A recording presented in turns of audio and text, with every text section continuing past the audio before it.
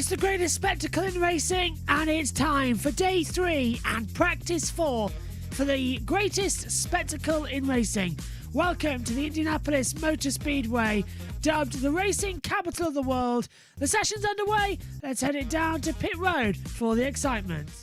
Of days, and it's going to be a little bit of a delayed start for them this morning. Had to make an engine change here. Just saw some things that they didn't like with the engine that they had in the car yesterday and on Tuesday. So just kind of a precautionary thing to make sure nothing catastrophic happens on the racetrack. So this is the new engine that's in the race car. About 5 minutes ago, they just finished firing it up. Have some Chevrolet techs down here as well, just monitoring everything. Sounded good. Think it all looks good. And right now they're just kind of putting the underbody back on the car and making sure everything is tightened up and ready to go. Goal is to be on track here in the next hour, so by 11 o'clock. So going to be a little bit of a delayed start and a shorter day for Larson, but just wants to try to get some qualifying sims in today and then obviously get more comfortable in traffic as well, and that, if that opportunity presents itself.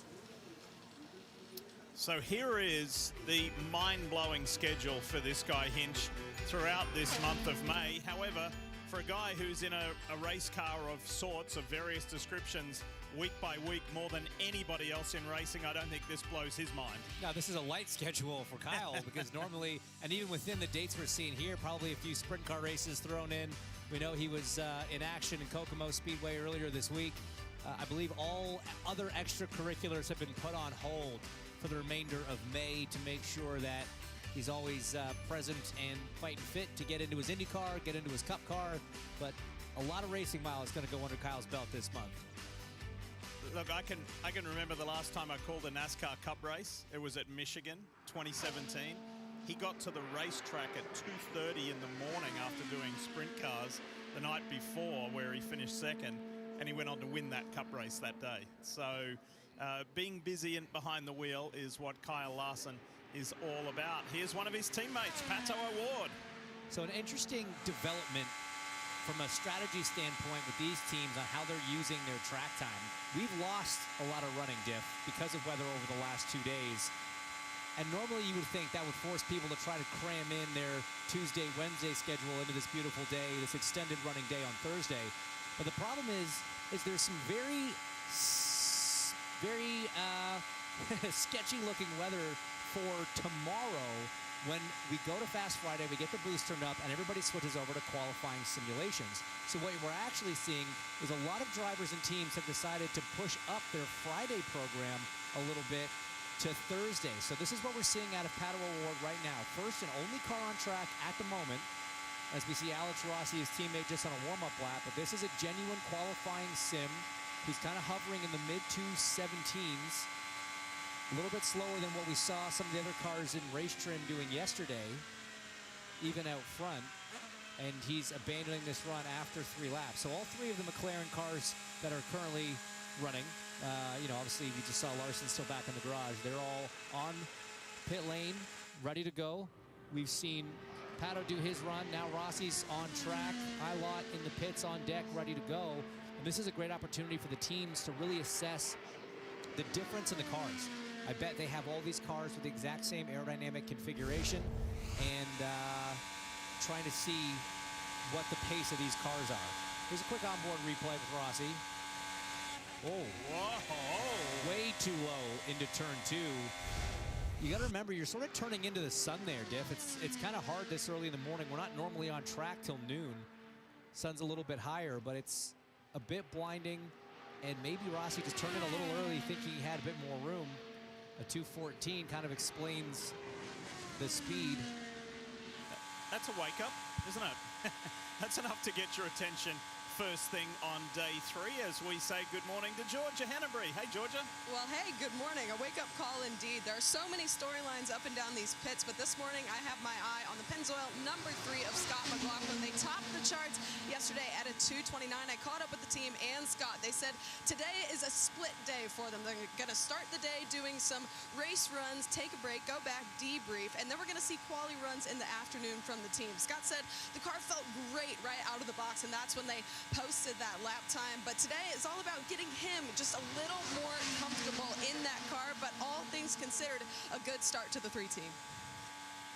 He very proudly boasted the fact that we got a fast car.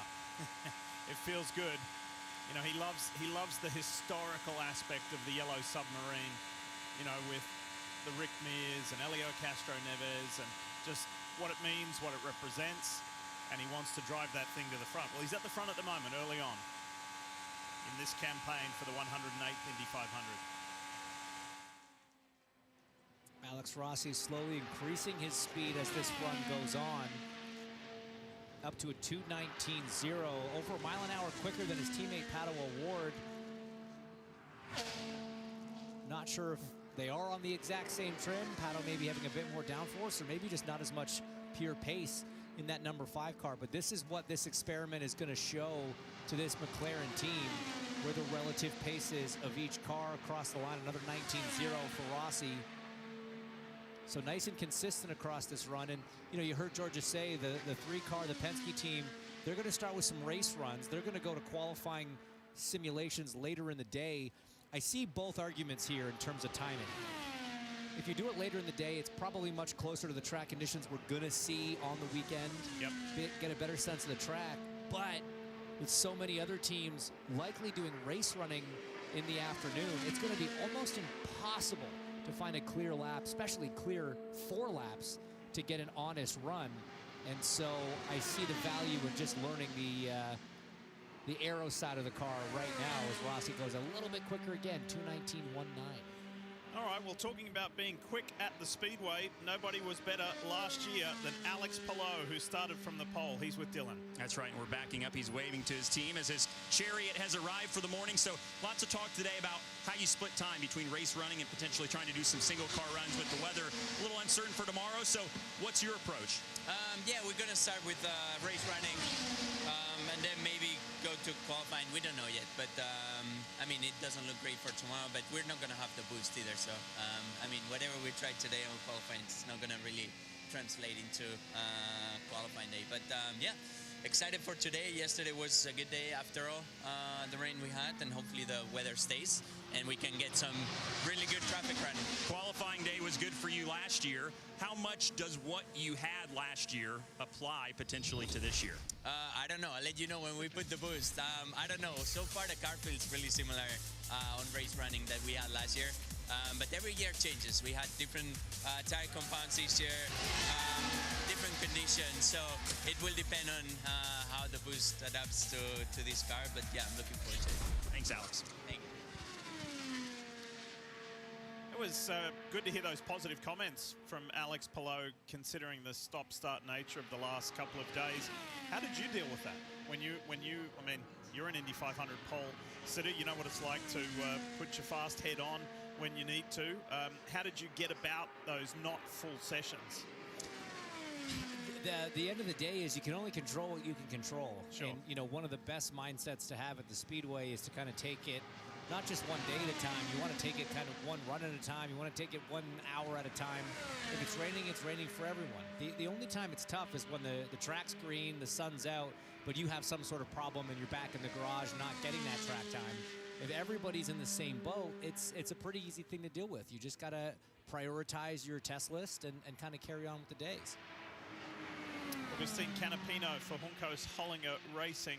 His maiden Indy 500 came to a very abrupt and awkward end very late in the race last year. You may remember he had that braking issue and slammed into the back of the stranded Pato Award. So the Argentinian ace would like to do a lot better, and he just feels a whole lot more at ease and comfortable this year. There's no more guessing. There's no more black holes, so to speak, although he will have to deal with an interesting oval later in the year. That is the Milwaukee Mile, which is unique unto itself with its very flat nature.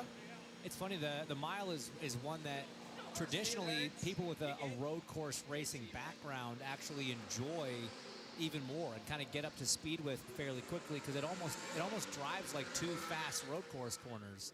And so often you see drivers with limited oval experience take to Milwaukee pretty quickly. I'm excited the series is going back there. Loved racing there back in the day. Jealous that these drivers get to go do it again here in a couple months. All right, some more cars coming out on track early on day 3. Let's check back in with Georgia. What you got? Well, guys, I just wanted to say happy May because the Borg-Warner for the first time has made its way to the Yard of Bricks. It's usually here for every on-track session for Indianapolis 500 festivities, but because of the weather, it has not been here. So I just want to take a good look at it. It will be here for every session until the checkered flag flies next Sunday. So everyone say a warm welcome to Mr. Borg-Warner ahead of Indianapolis 500 festivities. Just gorgeous. I like watching people's reaction when they see it for the first time. They're like, whoa, it is a lot bigger than they imagined. It's a low, because you see the baby Borg. Nice one, Georgia. Yeah, we just caught that. Now, guys, the trophy tall or is... No, yeah, the trophy's just tall. The trophy's just tall. But no, it is such an impressive, you know, piece of motorsports history, piece of sporting history, really. It's one of the coolest trophies, I think, in all of sports. Granted, I'm fairly biased in that. I'm smart enough to acknowledge that.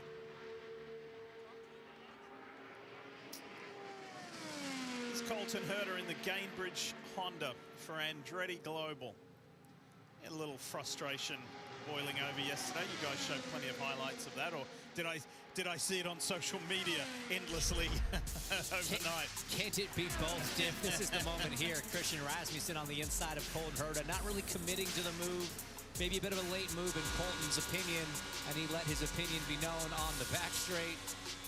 Look, Rasmussen here in his first 500 attempt. These practice days have kind of been accelerated. You're having to throw yourself into these busy situations a little bit sooner than maybe you would otherwise had we had more track time. But Raz doing a good job getting up to speed. As we watch Herta get up to speed, Canapino actually the quickest car on the timing charts. He did have a little bit of a toe, but man, Colton Herta, wow. 2:23. For pre-boost, that is a very stout time, Diff. Rossi ran a qualifying sim at a 2:19.1. Ward was down at a 2:17.8 this morning. Now, certainly, we don't know what the trim level of each car is, but that's a massive gap. You don't normally... Guys like Rossi and Ward, they're not starting on race downforce for a qualifying sim and building up to it. They would have started at a decent, meaningful qualifying trim level, but Herta showing some crazy pace out of the Gainbridge car. Let's see, lap 2. Faster still, 2:23.5. He was able to punch out 78 laps over the last couple of rain-interrupted days. Colton Herta was in the top 5. That's good. This is super early on Thursday, and to crank out a 2:23.5, that's swift. That's getting straight to the program. Felix Rosenqvist in the Meyer Shank entry, 2:22.1. They got a technical partnership with this team right here, Andretti. So clearly the setups over at Andretti pretty stout early on, very early. I want to say that. Like, I don't want to get too excited about this, but it's just more the gap between the McLarens that I'm looking at right now. And the consistency, 2:25.4. That would have been with a bit of a toe. He pulled a bit of air off of Linus VK in front of him, so that time we can kind of ignore from a single car standpoint. But on the no toe report, that 2:23.1 still stands as the fastest. I want to say welcome to our viewers wherever you're watching, however you're consuming this, either on Peacock Live here in the US. We know that we have a lot of loyal viewers in the UK and Ireland via Sky Sports F1 Live, showing each and every session. Thanks so much for being with us.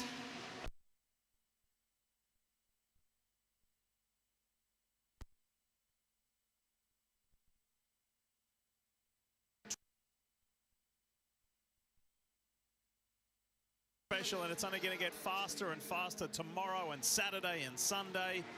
Monday practice, you'll see that as well, and then we'll take a couple of days off. A few days off for all of the pre-race festivities before we have carb day for you. A day off on Saturday, and then into race day for the 108th running of the Indy 500. Been a promising year for this guy. It was a frustrating weekend last weekend on the road course for Felix Rosenqvist. Did not make the Firestone Fast 6 for the first time this year, and in the race had to claw his way back, but it was a gutsy comeback. And he was in the mix a lot last year here. He certainly was. He certainly was, and it's been consistent. You know, we've seen some great qualifying performances, seen some great race performances. Definitely found himself in the mix, and so far, decent start to the day. So too this man. Very much unfinished business for the young Dutchman. Linus VK in the Ask ROI Chevrolet for Ed Carpenter Racing was sharing the lead, going blow for blow with Alex Palou. Even though they're from rival teams and rival engine manufacturers, they were sharing the workload at the front a lot last year.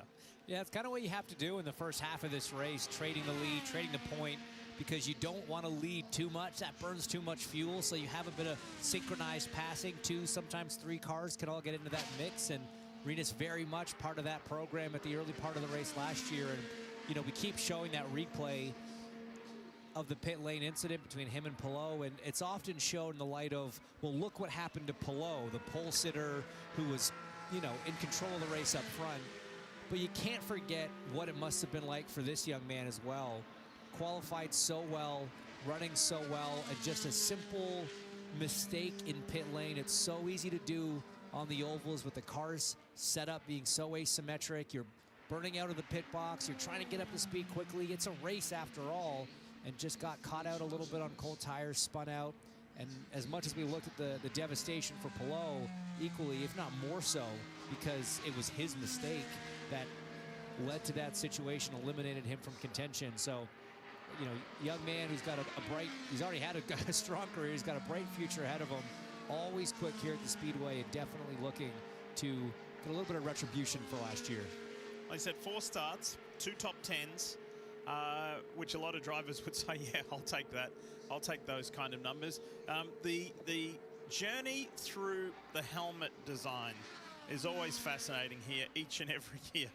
And here's Linus. Last year he had the Proclaimers, you know, the song I Would Walk 500 Miles. And so this year it's V and K's, the takeoff of Ben and Jerry's ice cream, of course, which is pretty cool. Nice one, Linus. Milk and trophies rather than milk and cookies. I like the Sunday racing. Yeah. It's a clever one. Car racer. Is this a sponsorship, or is he just a big fan of the product? Could be. If it's not, should be. And you work for Ben and Jerry's or know someone who does, you guys need to get in touch with ECR and Linus VK, because he is repping the brand real strong. Speaking of a brand, pretty cool to see Rahal Lederman-Lanigan and Pietro Fittipaldi bring 5-hour energy back into the sport. They had a big presence in NASCAR Cup Series racing for a long time, and then took quite a while, I think more than 5 years, maybe 6 or 7 years out of the sport altogether, and then saw an avenue with RLL to come back into the sport. This car looks really cool, so we'll see how energetic, pardon the pun, Pietro Fittipaldi is around the Speedway. You're going to need it for 500 miles. Yeah. If there's one race where it applies, it's this one. Longest race that we have. Mental focus required to keep a car between the concrete walls at 220 plus miles an hour all day is absolutely peak here. Hinch, you know how I just said about Linus VK? He's had 4 starts, and 2 of those 4 have resulted in top 10 results. And I said there's some drivers out there who'd love those kind of results. Here on screen, the driver of the yellow submarine would love those results. He has not had a top 10 in his 3 starts thus far. And when you're talking about Scott McLaughlin, that kind of boggles the brain a little bit. It does, for sure. I mean, you got to think, it's a limited number of starts, certainly. And yes, Joseph Newgarden was sort of an exceptional race car on Sunday yesterday from the 17th qualifying position, put himself up front to be fighting for and ultimately taking the win at the end of the day. But I think it's safe to say that the Penske cars were not the quickest necessarily over the month. And again, Joseph doing a phenomenal job dragging that car up to the front of the field. But it's not been what we've seen out of Ganassi the last few years. And so McLaughlin kind of dealing with, you know, machinery that's not necessarily peak performance at the track the last few seasons. Still getting used to racing here, racing on ovals. Right, thank you very much to the NBC team for taking 20 minutes. I have never been more scared in my entire life. Would you like to know why, people? Because my dear laptop wouldn't switch on. Literally would not switch on for around about 20-30 minutes. I had to reset the SMC, the system management computer, as well. But alongside me is Josh T. Hello, JT, and hello to everyone watching on YouTube and Twitch. How are you doing, JT? That sounds like fun. Hello. Oh, I was screaming. Yeah, it's been a bit of a crazy day, just a little bit. Yes, and you're here because I believe you've had water leaks. Yes, even though we're nowhere near South Devon, a different water contamination issue has hit the village where my school is, so the school had to close down with immediate effect. Luckily, the exam had finished in the morning, but there's one problem. There's two exams tomorrow at school. I'm in one of them, and the school's shut tomorrow. So what are you gonna do? We've had to work around it where only the exam people are allowed to come in for their exam, and then they have to go home afterwards. Oh, right. But because one of the students is residential and lives like an hour and a half away from the school, he's having his exam at different times, so I'm not allowed my phone from 9 a.m. to 10:30 a.m. so we don't contact each other. So yeah, it's a mess. All right, that's clever, but wow, that's hard. Yes. Remind me never to go to... This is why I don't like this time of year. It still brings back the stress. I still feel it, even to this day. Anyway, 8 hours, and we've got until around about 2 p.m. Before we start getting worried, as we will have then the weather radar coming into play. So it should be JT in the session. I've got the annoying thing. There we go. What's the annoying thing? The chilling thing. Oh, yeah. That bundle of joy as it comes into it. Right, view device. Have you talked about the special guest yet? Is that still on? I sent the link. He's seen the link. Awesome. Yet to actually know if he's got that link. So I hope so. Let's open up the driver pads. Is that going to work? There we go. Session well and truly underway now. Herta 226.218 mile an hour. Carpenter 226.115 at the moment as well. So there's still a few danger zones that need to be adjusted and turned in. But yeah, I'll have a look actually, see. Has he joined the server yet? I haven't seen anything. Maybe he's a bit busy till later. Let's have a look. Welcome. Not yet. I'll DM him later. It's only 3 o'clock, man. But let's head down to the pit lane, though. And Georgia down there with Chariot. But I'd like to talk about your team for a second. You guys have been kind of on all different programs, but you have the addition of Takuma Sato to the team this month. Is there anything that you've been able to pick up from him or learn from the Indianapolis 500 champion? I mean, yeah, he's fast. But no, I mean, so far we've been on slightly different programs. I would say on Tuesday we were on the same program. We didn't get to run much, so it didn't really matter at that point. But no, he's fast. And I'm just waiting for my car to get here so I can go out and learn some more myself. But at the moment, it looks good. I think Graham is P3 and no toe time right now. Obviously, it depends on what the other cars are doing, but we're looking better, which is good. We saw on social media that you were really upset that it was raining here at the Indianapolis Motor Speedway, but I have some good news because the sun is out and it looks like it will be for a considerable amount of time. How happy does it make you that you're going to get to run a lot today? I'm happy if my car was here. You know, no, I think in terms of weather, it's the same for everybody, but the position that we've been in as a team the past couple of years, we've had to take some boxes off, and I think we're through most of them. We still have some more to go, and we still have to find some more speed. But no, I'm happy so far. The weather looks like it's going to stick, so I think tomorrow is going to be more interesting for everybody. But no, so far so good. So far so good for Christian Lundgaard and the Rahal Letterman Lanigan team. And just holistically, Team RLL will be looking for a smoother passage through this weekend than the truly nail-biting experience that they had last year. That wasn't pleasant. And for anybody who's been there, hence you and Kevin spoke about it yesterday on the broadcast. You've been there, you know what it's like to be teetering on that edge and also to be denied. And as Graham Rahal felt that, but the entire team were feeling that and it was just so agonizing for them. So we'll see. That's what qualifying weekend, that's what pole day and bump day is all about. The fact that 3 of the 4 RLL cars were in that shootout for the final row and the final spots in the race, just one of the most tense, tenuous situations a team can find themselves in. You know, 2 starts for Christian Lundgaard so far in the 500, 31st and 30th. So he's been on the last 2 rows. He's been. Yeah, and it's looking good here. Absolutely wonderful conditions in today. Makes up for the rain. You see that now.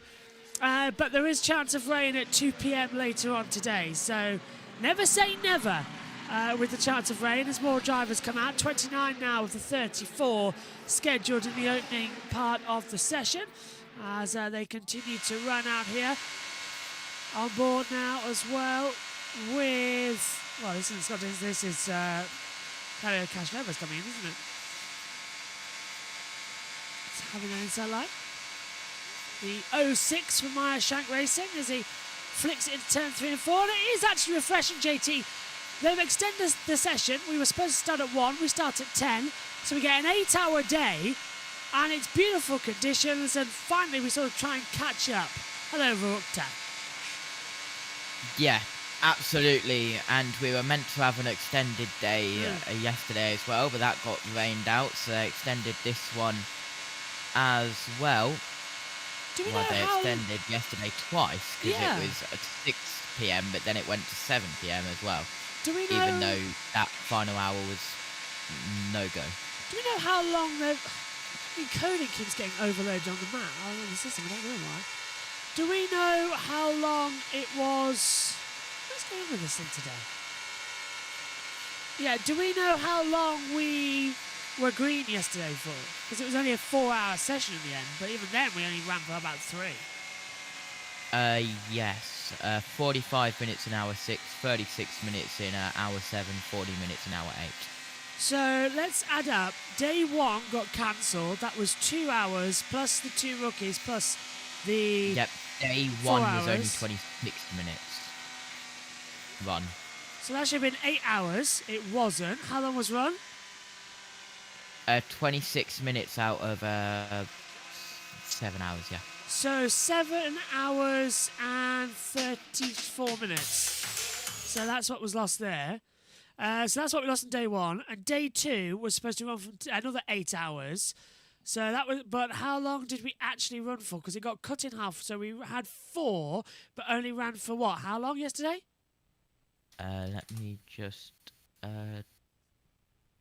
So already we lost 4 hours. And then we had 4 green, but the yellow came out. So how long did we run for yesterday in total?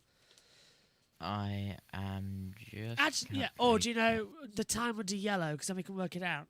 Because it was a 4-hour session yesterday. What was the time under yellow? A long time. Yeah. Does anyone remember what it was? And 30... We were green for... No way we were... 45, 30... 45... 36. About 2.5 hours, wasn't it? 2 hour 1 minute we were green for all of yesterday. So we lost 1 hour 59 onto that. No, it was a 9-hour session yesterday. Yeah, but we didn't run. We only ran 4 hours. The first lot got called off due to the rain. Yeah. So we only ran. So in total, we have lost so far. A lot. 8 hour. Oh, hang on, it's hard to work it out. So 8 hours. We've lost 8 hours 33 minutes. That's how long we've lost. So a whole day of running. So so I've just worked that out. We've lost 8 hours and 33 minutes so far this week. That's insane, isn't it? That's actually mad. Wait, no, we've lost more than that. How? Because of green flag running time. Because yesterday we lost some for rain. So, well, actually, if you're adding that, if you want to add in the 4 hours we actually lost, which makes it 5. So yesterday we lost 6 hours. So actually we lost. Yep. I'm trying to work it out now. 14 hours and 33 minutes. So it's 14 hours, 33 minutes if we're counting the rain delay from yesterday. which was at, so we should I am. Yeah. I am counting the hours which have not run due to rain. Right, yeah. So it's I'm counting everything from like caution, track inspection, debris, moisture. Yeah, same here. So that is 14 hours and 33 minutes of practice time that has been lost. That is just insane amount of lose time for the 500. Definitely think we're going to be in for an interesting one when it comes up shortly later on. Really don't know what's going on. I saw a new message in the Discord and I got excited that it was only the Discord bot doing the F2 visas. Yeah. Might drop him a text in the next hour or so. Got plenty of time. Runs 3 till 11. What time is he scheduled, or is that just whenever? Oh, he's whenever. Nice. Really worried that my... Go on. I don't know why my laptop's having a padding. Oh, wait, yes I do. What's open now? Chrome.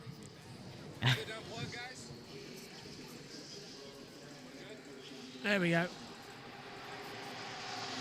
Wow, look at that. Shut that down. Everything goes fine. Every time. No, hang on.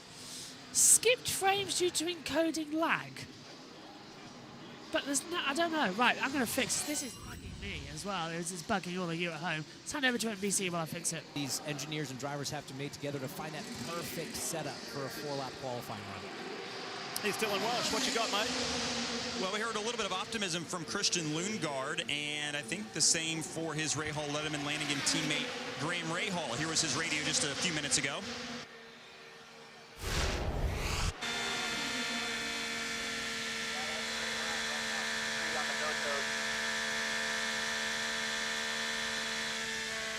No pressure behind, all clear behind.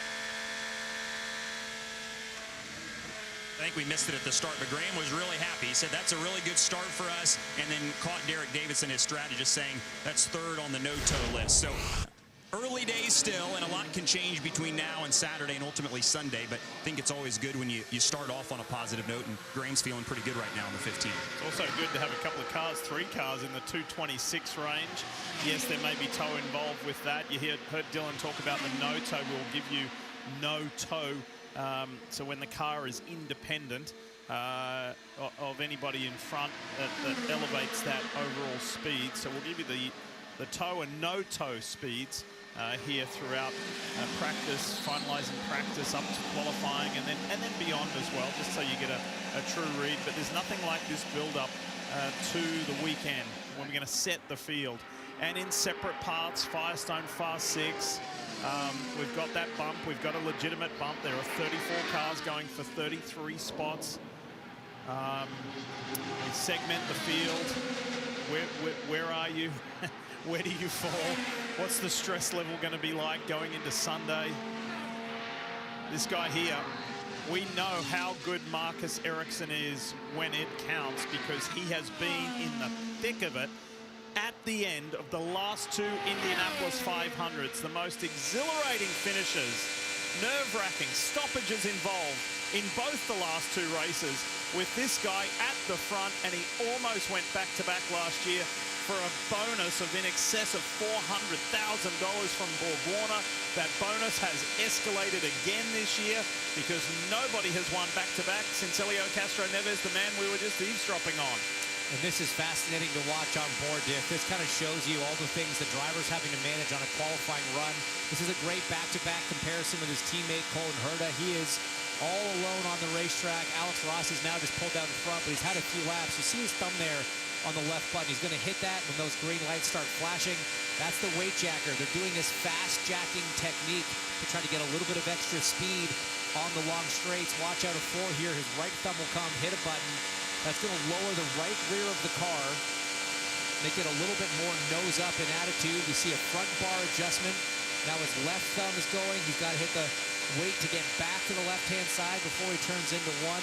This is all while trying to keep it perfectly positioned on the absolute ideal line.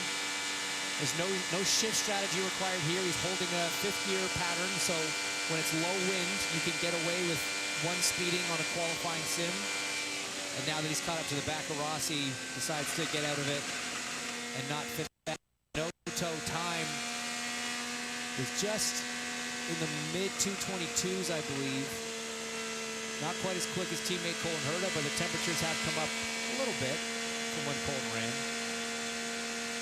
But it just shows you how complicated it is in the cars. How busy. How busy. Now imagine doing that while you're racing. Yeah, we've seen that before, haven't we, JT, as well? Last year, right down towards the pit wall in both 22 and 23. That manoeuvre has now been banned by the stewards, of course. Yeah, absolutely, and that's definitely going to change the last lap battles as well. Yeah, no more heading down towards the pit wall. Hello to Rod Brown. Hello, everyone. Oh, I got a hard start there as my laptop lost internet for like the briefest of seconds. Can you hear me, JT? Yeah, hello. Go for that. Is the camera You working? are loving your laptop today. Is the camera? Yes, it is. Yeah, I am. I am. Honestly, it's going to give me a heart attack at one of these points tonight. I know it. Okay, good. Everything seems to be working now. I've adjusted things as well, and PC's annoying me, laptop's annoying me. Honestly, if somebody wants to buy me like £1,000 gaming PC so that we don't have to use any of this, I'll be eternally grateful. Josh. Yeah. You will never guess what I persuaded the iMedia teacher to do. Get a gaming PC worth that much. No. What then? Download F123 on the school PS4. Even better. Even better, that. Yeah. I did Lap Attack earlier on as well. And I came to the commentary box to do the voiceovers and all the editing. I haven't done that. Yeah. So, guess what I'll be doing? Because of your laptop. Yeah. So, guess what I'll be doing at 11 o'clock tonight? Do we run until midnight or 11? 11. Guess what I'll be doing at 11 o'clock tonight? What time do we start That's tomorrow? fine. Yeah, what time do we start tomorrow? It's currently scheduled for 5 p.m. Oh, no, not that. What time do we start for the, whatchamacallit, F3? All those lovely 8:55. Oh, okay, not as bad as I thought. Will I cry? Most probably. What time do we start Saturday? 9:05. Oh, even better. What time do we start Sunday? up. You don't want to know. Shut up. 7:50 a.m. No, worse. What do you mean worse? 7 a.m. 7:30. 7:30, for God's sake.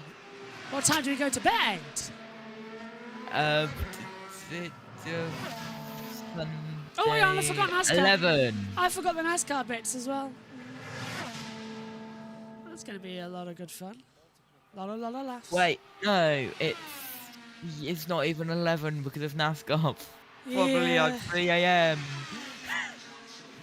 One of those days. Sunday will be fine. Sunday's a test run for a week later when I get no sleep whatsoever. You think I'm kidding? You'll see the schedule when it goes. We are going to have, literally, we are creating a full-page document about everything we've got going on. Currently, it's about 2 pages worth of posters coming for what's on next week and where you can watch it. So that'll be published on the YouTube, on the Instagrams, on the Twitch as well, everywhere that we have JBMotorsports as well. USON, you'll have Matthew Owens calling the 500 as well, I believe with Matt White and Seth as well. Grid Tonight show aired yesterday as well. Wasn't there, thanks to that. Still, 7 hours to go. Long time standing up as we look at Takuma Sato from Tokyo, Japan. 220 INDYCAR starts, 6 wins, 10 poles, 14 Indy 500 starts, and he's a 2-time champion, of course, back in 2017 and 2020. He took the 101st and the 105th running of the Indy 500s. 2 rings for him as well, for Sato. And now we've got some pack racing going out there, JT, as well, with Elio Castroneves at the front of it as well. No, sorry, correction, Scott McLaughlin at the front of it. I'm used to Castroneves being the 3 back in the old days. But yeah, there goes Scotty Mack in the 3. I think got Newgarden out there too, and Power. So the Penske boys are running together, JT, to get some slipstreaming together and pack runs. Yep, absolutely. The first of the fast lap speed is Newgarden, who we're on board with, 226.684 miles per hour. But the Penske guys going side by side as we go down towards turn 1. Power overtaking McLaughlin as well. Newgarden's fastest, with Power down in 13th position. McLaughlin's up in 8th position.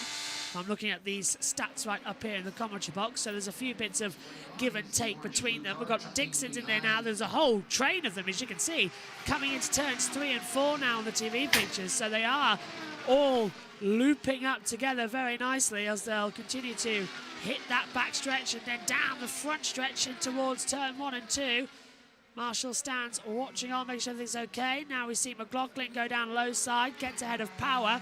Newgarden stays behind, doesn't fancy going to the middle yet to get any data running. Power stays where he is, and joining them at the back, I believe now, is Alex Palou. So he's joined the Penske battle. It is Palou, so he's at the back of it. Let's hear from Marcus Ericsson there down there in the pit.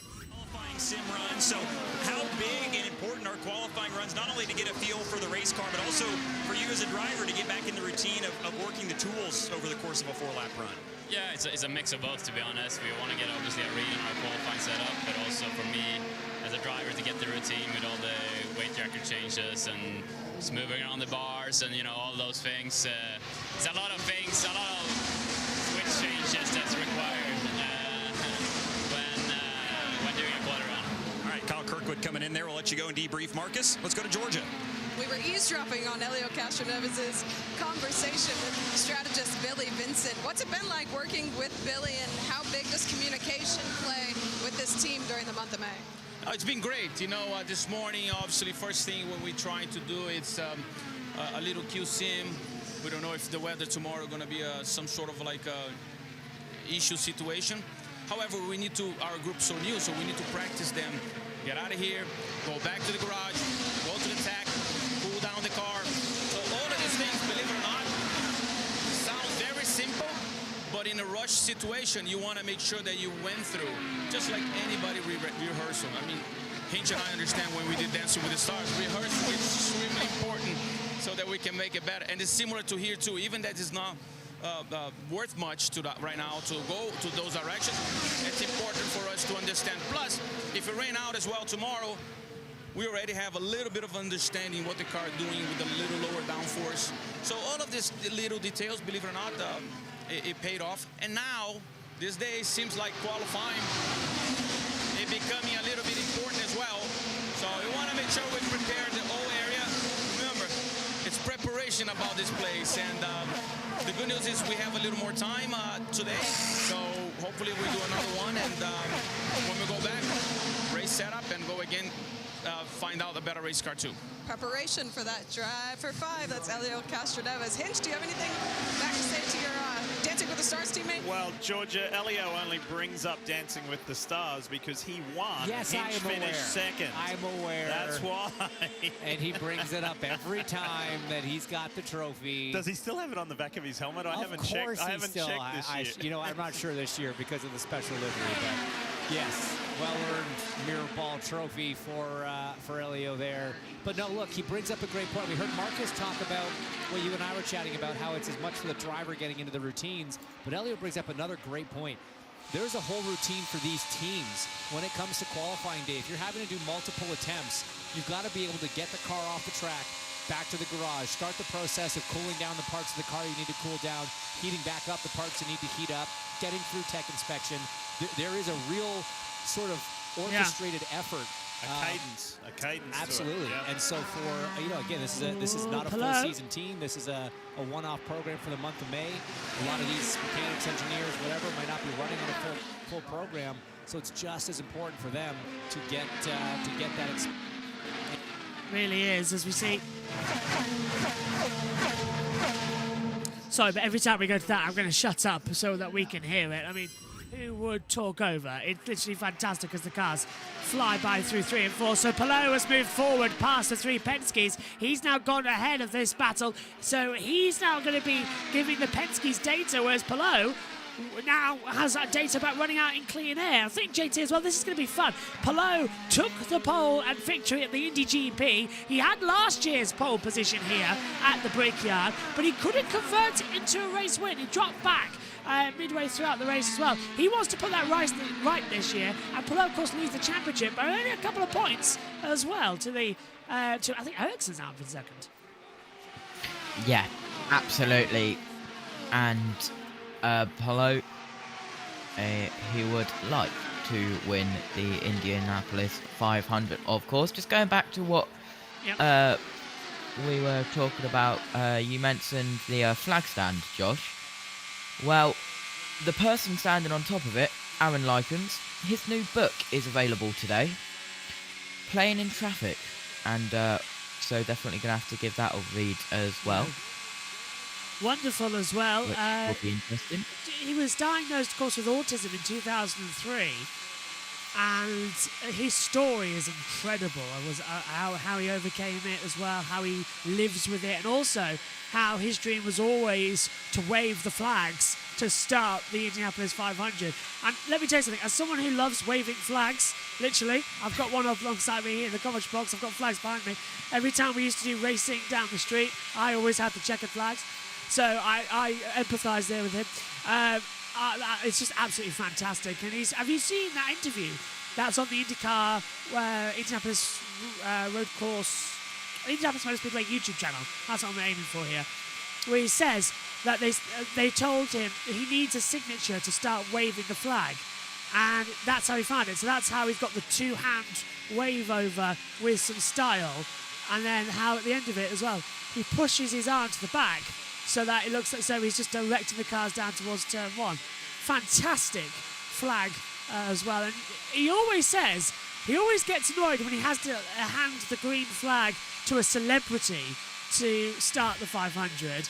So he really hopes there's a caution so that he can do it again. Yeah. Which there always is. Well, there was a lot of cautions and red flags last year. Especially in the last 10 laps. Look at Palou. Yes. That closing speed was unbelievable as he blasts past Power coming through turn 2. Pato O'Ward is fastest at the moment, 228.861 miles per hour. So he's 2.2 mile an hour quicker than Newgarden. That's because Pato is in this tow. Oh, he nearly loses it through 3 and 4. Lifted off the throttle. Got on the apron a little bit because he's got the dust, I believe, from Ed Carpenter just ahead of him. He now pulls around the outside, and O'Ward nearly put in the wall. We almost had our first crash of the 500 week. That was incredibly close from the 5 of Pato O'Ward, and lucky to get out of it. He knows it's happened as well. You can sense that he's just moving around. Look, he's changing the systems on the dashboard now. He's coming into the pit lane and he's lifted up the throttle coming into turn 3. He knows that he does not want to have any sort of damage, and if he's lost traction, best thing to do is come into the pit lane and end that run. Fall-up average for O'Ward, 223.023 mile per hour as well. He still is not top of it, actually. Newgarden is the fastest. Of course, the fall-up average is what we're going to have for qualifying, which comes up on Saturday and Sunday. See two guys talking instead of cars racing. It's a watch-along. We can't show footage. We show all we can. Data, timing, tracks, noise, interviews. It's radio coverage with 2 TV pictures.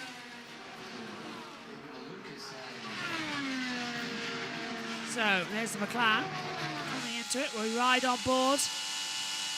I believe we're on board with Callum Ilott right now in the 6. That looks like a 5 for the top of the angle, doesn't it? Really is annoying me because it looks like a 5 when you can't look at it, but this is Callum Ilott in the 6th, who has led 5 laps here at the Indy 500 in his 2 starts. Yep, absolutely. And Callum Ilott announced, of course, a couple of days ago, I believe. Was it this week or was it last week? End of last week, wasn't it? End of last week, yeah. So about Friday. He was announced, and, well, only, I think everyone predicted that Callum Ilott would be in the 6 for the Indianapolis 500. Did a couple of races at the start of the year. Then Thierry Potier took over at... Where were we?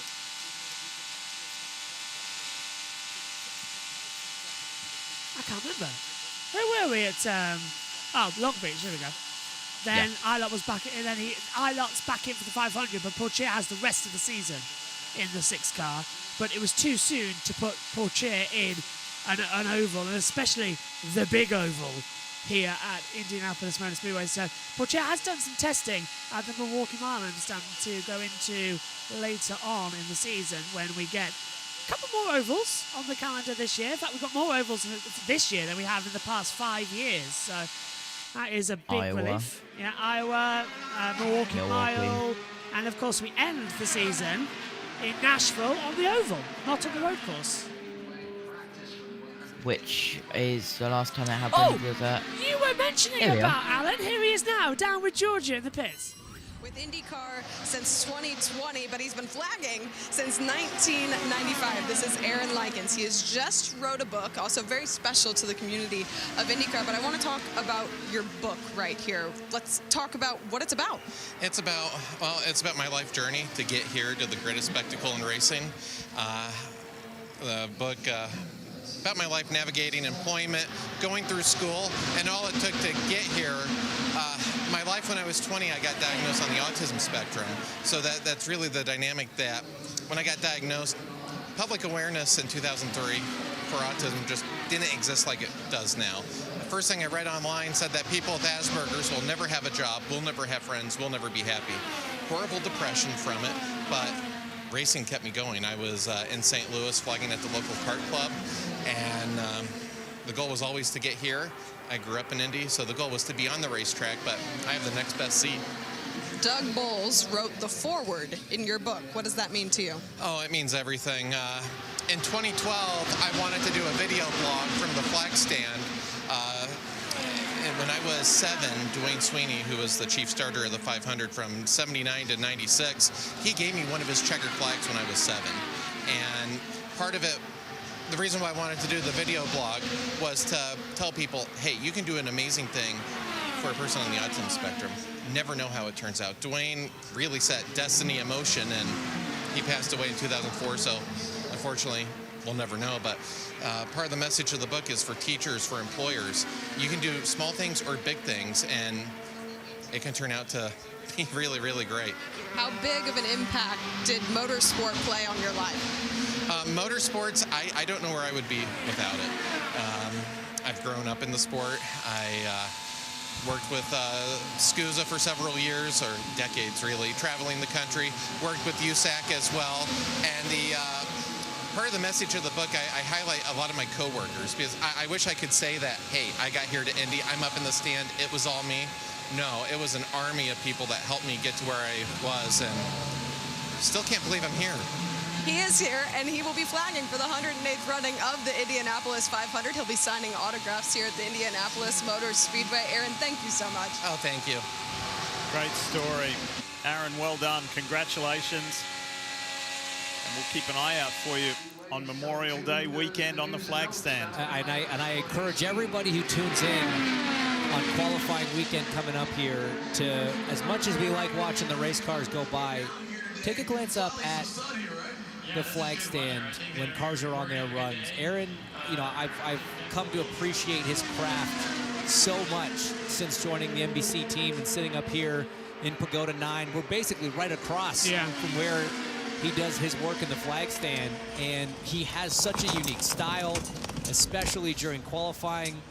That signature move at the end, pointing down towards turn 1, it is quite truly artistic how he does it. I must admit, JT, as well, we take a look quite a lot, don't we, in the commentary box. We often say it, especially in Formula One, don't we, where the flag is sometimes not enthusiastically waved, or he just gets stuck up by a marshal. And we often say, don't we?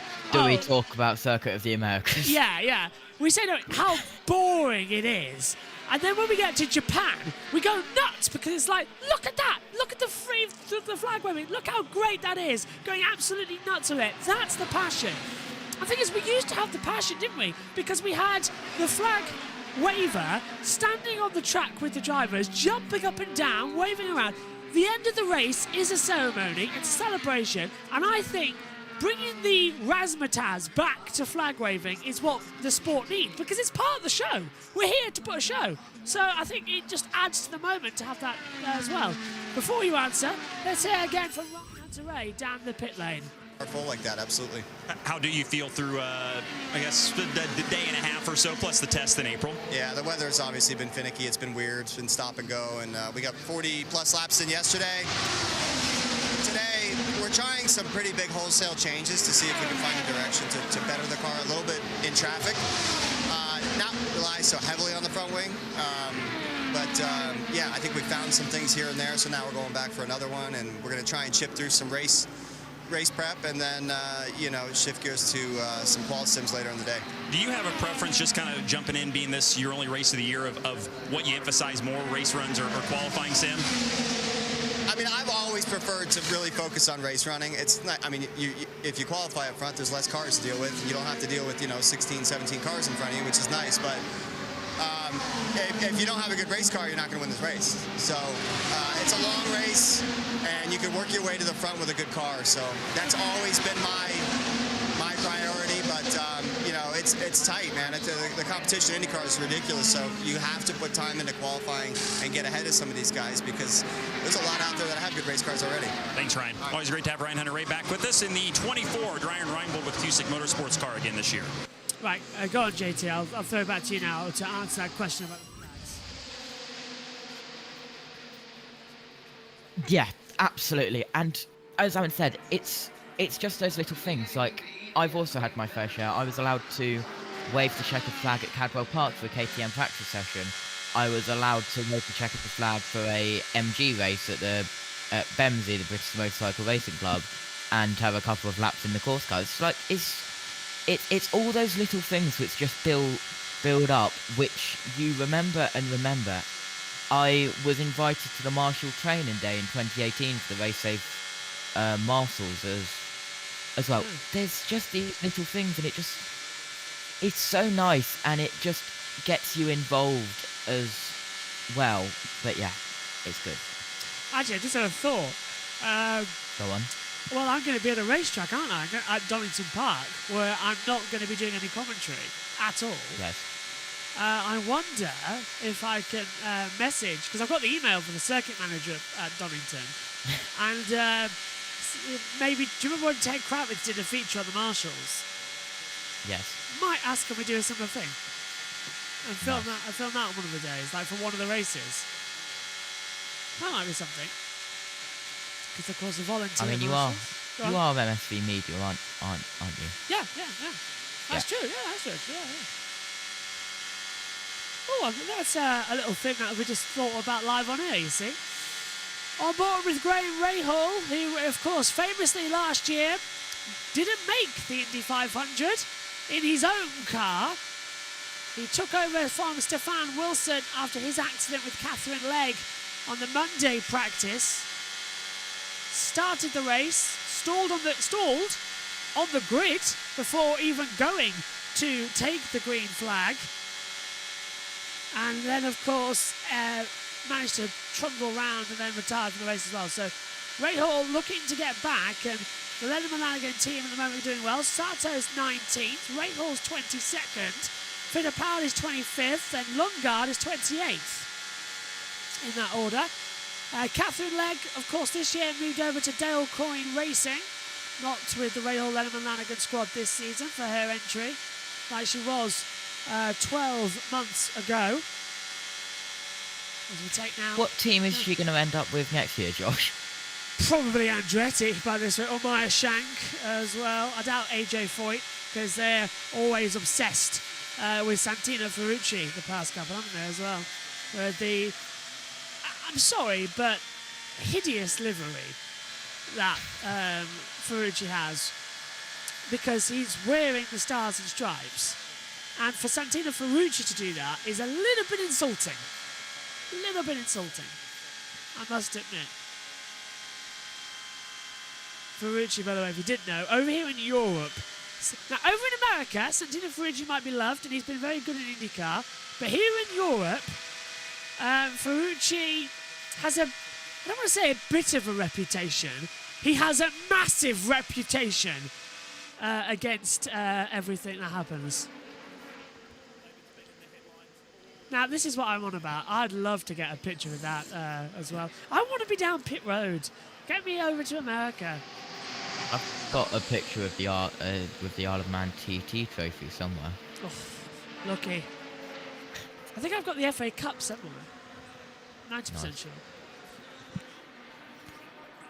It was at the Motorcycle Live kind of. There he is. Isle of Man, of course. Coming up, isn't it? The TT? Yes. June, right? I believe it starts end of May. Oh, is it end of May? But ends in June. No, yeah. 1st of June to 8th of June. Yeah, thought so. Yeah. Always, usually in June, isn't it? Because it's just before the Le Mans with Rahal. Yeah. Love a bit of the TT. We had the Northwest 200 last week. Did you see the crash which yes, ended up in the house? I did, yeah. Hit a car, didn't he, as well, in the driveway? Yes. And perfectly all right, which I found was absolutely insane. Do you guys going by, or just throw out the fader? Ferrucci's in that little battle actually as well. Dixon's in there as well. Coming through is Linus Lundqvist, and here is Santino Ferrucci at turn 1. What's he? Oh, don't tell me he's gone up on someone already. What on earth are you doing, Santino? See, this is why I don't like the guy. Comes up by 8. We've got Linus Lundqvist on the low line, and Ferrucci just goes and shuts him off. And what is he doing? What on earth is he doing? Ferrucci's got one brain cell short of a amoeba.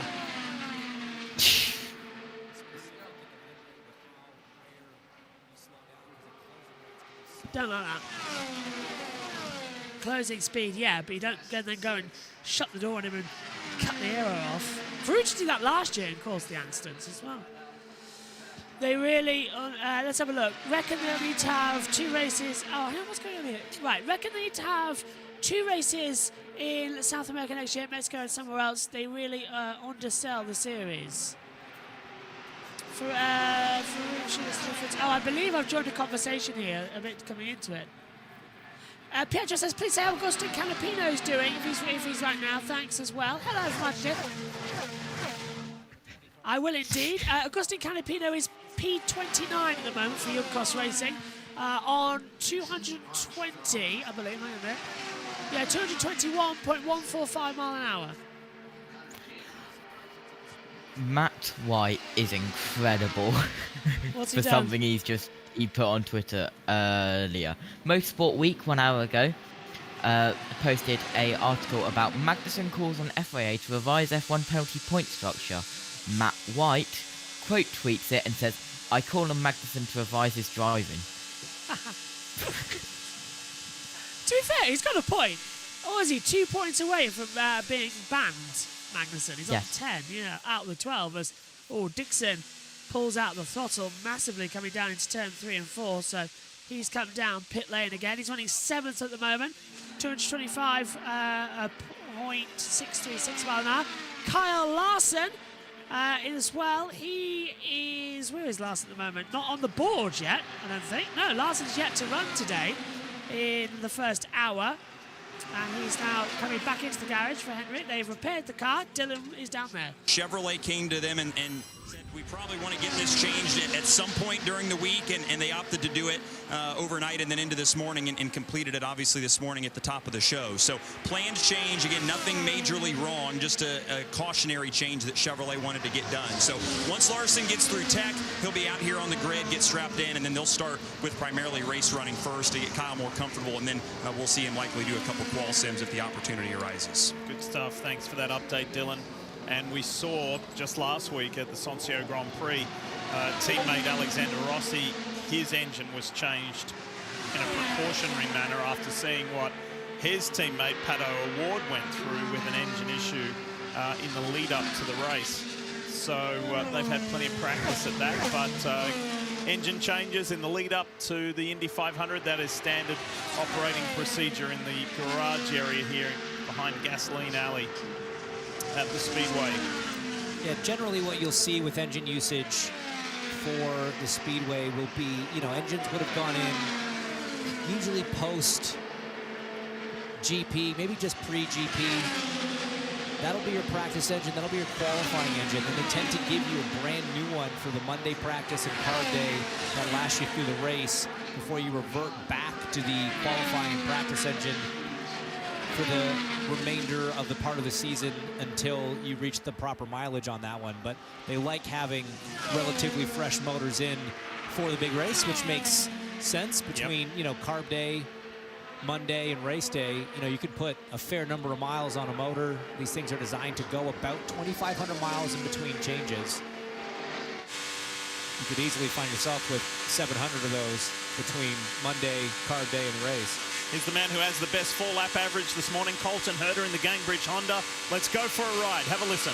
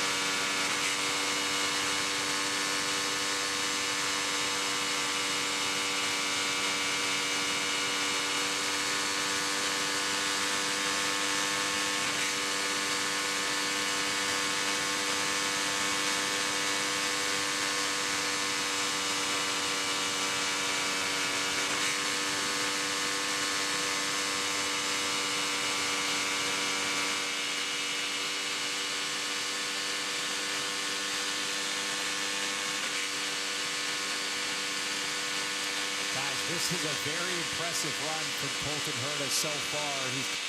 It is, as we ride on board, JT. Herta's flying out there on that 4-lap average speed as well. He's jumped up to fourth, 226.218 mile an hour. Yeah, absolutely. And he's on his third lap now. Consistent in lap 1 and lap 2. In the qualifying, just in case we don't get the session tomorrow on the Friday run. Comes across the line. Herta's last speed, it's not telling me on the timing screen, 226.605. Fastest for him of this session. Moves him up to fourth, but it improves massively on the time there. So gets it into the 226s. He was running 224s in the first 3 laps, but a new personal best for him in the speeds. He has abandoned the final lap as well. And just looking at it, Josh, going into Imola this weekend, keep an eye on Nico Hülkenberg. Never raced at Imola in any motorsport. First time. Of course, he got it cancelled out last year, didn't he? Okay, let's head down to the pit lane once again with Rahal. Like afterwards. Yeah, I mean, not much better than last year, that's for sure. You know, I think the car's got decent speed. You know, at least first run to first run, we're very close with Colton and a lot of those guys. So let's see. I mean, you know, we got some massaging to do, I think, to find a little bit more pace. But the balance of the car seems to be, you know, really good right now. Obviously, it's going to get a little hotter this afternoon, but I'm surprised there aren't more guys that are doing a little bit of qual sims, you know, but we'll see. During these simulations, are you trying different things inside of the car? Yeah, well, initially, yes, but then for me, at least, it's all about getting the rhythm of, like, hey, in qualifying, you got to do this with the weight jacker. You know, you've got to adjust the bars if needed. In these areas, you've got to get ahead of the tire. So what's the tire going to do over 4 laps? Which right now, for us, is pretty consistent. And then, of course, even engine mapping, things like that. Because when it comes to qualifying here, you know, the difference between even the Fast 9 versus the rest, and the difference between making it, as I learned last year, and not, is all about the fine little details, right? So you want it to become second nature by the time you get to qualifying day. So for me, just trying to get into the rhythm of all those things. Back to the garage and a little more debrief for Graham Rahal. So it's painful to relive it, but let's take you there. Let's take you back to qualifying a year ago, attempting to make the field for the 16th time. He did not. And that was the story at Rahal, Letterman, Lanigan, as Hinch mentioned earlier. It was amongst teammates. They were going against each other. And Jack Harvey had put himself in the field, and Dad, his famous father, an Indy 500 winner, Bobby Rahal. Yeah, couldn't do it, and the tears were evident last year on pit road with his two daughters. Reserve asking, has Larson gone out? Actually, full timing tower, only 32 of the 34 cars have gone out. Larson, not one of them just yet. He had a problem. I believe that. Yeah, I believe they're changing something, aren't they? Yeah, he had a problem. They rechanged it, fixed it, and now he's heading back out there into. He's down, I believe, in the garage area, waiting to be pulled out into Gasoline Alley, and then we will be all set to go as we're on board with Pietro Fittipaldi. 5th gear at the moment. I don't think you ever go into 6th gear at this place either. It's always 5th to keep the maximum revs up, full throttle then as well. So always 5th gear as we ride with through 3 and 4. I've never seen them once go into 6th though, JT, on this lap. Yeah, absolutely. 5th gear. I think I've seen last year a little bit of going up into 6th gear, but I've not seen it this year yet. I think when they go for overtakes, they push to 6, don't they? Yes. So it's just give and throw. Give and throw. Give and two. I don't know. This is what it's been like when you've been in rain delays the last 3 days as well. You actually get on-track action, your brain goes all fuzzy, trying to work it out. As we see into the pit lane now, Felix Rosenqvist getting some work done as well in the 60 car for Marshank Racing. His teammate, Elio Castroneves, in the 06 car, is a position ahead of him in the speed traps as well. Castroneves 224.550 mile per hour. Rosenqvist 224.212 mile an hour. So there is differences between the two. As I think the helmet's off there, the sun shades on as well, and the air cooler getting put in. Just a few changes to the pedals, I think, coming here, so make sure everything's okay. If it was anything other than brakes and suspension, it wouldn't be down there. So it's brake by wire and a throttle link adjustment going on the front there with some sensor changes on for Rosenqvist. So it shouldn't take too long to see him back out there as well. It's actually fine details. Look at that, some cable ties even, JT. It's so basic a racing car that they look futuristic, but they are basically just held together with glue. Yeah, absolutely. Just some fine adjustments there as well. And in the NASCAR world, and when they're repairing the cars, the beloved racing tape as well. Yeah. Duct tape it all, duct tape all the front damaged panels. I remember one year, do you remember, we saw the 500 this year, the Daytona 500. Do you remember we lost a front panel, the team just gaffer taped it back together, then got a black marker pen and drew in the sticker for the lights. Because of course NASCARs don't have lights. So they're just stickers, and they drew it in on the front, because they didn't have any stickers left. Yes. Yeah. The only NASCAR to have lights is the one that they had at Le Mans in the garage 56 entry. And here... What an incredible car, by the way. Oh, God, it is. You've seen it, haven't you? Yes. Yeah. And I have a very nice picture of it at Le Mans as one of my wallpaper backgrounds and one of the school laptops that I use. Here's Catherine Legg, the fastest woman in history. Here at the Brickyard. Broke the record last year in qualifying. And Kyle Larson is being wheeled onto pit road. So he is going to take the 17 garage and come in yet as well. So Larson is now going to have some running. He's not sat in the car just yet, but the 17 is getting ready to head out.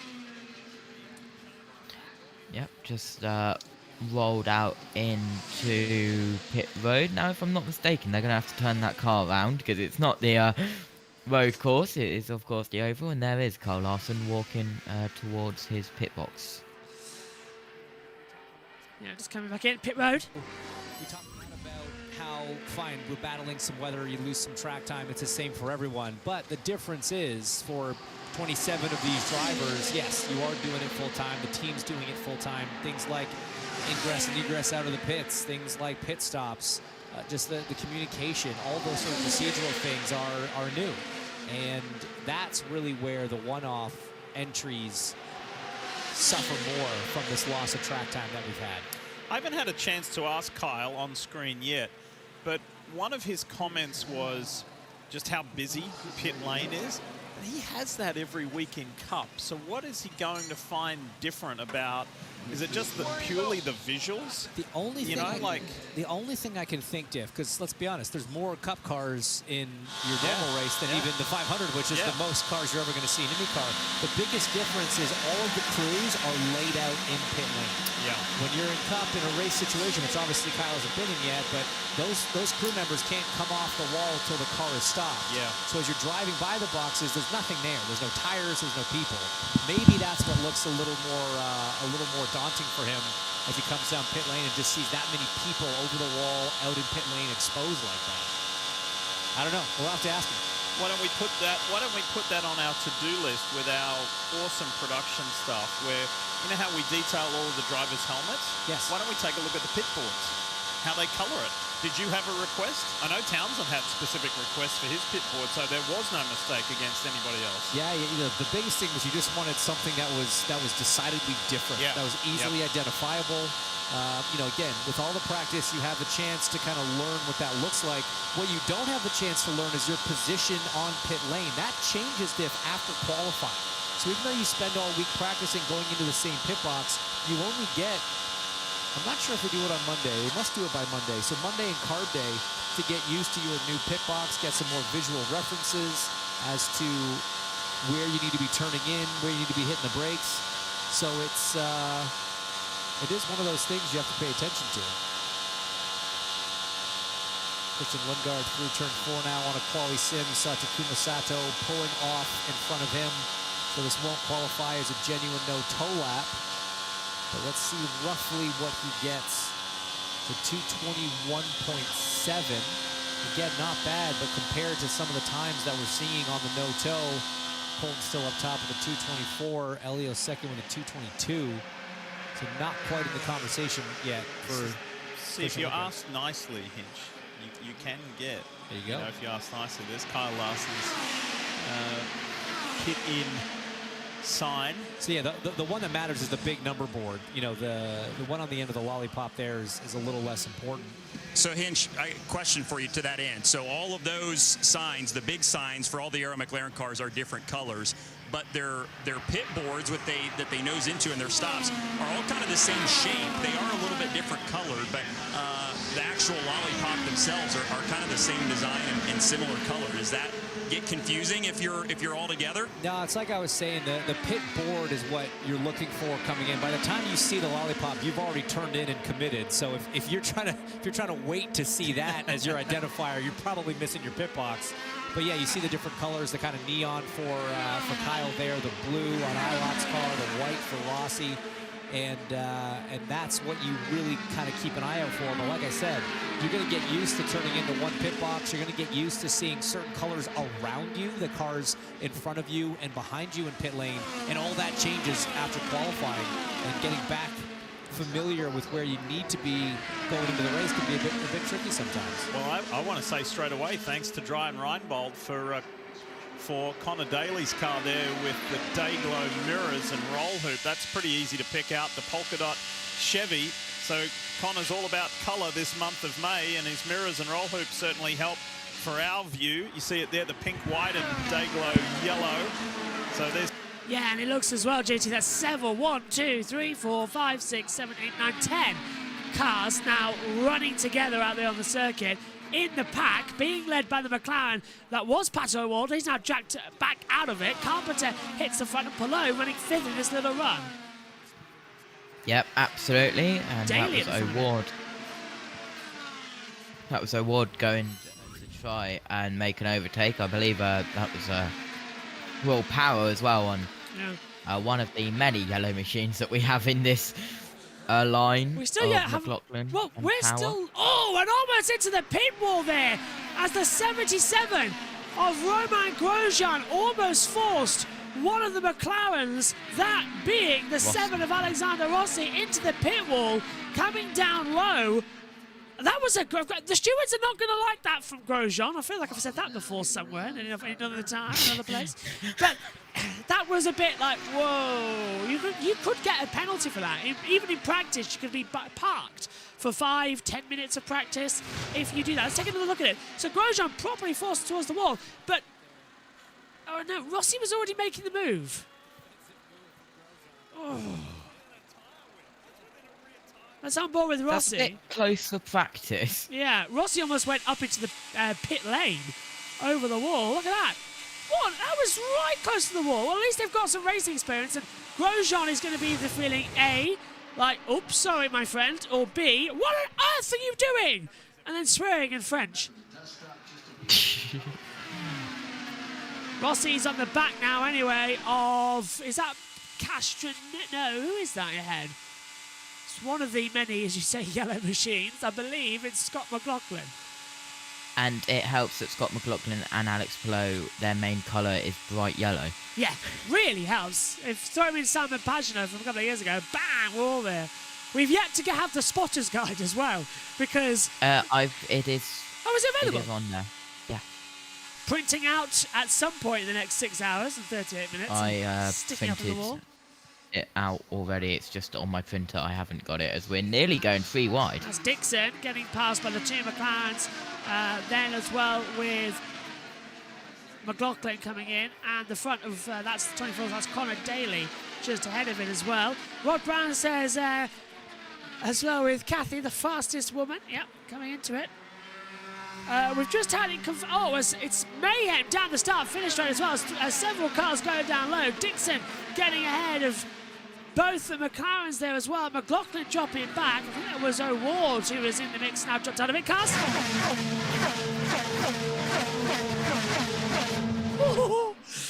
I'm sorry, but every time you hear the cars flying by, it's great. And now we're seeing us on the inside. That's Ed Carpenter, who's dropped out from the front of this little battle. Daly's dropped out of it too. He's come down pit road, that's why. So Mike Trico and Danica Patrick are hosting the coverage of the 108th Indianapolis 500 as well. What could go wrong? Yeah. Danica. At least she's not in Monaco. Why hasn't Larson gone out yet? He had some car setup changes as well in the first 2 hours. So they've been rebuilding the car, and then we're all going through as well. It is out on pit road now, though, so should be out in the next 36 minutes. I'm going a bit loopy because I looked down at my phone and I saw Simon P.A. I saw Pagenaud. Has he been listening? But no, it's Simon Patterson who is because he's doing the photography work for Semcat Racing Day at the Women's World Championship testing as well in Croatia. So I was just looking down and it's him on the photography skills doing the photos. So, nice. Yeah, Larson's coming out as let's take a replay. This is Scott McLaughlin going way down low on the apron at 4, lifting out. Whoa! McLaughlin almost in the wall! Exit turn 4, you could hear him lifting out the throttle. He drifted up close and almost hit the wall. Oh, yes! Larson had an engine change, yep. And then he had engine change and setup change as well, floor change, and I think E-front brakes, which is ridiculous because why did you use brakes at Indy? But they've changed a whole lot on that car. He's come out and he's in pit lane now. That's why he's on the timing tracker alongside us here in the commentary box. So he'll be heading out onto the track very shortly. But McLaughlin almost going through.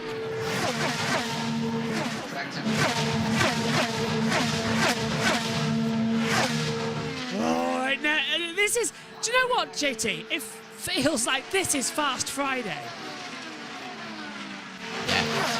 and some hard as we get later on into the day because of the possibility of rain. Yeah, that's why later so on much. today as well and tomorrow. That's after 2 pit misses. Dixon goes down low, gets ahead of Ilott, who was leading the train at the front there. Here they come again.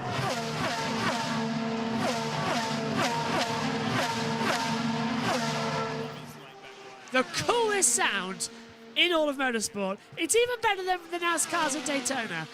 There's nothing beating INDYCARs flying by at high speed, no matter what engine change you put in them as well. There's just something special about them. He blew an engine? Didn't hit it though. Yeah, he did hit it, Rod. He just brushed it nearly, didn't he? As we see McLaren swapping places down the start finish straight as well, with Ilott dropping back. I think, can't see who's gone ahead there. But yeah, Larson didn't blow an engine, he just needed a change. There was a problem with it. We haven't had a red flag out the track yet. No one, so far, the only delay we've had for practice here has been for the weather conditions.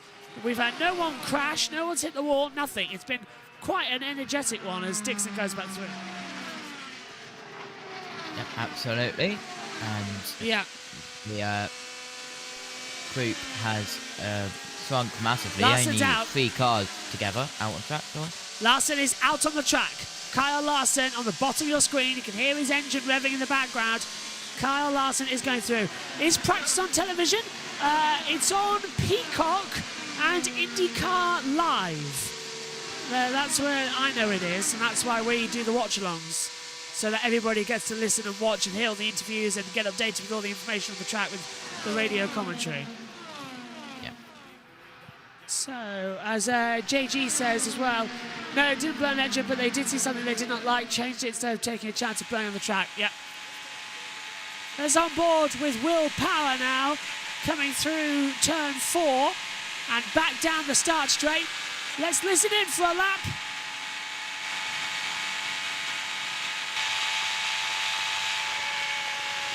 Through 1. Into turn 2.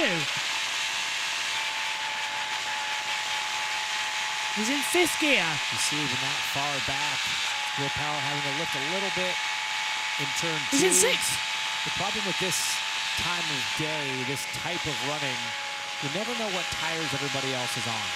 Sometimes you're out there pounding around on 20-lap tires. Someone joins the queue from the back, fresh out of the pits, 5-6 laps on their tires. They drive around you and you think, terrible, that car is so much better than ours. But you got to really look at the data, look at all the information on timing and scoring to figure out if they put new tires on.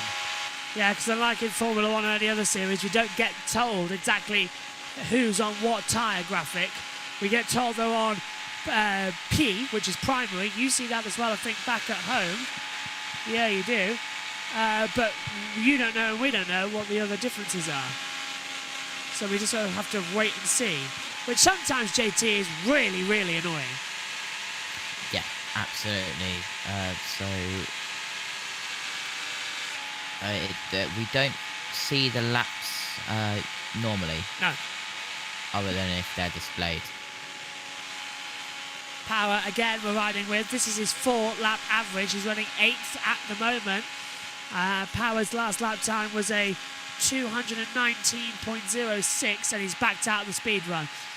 Let's head down then to the Executive Director of Race Tyre Engineering at Bridgestone, Cara as well. The ability to work on the hybrid or work on the car that was not a hybrid.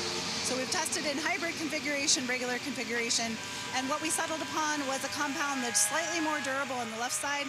This will help the performance from what we saw last year when it was wearing out. The left side's a little bit early. It's really an appropriate tire for the racetrack, even though it was meant for both cars.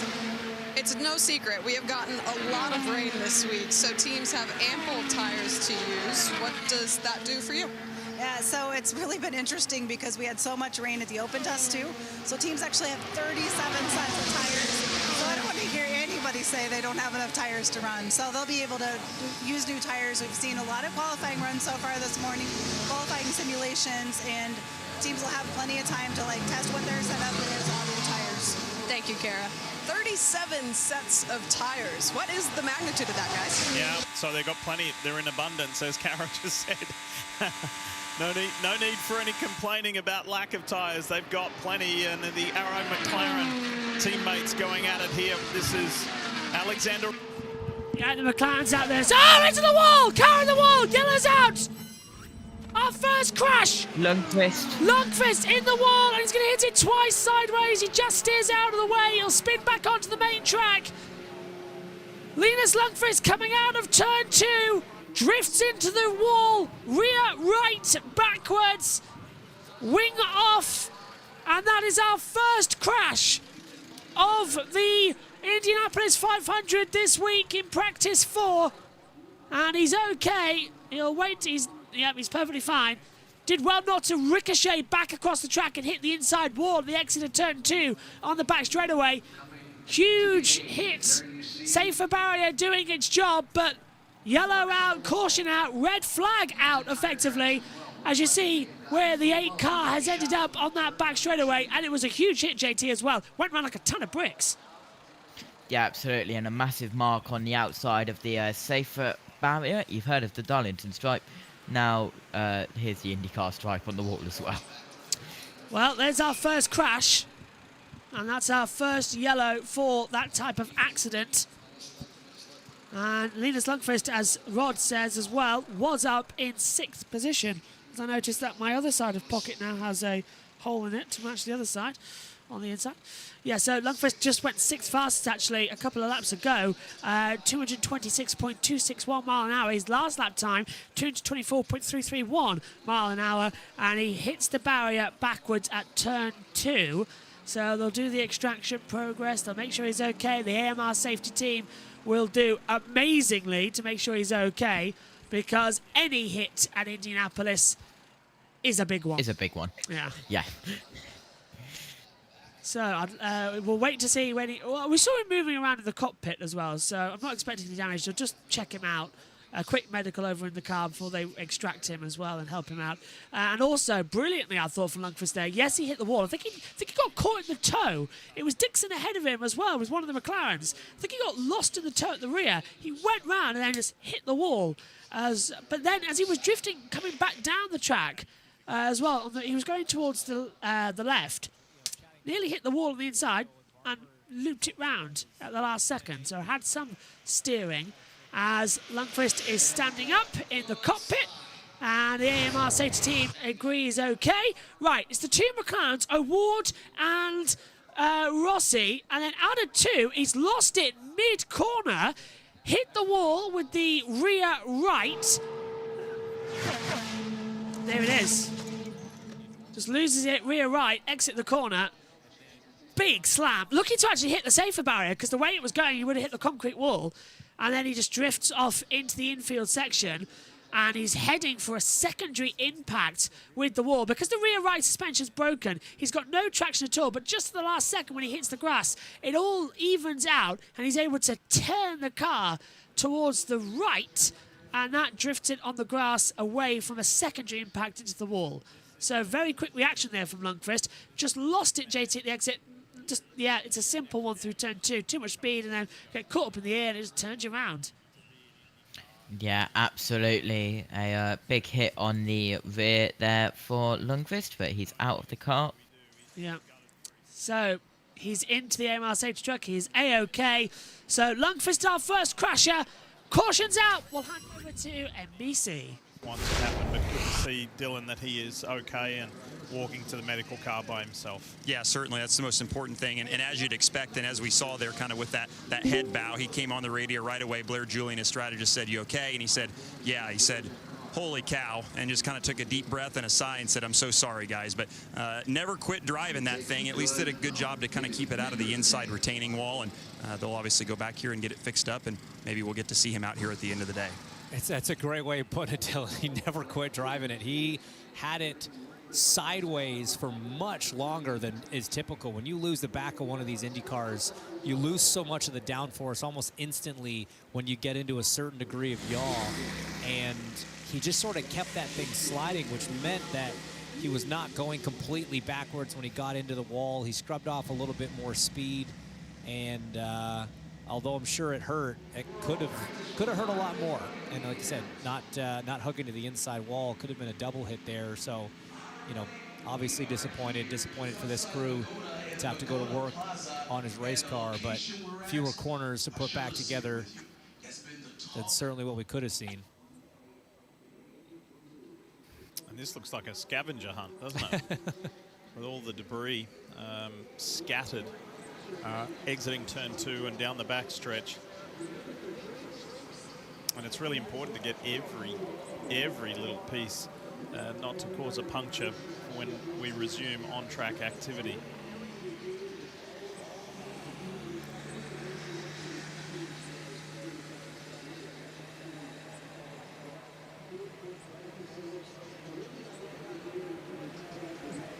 So the car just getting taken off. Has NBC gone quiet for a few minutes or what? I guess so. I mean, they're on Peacock, so they can do that. Oh well, there we go then. So Lundqvist's car getting taken off, and they'll just make sure it's okay. It gets me thinking, oh, we get a few minutes to, you know, not talk. But how wrong was I? So an unexpected pause here in on-track activity, but it has been a very vibrant and productive morning session thus far, as we are approaching noon Eastern time here at Indianapolis. It's all about the month of May. We sure are glad to be here.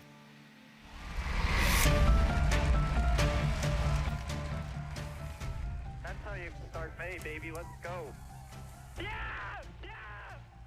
Pagano wins the Indy Grand Prix of Indianapolis.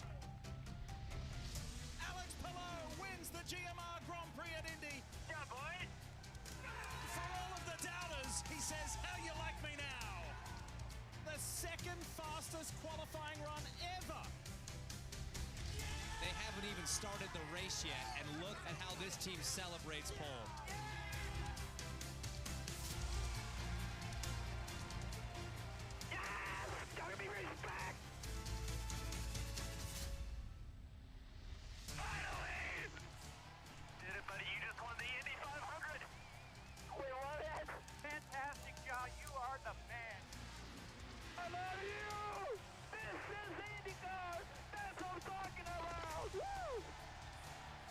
Biggest single-day sporting event in the world.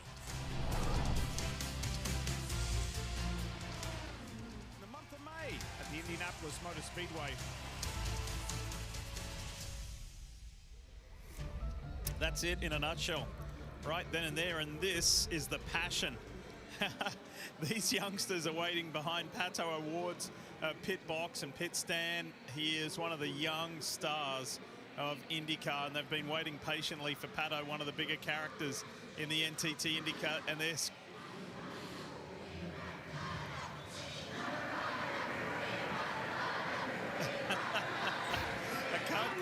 I can't quite decipher what they're screaming out to Pato. There's Rinus VK. We want Pato. Just walking by. Hey, but even adults still in Welsh do this for Pato Award. They wait in. It's cool to see. The autograph line is always long for the Iceman as well, Scott Dixon, who we're talking to for the first time here in a couple of days. So how would you kind of evaluate the productivity of this morning for you and even yesterday too in the limited running you got? It's been okay. Like we've been, doing some pretty big swings just to see, we have a pretty happy place already, so it's just trying to see if we're missing something. Stuff we see on other cars and, stuff that we need to check off. But yeah, it's pretty good. Mixed day today. Obviously, a lot of people doing some qual sims early on. I don't think we'll even attack that until tomorrow, until we get to the, the higher boost. But yeah, it's fun out there, man. A little bit of track running and a little bit of pack running. So it's yeah, trying to get the best that we can right now. Your teammate Lienes just had a crash, and I know the experience levels between you and him are different, but does that get you thinking at all, or kind of, make you reevaluate some things when you see that happening kind of within your team? I'm not sure. We were kind of, we've been the one that's been skirting different setups and stuff too, so I'm not sure exactly where they were I actually thought the lap I came in, I got really loose in 1 and 2, and I don't know why, because the balance had been really good, but it's kind of why I came in. I was like, something didn't feel right there, so maybe that caught him out. Still a lot of oil coming out of these cars, man. It's been really bad the start of the season, especially on the road courses, but even once you get into some long runs here, it's been pretty bad as well. But yeah, don't know what happened there. It's unfortunate, and looks like he's okay, and I know the team will get it turned around quick. We've seen a lot of different kind of approaches to guys wanting to try to do race runs this morning. Some guys trying to get what they can out of some qual sims. Where do you stand with that? When do you feel comfortable or feel like it's necessary to kind of make the switch and approach today, potentially? It seemed like we were out of sync last year too, because we kind of did it at the end of Thursday just so that the car is kind of ready to go for Friday morning, but I don't think we'll even do it. There's such a big difference from the 130 kPa to 150, and the speeds are several miles an hour faster, so I don't know how much you gain out of it. We've done it in the past just to check things and make sure the car's ready after a set down for later in the for the next morning, but yeah, I don't know if maybe 1 or 2 of our cars will try it this afternoon. We'll see. Thanks, Scott. 9 car sits 9th on the leaderboard right now. Just to update everybody what happened if you're just joining us, especially as Kate has asked what happened. Linus Lundqvist coming out of turn 2, drifted out of the rear right, hit the wall hard, bounced across the grass just at the last second, turned it away as Pato Award goes to the children's stand as well, where everybody is wanting his autograph. Lundqvist is okay, just in a track cleanup.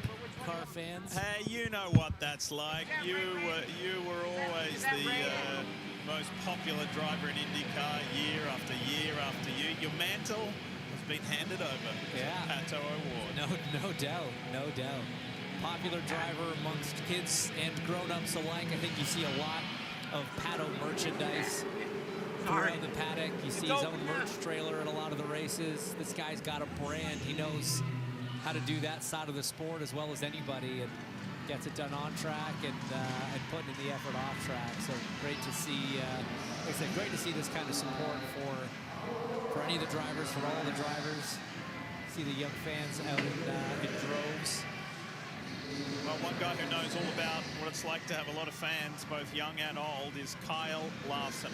He's a teammate to Pato Award. There is the HendrickCars.com Chevy, ready for the qualifying weekend. Didn't get much running on track because there was a precautionary engine change, so this unexpected pause in proceedings is not helping him any. But as you know, or maybe you're just joining us, maybe today's your first day, this is huge. Doing the double, the Indianapolis 500 and the Coke 600. 1,100 miles in the same day for this guy. He's not the first to do it. There's a select few who have done it, like Kurt Busch, pardon me. At that time in my life, I was just like, it's big challenges. I do remember one morning I woke up, like, where am I today? What car am I driving? What track is it? That's why I started working out, doing different strength training, anything and everything to prepare. The car is not acting right, and somehow you got to make sense out of all of it. I show up race day, and it's the whole thing that I watched as a kid on TV, and I just have to put blinders on. Drivers to your car. That's the most nervous I've been in a long time. The green flag is out. I lifted a little too much, and everybody just goes ripping by. And so once I settled, I started to go to work. Kurt Busch is running in 15th position. And when I got to lap 100, I said, you're done learning. Go after it. Kurt Busch moving up smartly. Then a couple guys had some problems. Hinchcliffe and Carpenter wrecked in turn 1. Townsend Bell had a big hit in turn 2. And I was lucky enough to dodge all his shrapnel. If we would have got a puncture right there, all the hype and all the excitement would have been over. This is a shootout. Before that final run, we were supposed to take downforce off, and I said leave it. I had to cash in my chips. Bring it home. Castroneves was up there in the mix, Ryan Hunter-Ray, and I had to run those last 5-6 laps, I think, just try to hold that position. Checker flag. Took the checkered, finished 6th. Good job, Kurt. Fantastic. I don't even remember really getting on the helicopter, jumping on the plane. It just happened just that fast. Like, I wasn't able to absorb that finish. When we landed, the crowd roared, and it was really cool. Like, I was their NASCAR guy, going up against those Indy guys. I've spoken quite often to Kurt about that. He loved it, just loved the experience. It was a big day for him to come away with 6th in his maiden Indy 500 was a huge effort. Our teammate Townsend Bell isn't here at the moment. He is traveling, but I know he's listening. He's not here to defend himself, Hinch. So T. Bell nearly cost Kurt a 6th place. We can say it because he's not here to give one of his fair enough sharp answers. Fair enough. No, it was great. I was his teammate, and it was so impressive to get to work alongside of him. Really enjoyed the opportunity, and you know, I was there at the Speedway, kind of helping out for his first day on track, and was super impressed with the professionalism. And as we talk about being impressed with drivers, we're impressed with Pato jumping out of the car and talking to those kids, and now Dylan's caught up with him. Dylan, tell him the diecast just fell on the ground that he was signing. No, the one before he was signing, it fell down. Apparently the diecast you just signed fell on the ground. I didn't see it either. Hey, but on a serious note, how cool is this? I mean, we have to always wade through the most people when they're around you, and once you're autographed, you're a popular guy down. I mean, everywhere we go, but especially here too. Oh, it's awesome. It's awesome to see all of the fans here, and they always receive us with a lot of love, and everyone's excited for the month of May, you know, not just the drivers and the teams, and you know, but everybody really embraces what the month of May is and what the Indy 500 means, right? So yeah, I love being part of this process, of this event, and yeah. What's the process been like for you today? Where are you at as far as trying to get some qual sims in and also get the race car dialed in? I'm happy with my car. I really am.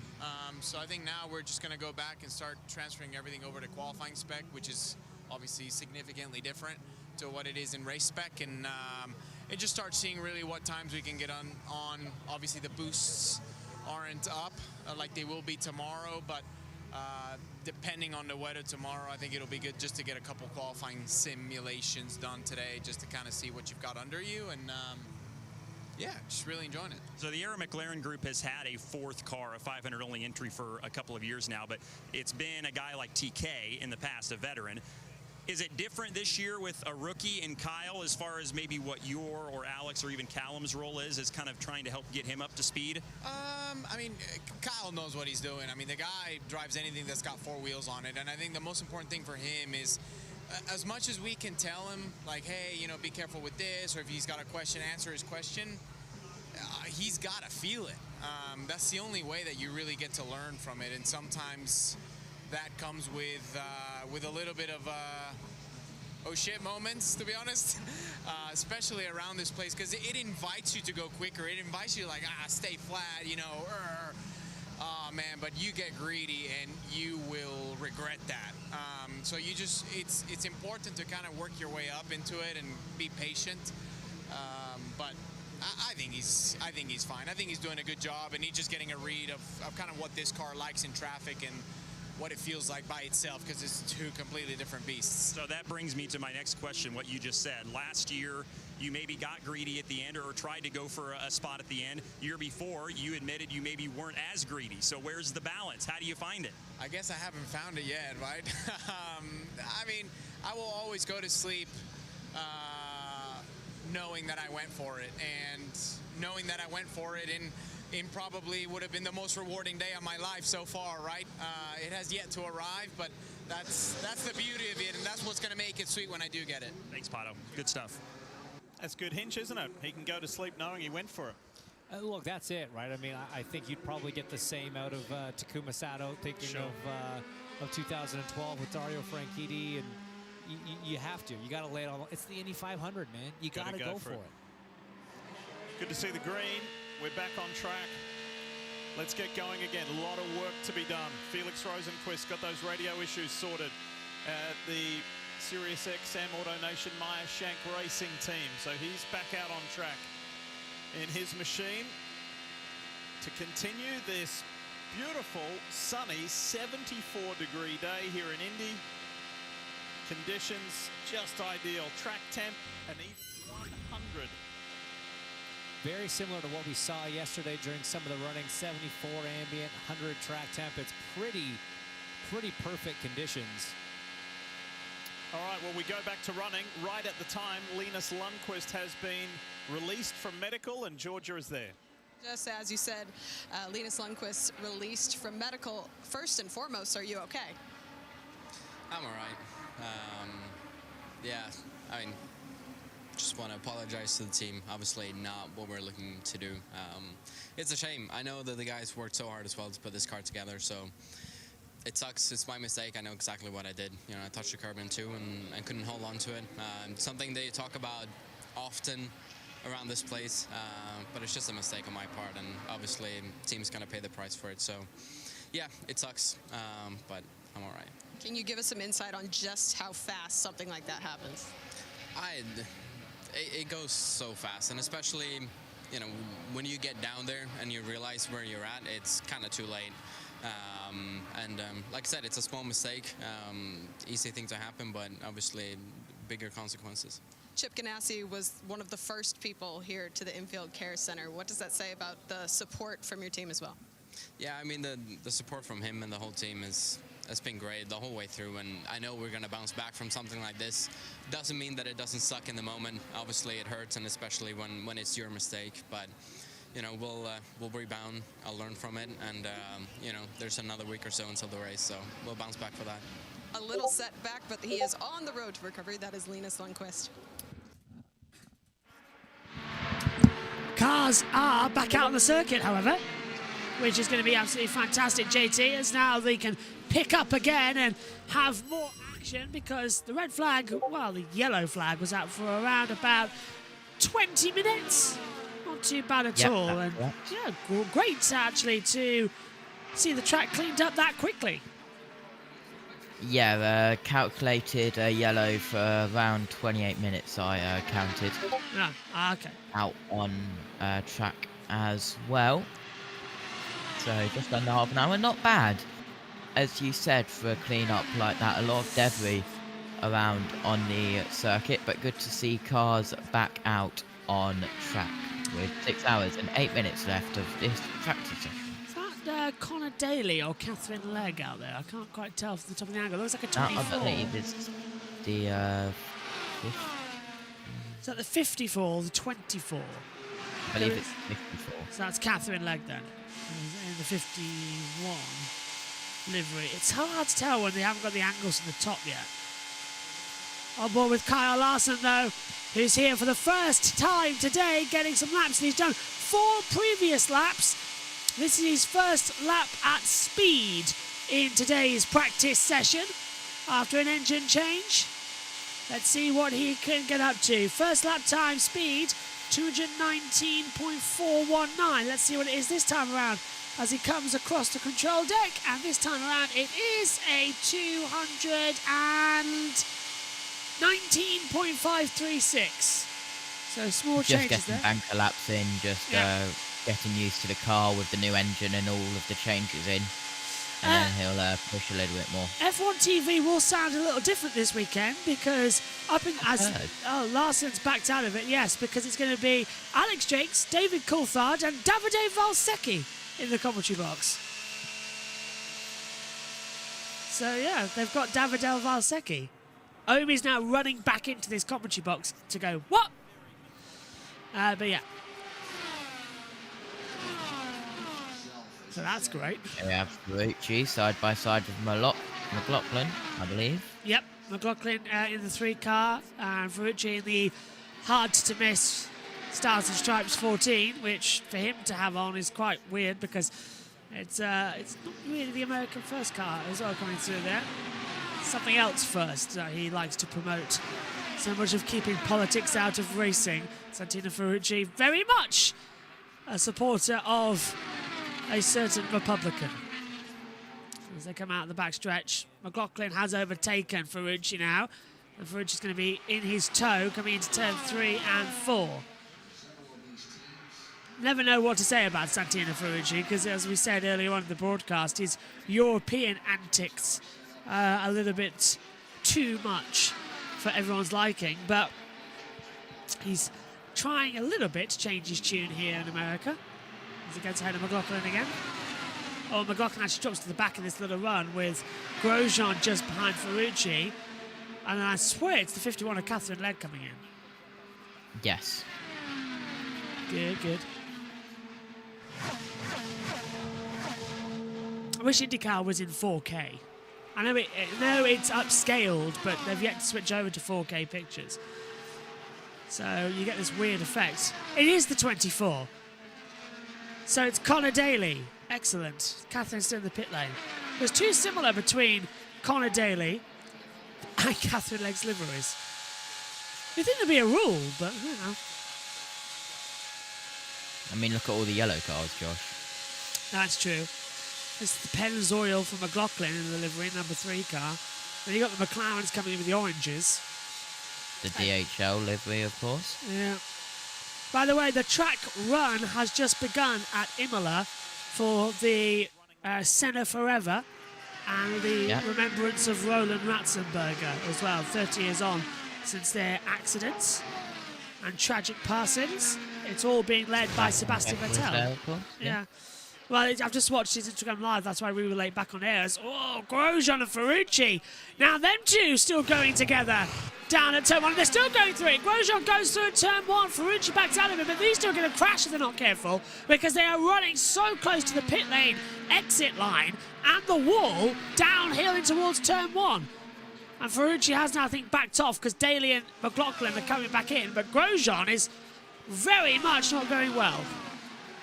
Yeah, absolutely. And I forgot to mention at the start of this hour that the last hour was the first hour of this Indianapolis 500 practice campaign where we've run the 4-hour green.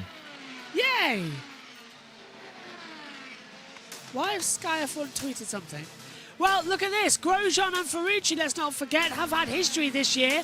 Barber, their final practice session, they were coming together. And even as early as last Saturday morning, the INDYCAR warm-up with Ferrucci giving the finger to Romain Grosjean. And then in the race as well, Ferrucci on the inside forced Grosjean off the track early on. Them two... They've got a massive history. Yeah, they do, especially this year in the last 2 races. So the feud going on here, and now they're together on the track, and Grosjean is ahead of Ferrucci, but Ferrucci's closing him down. So I wouldn't be surprised, Ferrucci, Grosjean, beef, popcorn, says the little owl. He'll be joining us in the commentary box this weekend for an F2 race and the 3rd practice session of Formula F1 practice 3.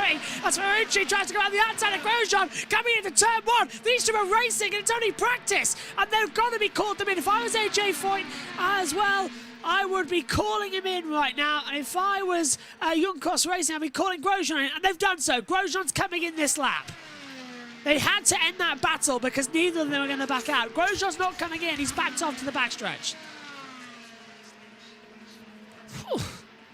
Yep, absolutely. So Grosjean backing off. Probably the best choice, let's be honest. Did I say the British owl or the little owl? What did I say?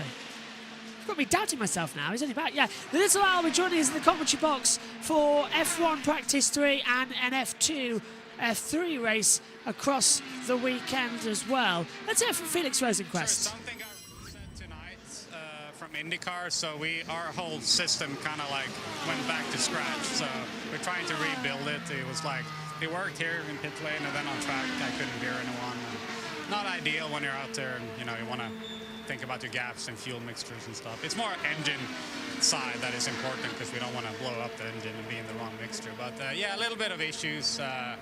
Didn't really get clean runs.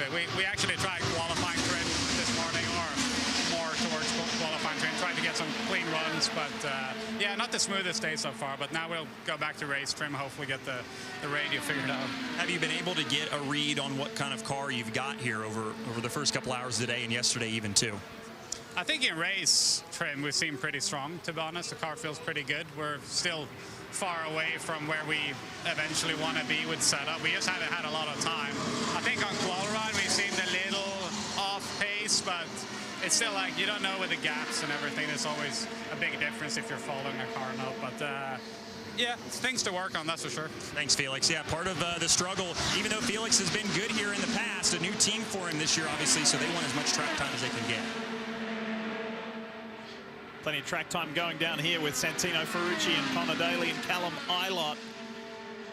This is the Chevy gang here. Looks like Ryan Hunter-Ray joining there as well. We know Grosjean was on the tail end of it, but I was just going to mention this guy here, Callum Ilott, looking pretty comfortable in traffic. He's behind 2 cars, not a whole line, but he's running very close to the back of Connor Daly, of Santino Ferrucci. He's really mixing it up with these guys. And, you know, this is a driver that, as we talked about, was with a team that maybe didn't have the best oval package last 2 years. Steps into this McLaren program. Almost no laps in the open test due to an issue that they had in the limited running that was available. Only about 4 competitive laps. Comes here Tuesday, we had maybe a half hour of running, so yeah. Yeah, and for Larson to get in, he needs to have some running, but he's back in the pit lane now. And yeah, even Rosenqvist not doing a great job. JT, is it me, or is there some cloud cover coming with a few spots of rain? Yes, Yeah. there is some cloud. Right, we're 2 hours in. It's now 12 p.m. As we see... Oh. That didn't sound good. That's Rossi coming out and stopping on pit road. So Rossi not getting a gear, it looks like. Yeah, it's 12 o'clock now. We've just ticked over. 6 hours to go, so we're 2 hours in. So it's lunchtime over there in Indiana. It's 5 o'clock here in the UK, British summertime. So the rain is expected in 2 hours, which is 7 o'clock British summertime as well, if I'm not mistaken. And then we all go, oh, okay, what do we do now then? Because then we're going to be looking for some moisture, yellows, long yellows if we lose track. We're not expecting major rain, are we? It's just that's tomorrow where we could lose it. No. Yeah. Tomorrow is when we could lose it as well. We'll be covering tomorrow as well. Might be, yeah, we shouldn't have a clash tomorrow, should we, with anything? F2. No, because it's all done at the end, I believe. Yeah, so we should be okay. There's no direct clash. It's Saturday for qualifying where JT and Matthew are taking the practice 6 as well. All the streams will be up later on today, by the way, for everything over the weekend. We should have had it sorted, but the laptop decided not to want to work this morning, so we had to adjust everything. So I'll be doing all that at midnight. Yay, I get an hour to do like 1,000,001 things, which is going to be absolutely fantastic. Oh, am I not happy? Literally, I'm probably going to be... I just, it's so bad. Let's hear from Alexander Rossi. It doesn't run. So, no, it's something driveline related, gearbox related. It's the engine's fine.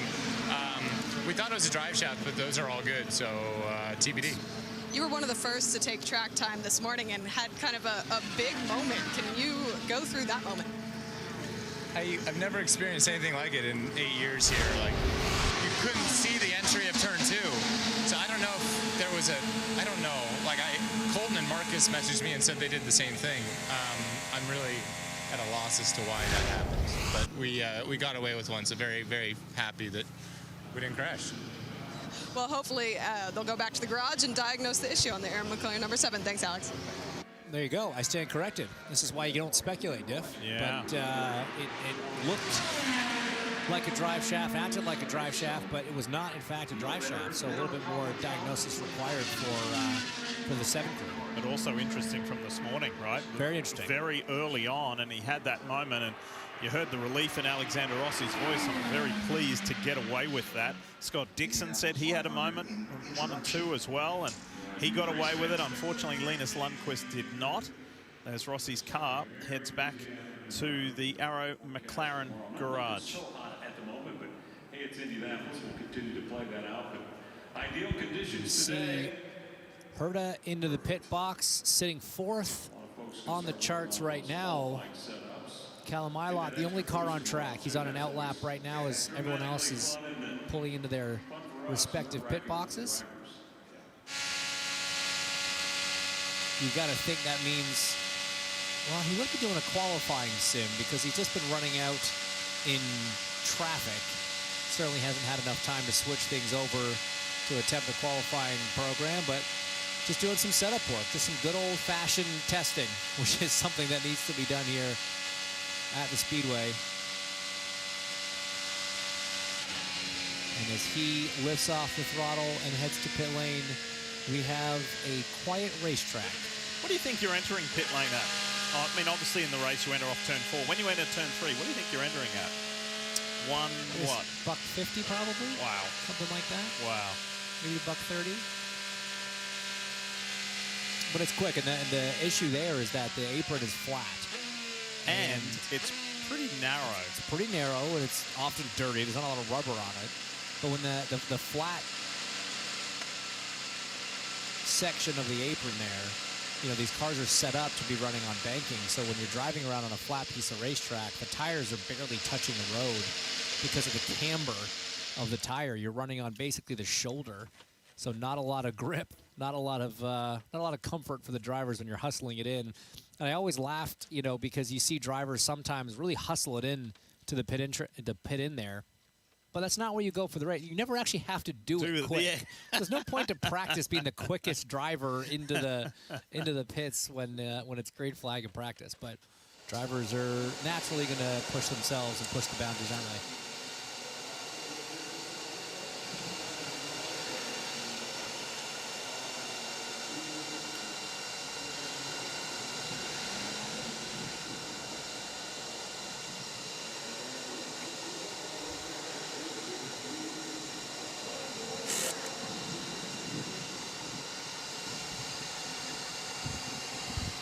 Why everyone quiet? If everything was going right, in air quotes, or to plan, what would one of these days look like in an ideal situation for you? What would you like to... What have I missed, JT? Because everyone's gone quiet now. The driver track has stopped working. Nothing. Is there just no one out on track? No. Oh, okay. Quiet. Oh, wow. I mean, kind of, say, for instance, Marco Andretti's turned 12. What would be your ideal? Turn 40 laps in the first couple of hours, go and have some lunch, come back? Like, what's the cadence of a good day, so to speak, look like? Well, again, this day's a little bit complex because of the threat of rain tomorrow for Fast Friday. So I'd kind of be on the train of would like to have come out and done a quali sim right off the bat. Yep. If the car was okay, be fine to switch over to race running. If there was an inherent massive imbalance, then you'd want to make an adjustment, do a second run, then kind of switch over to race running for majority of the day. And then I do like, you know, Dixon made the comment about doing one at least quali run at the end of the day, just to have the car in that setup for tomorrow, in that position for tomorrow. Less work for the crew overnight. You kind of just setting yourself up.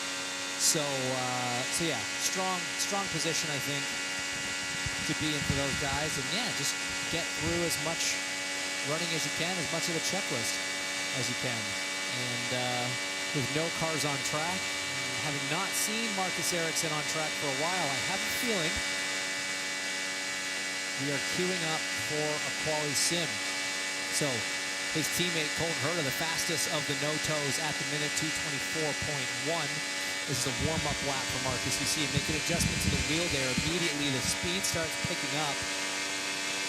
This is what would be essentially his warm-up lap in a quali sim. So yeah, again, it's going through all the processes and procedures that you have to as a driver, getting that muscle memory back. You see the move with the right thumb to the weight jacker, and now we can get a look to compare this car to his teammate. Track temperature is certainly up a little bit, which should slow him down. Ambient's been holding pretty consistent.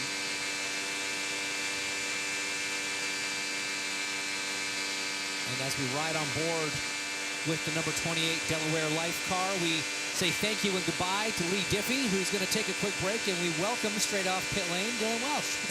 It's lunchtime, so we're making a crew shift and rotation here. So glad to be up here with you, Hinch, and Kevin Lee. As you see, we'll hear from him for the first time today. We'll head downstairs, and I think we've got Dave Burns coming later today. I think Townsend's supposed to be here later today.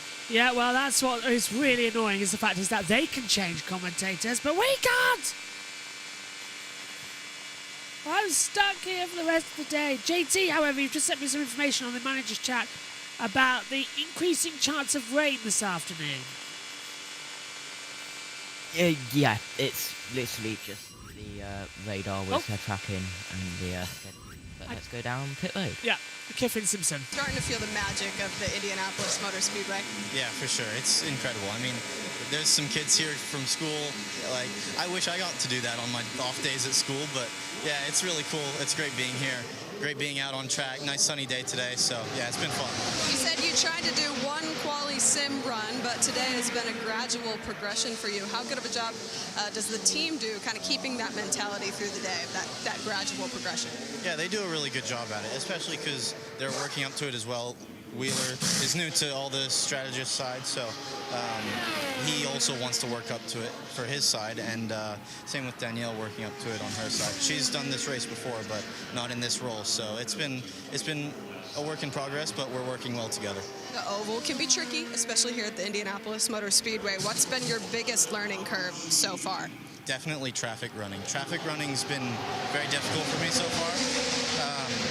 We've also just been working up to it, so I haven't really gone for it in traffic, but it has been something very strange for me to learn. Best of luck, Kevin, the rest of today. Yeah, go on, JT, about the weather then, and finally as they cut away and we can start talking again. Yeah, absolutely. Let me just grab it back up again. Okay, so looking at the radar, clear skies in the morning, some patchy fog setting up from all the moisture the last 2 days.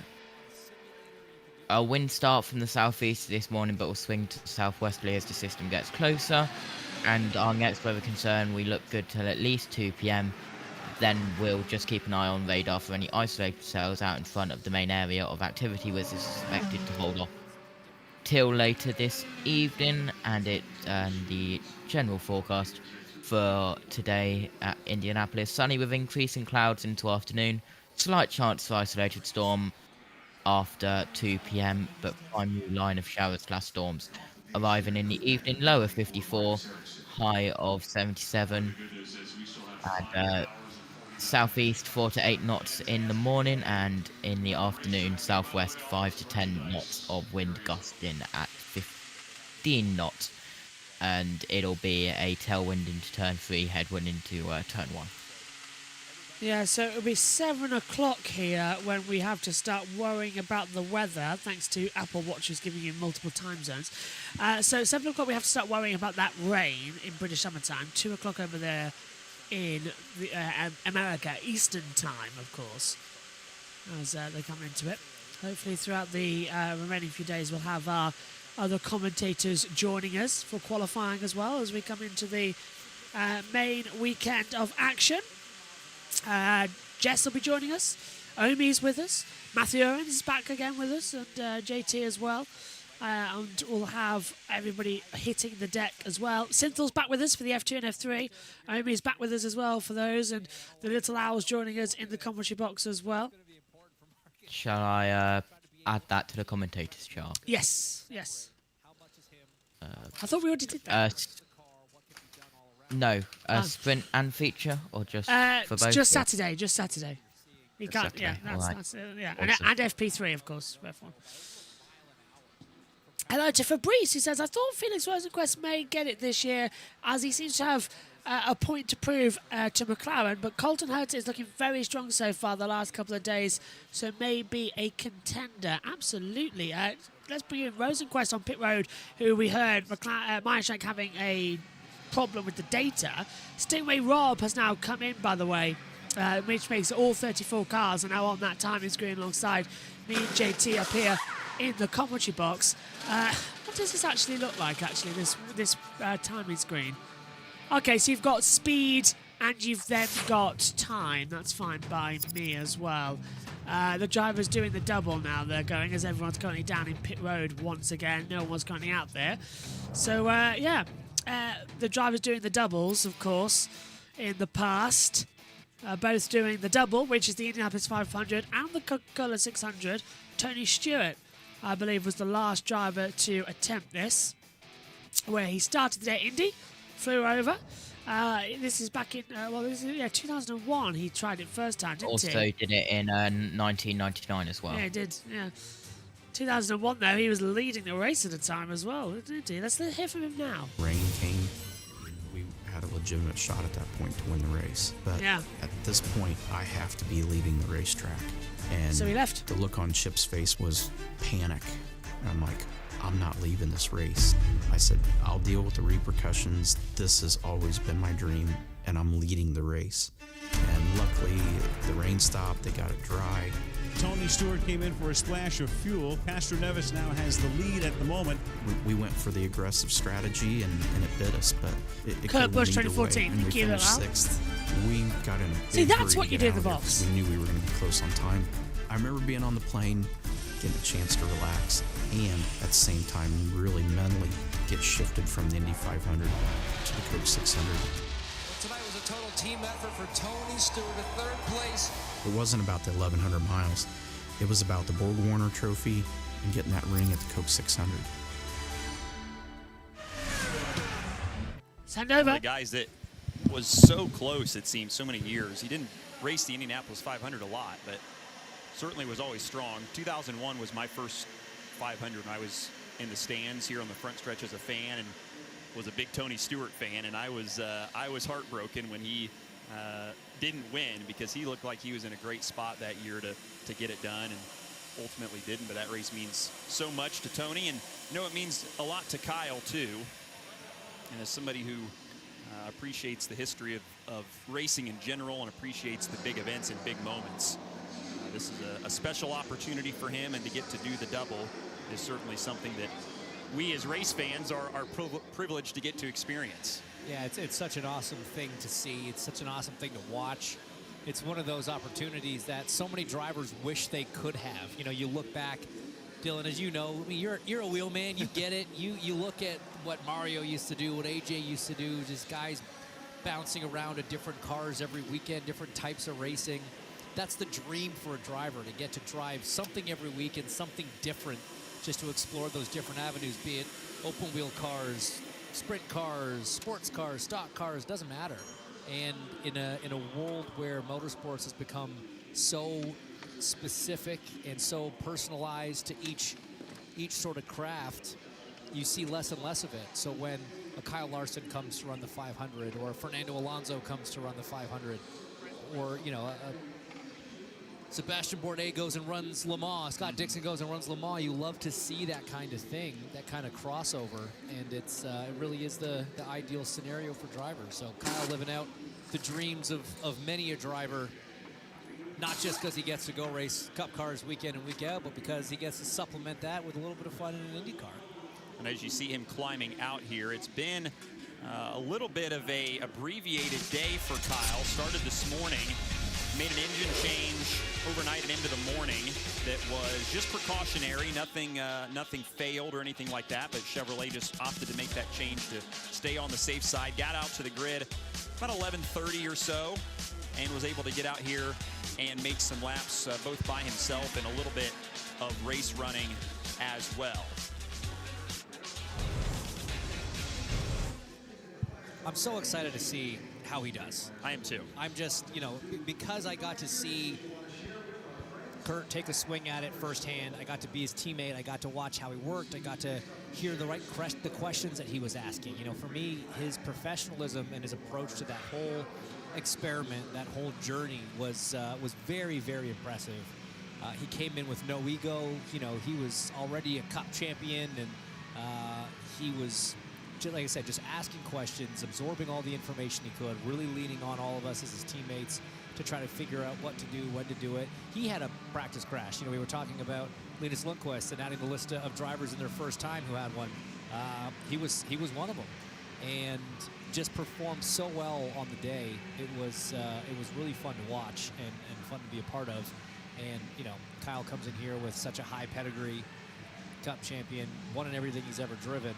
And I think everyone's excited to see what he can do when it really comes down to it. I mean, leading a couple laps over the course of the race, cool. I get it, no problem. But being in the thick of it and really knowing how to, you know, pull the knife out and start taking swings with 20 laps to go, that's when it's going to be interesting to watch. Well, and that's something that we all have talked about, right, is when he gets to that moment, how does he build up, or can he truly build up the confidence just with a few days of practice to be bold enough to make the moves that he may have to make to potentially win this race? And you never like to crash, and you never like to see anybody crash, but sometimes that's the only way you find the limit, right? And you understand, okay, this is what I can't do, but here's the edge. Here's where I can go to before it gets away from me. So it'll be interesting to see how he finds the limit and how he really kind of works up to that edge over the course of the next couple days. There's Lone Star JR, 3-time Indianapolis 500 winner Johnny Rutherford. Came to Kokomo a couple nights ago to watch Kyle race with the High Limit Sprint Car Series. Johnny, a former USAC Sprint Car champion himself back in 1965. And one of the most popular guys down in the pit area at every race he goes to. Looks good in McLaren colors, repping the brand that he had some success with himself. Speaking of success, this guy's had a fair amount here, his fair share at the Indianapolis Motor Speedway. Sorry, I say that, fair share. He might think it's there's still more for him. Yep. And fair play. 2-time winner, but he's been in the fight more than that. 2012 was a famous one.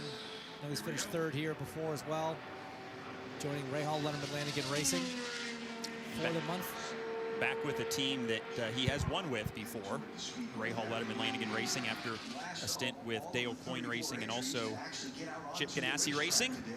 Another guy who is always a threat here at the Indianapolis 500, great record in 5 starts, is Santino Ferrucci. He's downstairs with Georgia. Yeah, we were actually just talking about that, and we will get to that. But first and foremost, let's talk about the action on track right now. I asked you if you had done any kind of quali sims at all. You're like, no, not at all. We're a day behind. What does that exactly mean? Yeah, you know, obviously we came here, we weren't quite happy with the car yesterday. We had done something to it from the open test that we weren't exactly confirmed on, and it was just a really long downtime change. We came back out, ran a couple laps, just got everything set, back to where we were. Total reset today. Got back out on track, just doing some traffic running with Scotty there and a couple others, but no, we're breaking for lunch, get some food, and come back out, continue with the race running. Moment earlier this month with Grosjean on track. Is there any else that you'd like to mention towards it? I mean, obviously with guys like that, you know, they think that they can pop a pass real late and they're not going to lift, and then they're just going to wreck 2 race cars. So, I mean, Elio did the same thing with me when I was learning here as a rookie. Clearly, he's not a rookie, but he's just not getting it, and it's okay. I mean, everybody learns at a different rate, but no, I want to take care of our equipment, and you know, if you send one underneath, you just put us both at risk. So hence why, you know, I kind of threw it down there a little bit just to kind of protect me more so than anybody else. But he'll figure it out at some point. He's a smart dude. Thank you, Santino. And we'd like to welcome to pit lane, we've heard his voice all week long, Kevin Lee. Thank you, Georgia. It is good to get out and about and get to see what's going on and talk to Kyle Larson, who it's been great fun having here and watching you go through this process. Couple of runs here this morning. What are you working on? Yeah, we were a little bit behind. Had to change engines for precautionary stuff, I guess. And then, yeah, just did 2 single car runs. It was kind of just because we got behind, we missed the drafting run. So now we're just headed back to go to qualifying sim and experience that. So, yeah, just don't really know what to expect from that with not having boost and all that. But just going through the motions of, I guess, hitting buttons on your steering wheel and turning dials and stuff will be interesting, but no, it's been good so far these couple days. Just need to get some more laps. So you're not the first that's done this, but you're the first in a little while. Was it inspiring at all? Did you look at what Kurt Busch did and Tony Stewart and the others and Robbie and John Andretti? Have you kind of studied what their process was like and tried to learn something for their experiences? No, I mean, because, you know, I guess Kurt, you know, really, because I was, you know, racing in the Cup Series then as a rookie, and just, you know, something that I wanted to do even back then. So was very interested in how he was doing and paid attention to practice days like this, and he did a great job, you know, staying out of trouble in the race and then getting to 6th. So you know, hopefully my days like that, and we can have a good race on Sunday. But still, you know, a lot left to learn and get, you know, comfortable with. But so far, I feel like it's gone pretty smooth for me, and you know, good to get some drafting runs in yesterday, even though those aren't quite real. But yeah, just like I said, get some more laps and get familiar with everything. I keep screwing up leaving the pit stall and getting into the anti-stall, so gotta do better on my end there. But yeah, just try to keep getting reps, so you know, all the little things are more natural and simple for race day. How much more race running would you like to do before you start to focus on qualifying sims? Well, I think we're done with the race runs until, I'm guessing, next week now, right? But, so yeah, that's kind of a bummer. I wish I would have got some more time drafting, but I know, I'm guessing Monday will be some more of that, and obviously Fast Fridays. So still a lot of opportunity, a lot of hours left to get all that, but you now kind of switch your mindset to qualifying and what that is and what to feel and all that, and you hopefully just, our car is balanced and can execute some fast laps. Thank you, Kyle. The next time we see Kyle Larson, he'll be just simply trying to go fast. Yep, well, indeed, as it's still the lunch sort of hour here, which I'm surprised they're actually still taking, considering the amount of time they've got to head out into the circuit there.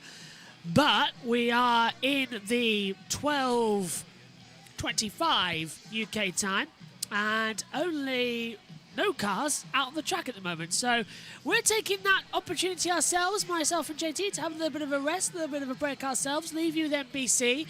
I've put some chicken nuggets in the air fryer with a couple of beans on its way because you can't order KFC. JT, feel free to go and have a break, and we'll hand over to NBC for a little bit while we all take our bit of a break. Accessible for other drivers to come into, and we've talked about it a lot. You have 40 hours of practice, in theory, to get up to speed. I know we've lost a couple, but still, significantly more than if he was just showing up to run Mid-Ohio or the doubleheader at Iowa. So great opportunity for him to kind of build up to it slowly. But like you said, it does sound like he kind of gets it a little more every time and understands a little bit more every time. And come race day, let's see what he's got. How much information overload would it be, or is it as a rookie, let alone somebody who doesn't have a open wheel background, but just coming here to the 500 and going through the long days and getting really into the minutia of fine-tuning these cars? I mean, how difficult is that? It is tough, man, because there is so much you can do. There's so much tuning. There's so much data to look through. Yeah. Certain drivers love looking through data, just pouring through pages and pages. Other drivers are like, no, we'll have a conversation about it, me and the engineer, and then I'm out, and it's just different styles. And you talk about like the cadence of this. I mean, this is almost like a test day, right? In the sense of if you go testing, you're in the car for 8 hours during the day at a race event, so to speak. That's not normally what you do, and it can get exhausting. I remember being a rookie, one of the things they try to teach you is when to just, disconnect, go back to the bus, chill for a bit. Like, the car's down, we're making a change, it's gonna be 2 hours, get out of the garage. Don't sit here, don't look at any more data, don't talk to it, just go relax. Like, this is a long, strenuous day, and we need you just as mentally sharp at 5 o'clock when we go do some group running as you are at 10 o'clock when we started. So it's interesting to try to get a sense of that.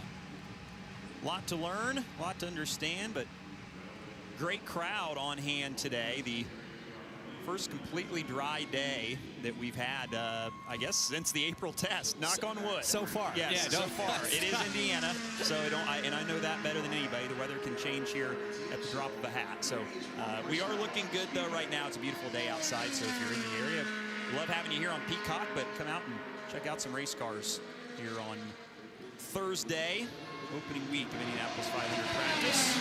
Tom Lundqvist out on the speedway right now for Meyer Shank Racing. Another rookie, just like we were talking about, that is just trying to wrap his head around all of this.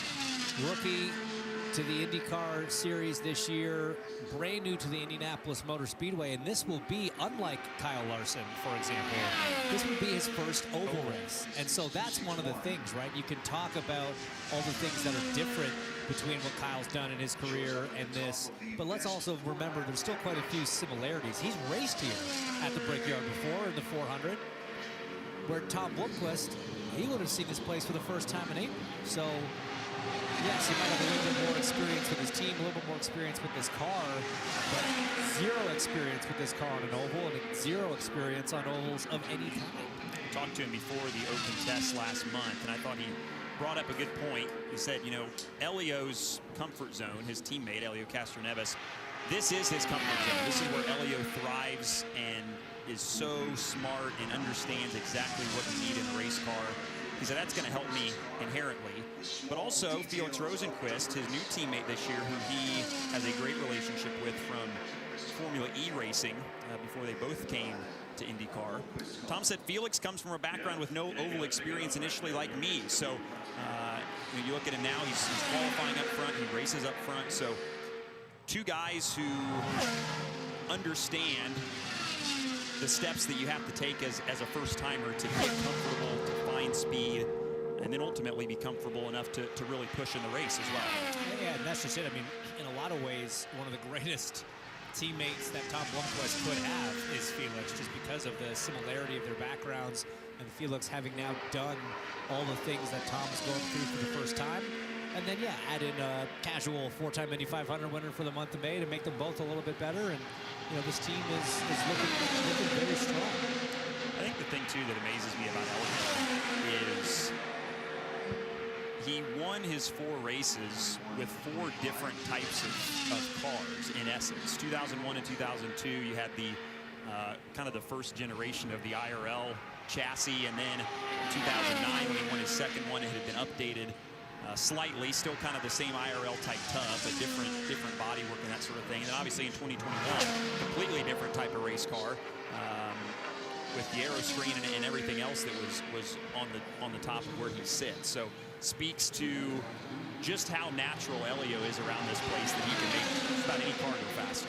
It's one of the most impressive things, you know, in motorsports, and you kind of apply it to sports in general in a slightly different context, but when you've got a driver who can go that long in between successes, you know how much the sport's evolving in that time. So to be able to, like you say, maintain that level of performance at whether it's at a given track or just at a given level of the sport, is so impressive. One of the things that always impresses me is looking at drivers that were able to win championships or win 500s for multiple different teams. Yes. That's something now that he's done. Obviously, 3 of them were with Team Penske, but one of them in a completely different era, as you said, with a completely different organization. And that's just, it's just so impressive when you can get that kind of span. You know, you look at certainly Formula One, maybe to a lesser extent NASCAR, but still a little bit. You get these sort of dynasty runs where a team and driver are just nailing it, and all of their success comes in that window. Outside of that, you don't see a driver in Cup these days winning one championship in, you know, 2012 and another one in 2024. That's pretty rare to happen. I don't know if maybe the biggest gap lately was Tony Stewart. He had a decent gap in between his second and his third. To 2011, yeah, 6 years. But completely different car, completely different car, yeah. Different team. Yep. So again, that for me is one of those signs of one of the greats. And certainly, you know, Tony Stewart's in that conversation for racing drivers all around the world. This guy, Tom Blomqvist, is a champion too. Won the IMSA championship for Meyer Shank Racing a couple of years ago, and getting his first full season with Meyer Shank Racing on the IndyCar side of things. Of course, we saw him a couple races last year at Toronto and Portland. But he's another one who we've started to see some improvement from as he gets more comfortable, and I think you guys were talking about it at some point this week or even at the test. Once we get to the second half of the year, he's going to start seeing some racetracks that he's a little more familiar with, both from the IndyCar side and even on the sports car side as well, which certainly will help make him feel more comfortable. Yeah, I remember speaking to Tom just before the Grand Prix last week, and said, you know, hey, are you starting to feel a bit better? This is a track that you know a little bit, and you know, a type of racetrack you might be a little bit more familiar with or comfortable with. And he said, you know, he's like, yeah, but he's here to win. He's a winner. He's coming out of IMSA, where he was one of the forces to be reckoned with. You know, could be a dominant driver on his day, used to winning races, competing for championships. And so, yes, is he improving? Does he feel that? Absolutely. But he's far from happy. He's far from satisfied. He knows that there's still a lot of work to do and a lot of progress to be made. But, you know, he's putting in the effort and trying to get himself up there. This is not an easy championship to just jump into, regardless of what your experience has been. Whether you're coming from the feeder categories in Indy Next, or coming over from sports cars, coming over from stock cars, we've seen it all. It is very hard. I mean, Scott McLaughlin might be the one guy that kind of came from a different category and found some pace pretty quick, but that's an outlier situation.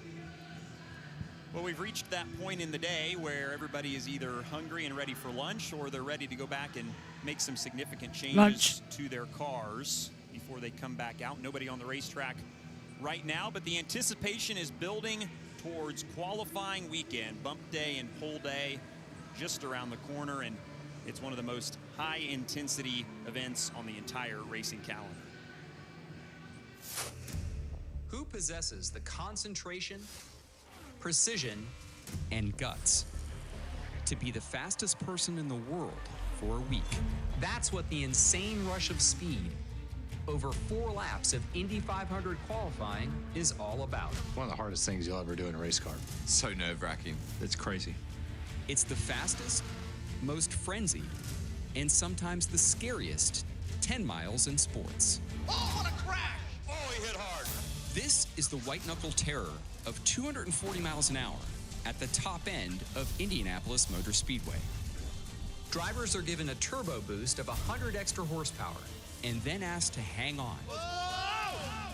Maybe it's better to call them pilots. Knobs are being turned and buttons are being pushed to optimize weight distribution and engine mapping, all while maintaining maximum focus of holding a steady wheel. He is tuning the sails to good effect. It's fun, it's frightening, it's faster than anyone will go this month at the Brickyard. The emotion of Alex Palou there, last year's Indianapolis 500 pole sitter. Can't wait to see that later on this weekend. Practice today concludes at 6 p.m.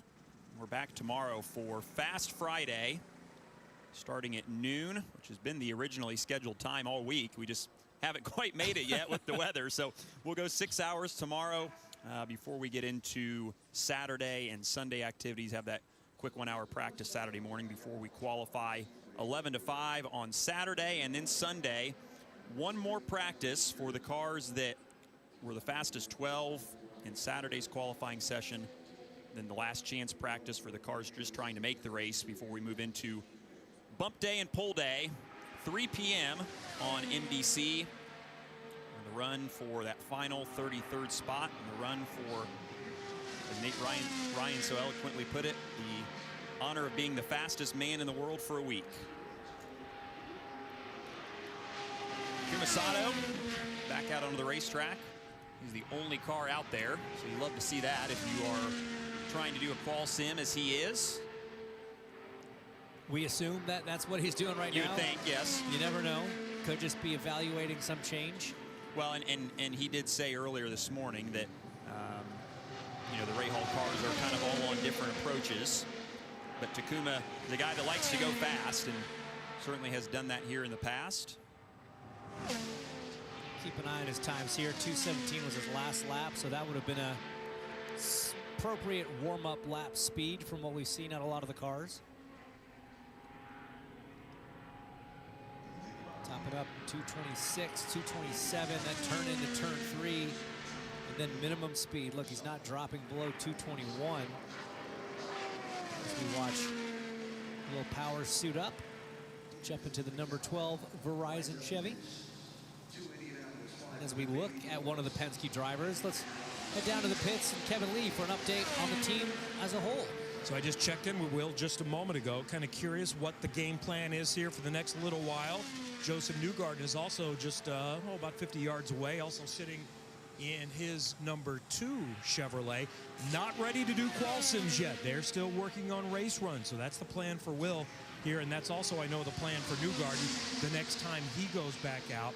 And for Will, it's still kind of readjustment. Same for Newgarden, because the well-documented penalties and in-team suspension, so there are changes on the pit box. And over on the front of the stand is where you'll find John Boslog standing on the other side of there as Will puts his helmet on. So I was just chatting with John a little bit, who's been here with Will Power before. In fact, he was the strategist when Will won the Indianapolis 500 in 2018, and he was telling me the story of when he first started doing strategy. John has done everything with Team Penske over the last, I think, almost 40 years. And when he first started doing strategy, Roger brought him up on the front of the stand that you can see right there, and that's what he's on right now, and was kind of showing him. So he got direct tutelage from one of the greats in strategy and team leadership in motorsport history, and was explaining him, all right, this is what you do, and this is what you're watching for. And this was probably like in 2013, 2014 or something like that. And then after a few minutes, Roger was, all right, go ahead and get off. Get out of the way. I'm going to keep doing this. But eventually, you're going to be the one up here. And here he is back again for the first time in 3 years leading a program in the Indy 500. Well, that is an approach that does not just extend to Team Penske. He was talking to Barry Wanzer, who's the strategist on Alex Palou's car. He said the same thing. He said, me and Chip, for a long time, called strategy together for 15 or 16 years. And then Chip finally kind of said, okay, I think we've taught you enough. It's time to do it on your own. And Barry has obviously turned into one of the great strategists as well in the NTT IndyCar series. So that approach works, as we've seen. See Stingray Robb also out on the racetrack. Takuma Sato peeled off about a lap or so ago. A short run there from Stingray, running for H.A. Foyt Racing, who have a technical partnership with Team Penske, right, who we were looking at on pit lane there. And these cars were quick last year. Santino Ferrucci, very strong on both Saturday and Sunday. Qualified on the second row, just inside in 4th place, but brought it home in 3rd, ran up front, led laps late. He's going to be fun this year. This rivalry that he and Grosjean have is interesting to watch develop, and obviously you can't be you can't really act out on that rivalry at a place like this. No. But they have been going after each other here the last couple of weeks. And once we get to Detroit, once we get through the 500, who knows there? All bets are off. Well, it's funny, you know, we sometimes see these little rivalries boil up over a season, and it's just so rare that you see it happen so many weeks in a row. Right. I mean, sometimes a rivalry an issue will arise, and you know, the media likes to always try to big up the potential rivalries there. But then the next time those two run into each other on track is 4 races and 6 weeks later. They've kind of forgot about it and moved on, even if we haven't. This one, it was last week. It was the week before that. It's kind of just been this nonstop run of run-ins between Grosjean and Santino Ferrucci. So how should you, or how would you approach that? Is that something where if you had an issue with somebody, you would call them, you'd go talk to them? How did you handle that? Yeah, I liked talking it out. You know, it's we always talk about racing as a big family, right? You can have a grudge, you can hold something against someone, but I got bad news for you. They're going to be there next week. Right. And they're going to be there the week after, and if they're any good, they're probably going to be there the year after that and the year after that. It starts becoming a really small paddock if you hold grudges with everybody that, you know, ticks you off on track. I was more a fan of that family approach of, hey, you have an issue, go talk it out, fight it out, hug it out, and move on. So, just to update, never mind, Josh G got there for me because I can see him sat at the computer anyway. Yeah, just to update F3, Bezer F1. Linus Lundqvist came off of turn 2, lost the rear, hit the wall on the rear right side, drifted down towards the infield on the grass, just got it turned to the right to avoid a secondary impact. He's okay. Car's being repaired. We're in a lunch break right now.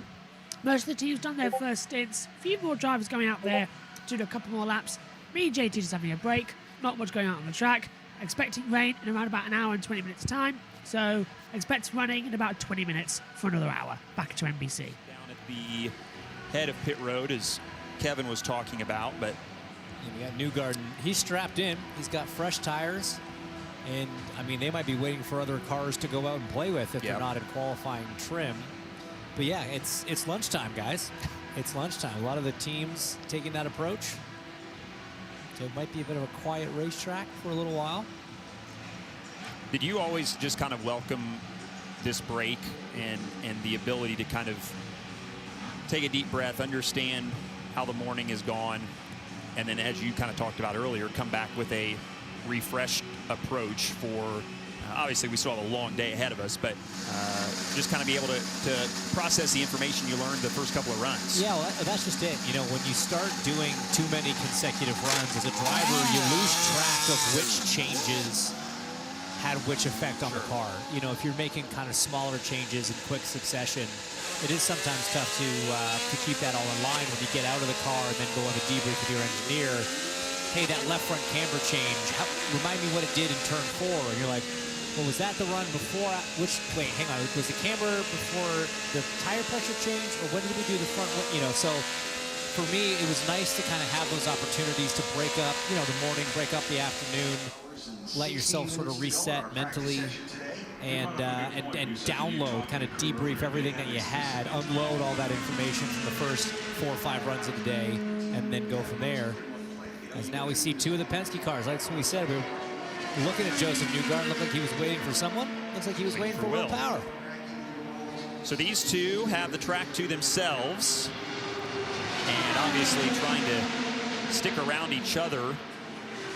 So we talk a lot about the big packs and what you can learn in those conditions. What can you learn here with just one other car out there? Well, look, you hope that you're qualifying up front, and this is what Team Penske wants to see for the first 150 laps of the race on Sunday, is 2 to 3 of their cars running up front, trading positions. We've seen this orchestrated passing back and forth from the Ganassi cars the last few years, really just trying to manage the race from the front. So yeah, while it is beneficial to know what your car does in a 10-car train, this is what you really hope you're dealing with, is clean air or 1, 2, maybe 3 cars in front. So it's important to try it all. Both of these guys, Indianapolis 500 winners, of course. Exactly what they're looking for. Both of them 2-time champions as well. Yep. You can see Power starting to draft up, and like you said, James, they make that coordinated swap.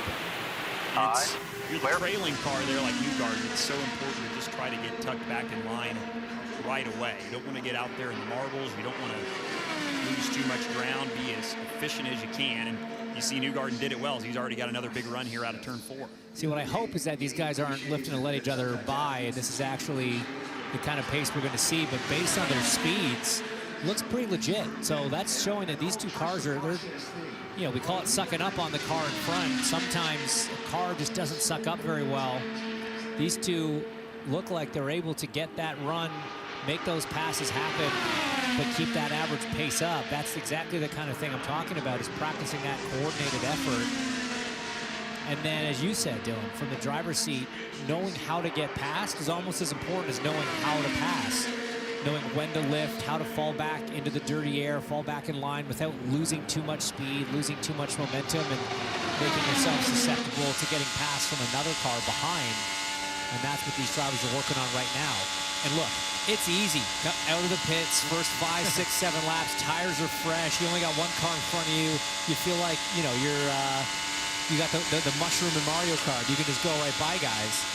But as you get to 10, 12, 15 laps on a set of tires, that really starts to change. Being able to run close through the corners gets a lot harder. You got to start tuning the car a little bit more. You know, you saw Joseph there. He made that pass, even turning in from the inside of the back straight. He didn't have to lift in 3. At some point, you have to start cranking tools in order to make that car turn in clean air versus dirty air. And you saw that bar change that he made right there on entry to turn number 1. So how much, maybe explain even just with one other car out there, in the race, how actively are you working these tools? And I mean, is it every time you get, so here, Joseph goes back to the front. Is he got to change the bars or change what he's feeling in the race car and then change it back as soon as he gets past? Again, with 1 car in front and new tires, usually the balance is pretty sorted. As the tires wear and the grip falls off, the balance falls off when you're in the dirty air, you're starting to adjust the car for the dirty air more than anything. And then you usually then have to undo those adjustments once you make the pass and get back into the clean air. And so right now, again, what these guys are learning is how their cars are changing, what adjustments they can make in the car to help with that, how quickly the tires start falling off and those adjustments have to come, and then how big the difference is in the adjustments they want between clean air and dirty air. But what's so interesting watching this is Power's got a really interesting line. He exits off the corners fairly wide. He opens his hands pretty early, and what that does is it allows Joseph to kind of stay a little bit lower, a little bit longer, and get some of that air on the front of his car. We'll see when Will's back in front. It won't be as prevalent now. Now he's going to want to be down below Joseph in the dirty air. You can see they're not following quite as closely. They're still running times in the 2:19s. Will backs out of that run he had. Race day with 15 or so to go. You maybe try to force that one, but... See, this is teammates playing nice. Look at Joseph kind of staying on or above the white line, even though Will picked up some understeer there. He's giving him track at the bottom to try to stick the left side of his wing out. Again, Will backing out of this one, wanting to work on his line a little bit more. So again, Joseph going a little bit lower, but still giving him some respectful room there. Lots of room on the bottom. In the race, that's too much room. You're giving the guy behind you too much opportunity to stick his wing out. So when he goes by, try to take a look at the difference in Will's line to Joseph's coming off of 1 and 3, or sorry, 2 and 4. This is a nice 5 or 6 lap run that these two have put together. Speeds have fallen off a little bit. 2:17s, 2:18s last time by. Same again this past lap.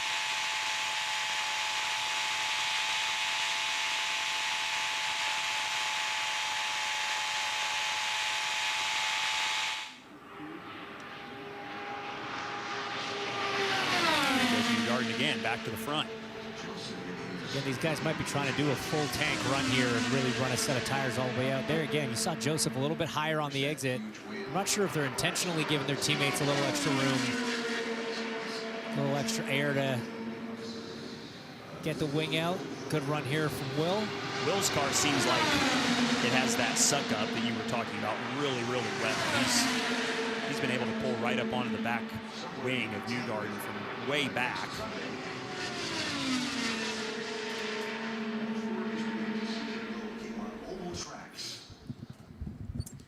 So as the two Penske's of Power and Newgarden trade places, let's remind you what's happened in the session so far. Linus Lundqvist coming out of turn 2, the rear right stepping loose and whacking into the barrier hard. Drifting down to halfway on the backstretch, just avoiding a secondary impact with the wall by turning into the right. And he's been cleared and is okay by the medical staff.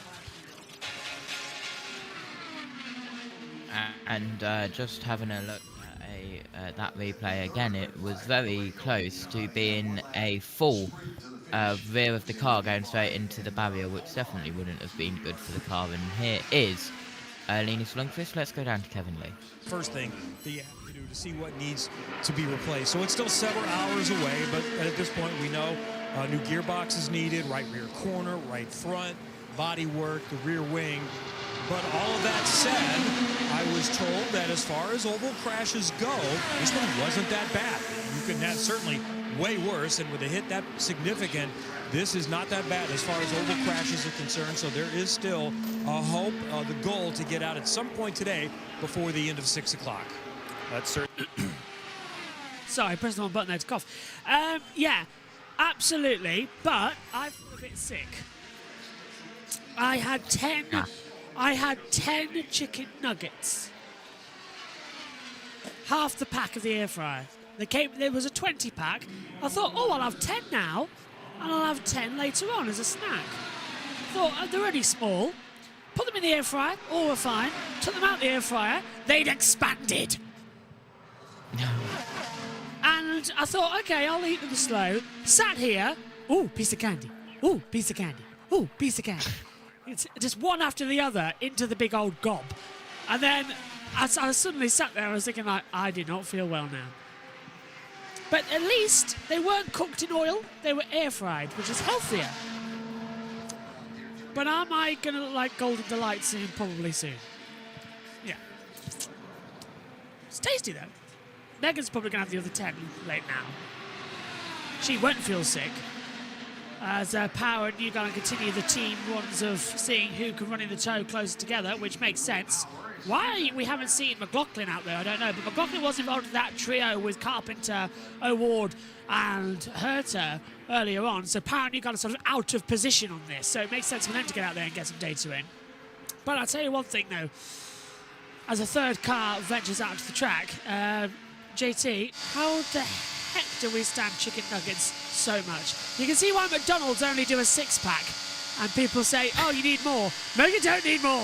A 6-pack of chicken nuggets is just about right. Oh, I absolutely love chicken nuggets, Yeah. and the chicken Big Mac that they've done is incredible. Newgarden out on track still with power, and some sad news, Josh. What? Lightning Epton, the Daytona ticket seller who has worked every 500, has passed away. No! Age 103. You're joking. We only did a feature on her at the start of the year in the commentary. Do you remember in the pre-show? No. Oh, what a staple. She'd worked at every single Daytona 500. Oh.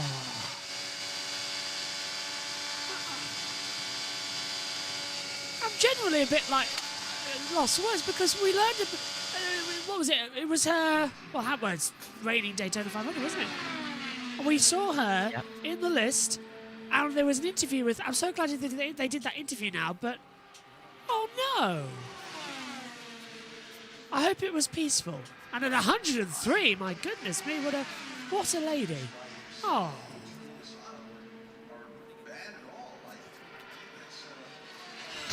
I'll read that statement later. I have just brought down the mood of the broadcast by 200%. Yeah. It's like, oh. SHT's lifting us back up. Only 9 days away from the 108th Indy 500. That is true. Newgarden, Power, and Sato are out there. Sato is also out on the circuit.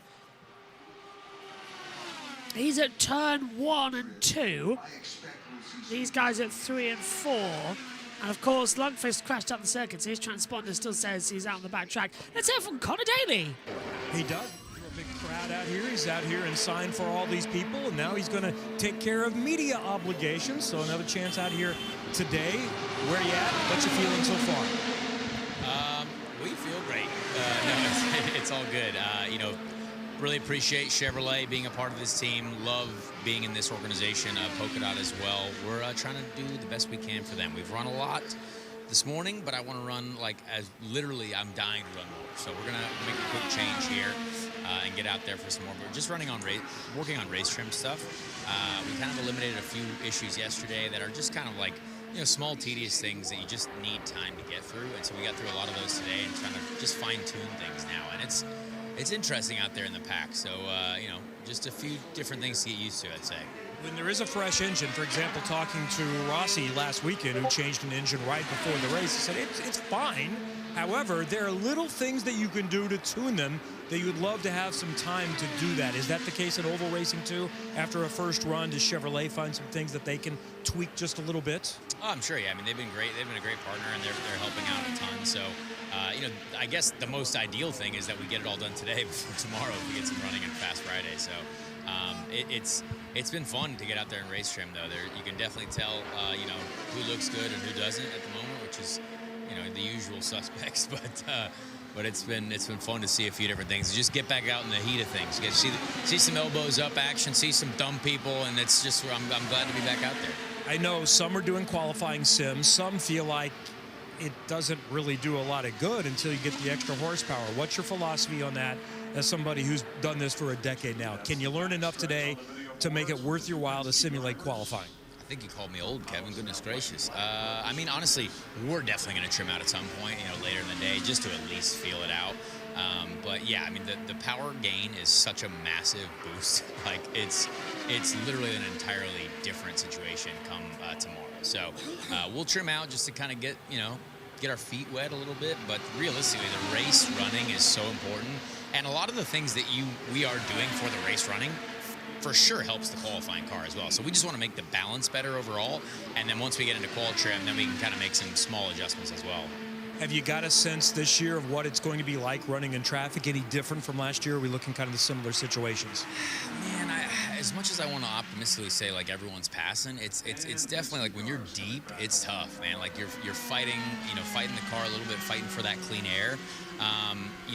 There are a couple cars that look really good. Like Palou looks really good. Scotty Mack looks really good. Those guys are on it for sure.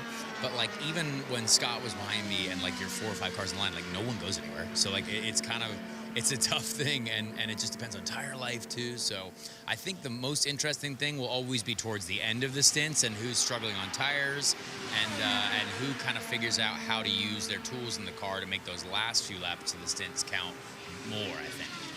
Good insight. Connor Daly, the Polka Dot Chevrolet, will be back on the Indianapolis Motor Speedway here in just a little bit. So into the pit lane have come Power and Lundgaard, and Sato, the only driver out there, will hand it to NBC. Penske cars conclude their little simulation run there. I'm curious to hear their thoughts when the time comes for them to get out of the race cars. We see Stingray Robb, who is the lone wolf out here right now, track to himself. Oh, Sato's coming too. It's just Stingray. Set to try to qualify for his second Indianapolis 500.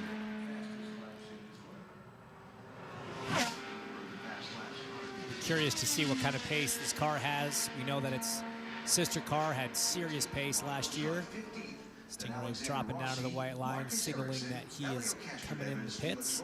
But yeah, walking through the garage this morning, Dylan, I heard a lot of drivers when I asked, who looked good out there, because you can see a lot from up here, certainly, but we're not able to watch every battle all the time when they're out there in group running, and you can certainly get a good sense of things when you're down in the mix yourself. And it was pretty unanimous that eyes were on the 3 car of Scotty Mack as being one of the strongest in traffic. But to Connor's point there, when you're 5th, 6th back, it doesn't matter how good your car is. It is still tough to make passes. It's been that way here at the Speedway for quite some time now. As we take a quick look on the pylon of the laps run so far. Penske cars have been busy today. Probably 20 of those for Lundgaard and Power were just here within the last couple of minutes.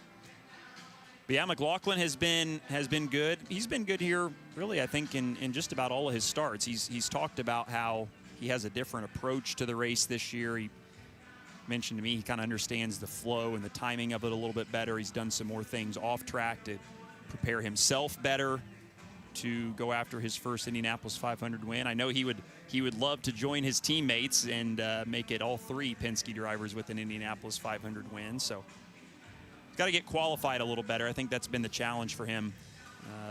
All 3 starts. He's got a lot of cars to pass most of the time on race day. So get that sorted, and he can improve on the best effort, which was last year, was 14th. I hate to say it this way, but his teammate started 17th last year and won the thing. So it is possible from I don't want to say from anywhere necessarily, but you can do it from far back. Ryan Hunter-Reay did it from 19th back in 2014. So that's why the teams put so much emphasis on this race running and really try to work on, getting those things good in traffic, because, yes, as Ryan said in an interview earlier, it is nice to have to pass fewer cars by qualifying up there, but at the end of the day, if you can get by cars, you can put yourself in the fight at the end. That's why the race running is so important. Well, our IndyCar and NBC content team always has some creative ideas, and our next piece is going to be IndyCar drivers making IndyCar sounds. So this should be entertaining. Sounds of car makes.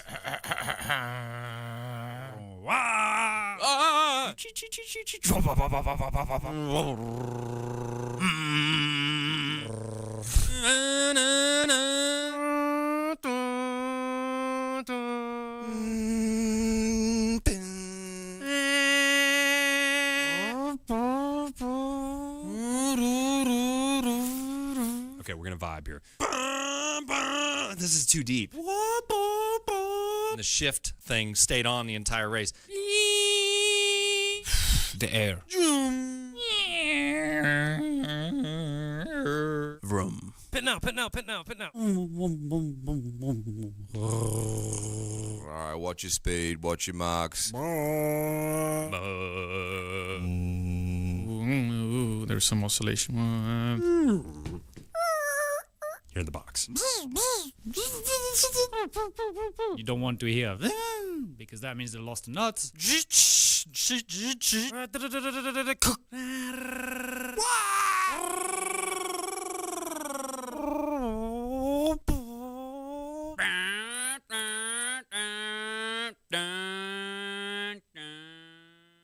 What the hell was that? Here's the thing, man. I'm so glad you.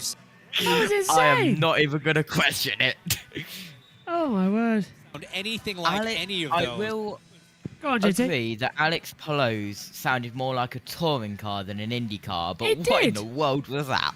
It did. I thought Helios was quite good as well with the going through it as well. I thought he got quite welcome close. to IndyCar practice. Yeah. Anything can happen. Are we going to have a go? Hang on a minute. Let me get the battle cam. Are we going to have a go? Who's Oh, going first? no. Oh, no. Oh, we got the chat right. Are you going to go first? I'm going to go terribly. I know I am. Sure. Go on. We'll save it.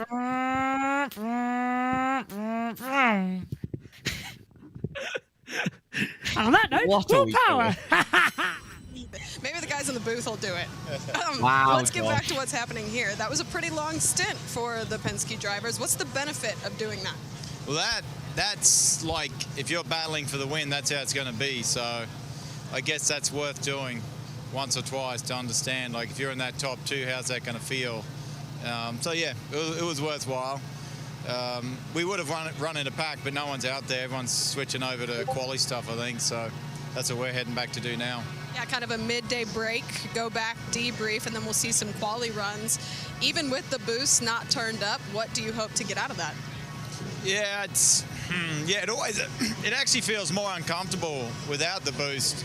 So you got less downforce because there is a bit of banking. You know, the car gets into the track when you're sort of over that, 230 mile an hour range. So you'll just get a feel for the setup you're going to run. It probably will feel bad, actually. That's my experience the last few years. So we'll just see how it is, and you can get a bit of a comparison to other people's speeds as well. Is it kind of hard to do that knowing that there's more in the car and there's more in yourself as well? Yeah, I mean, with more power,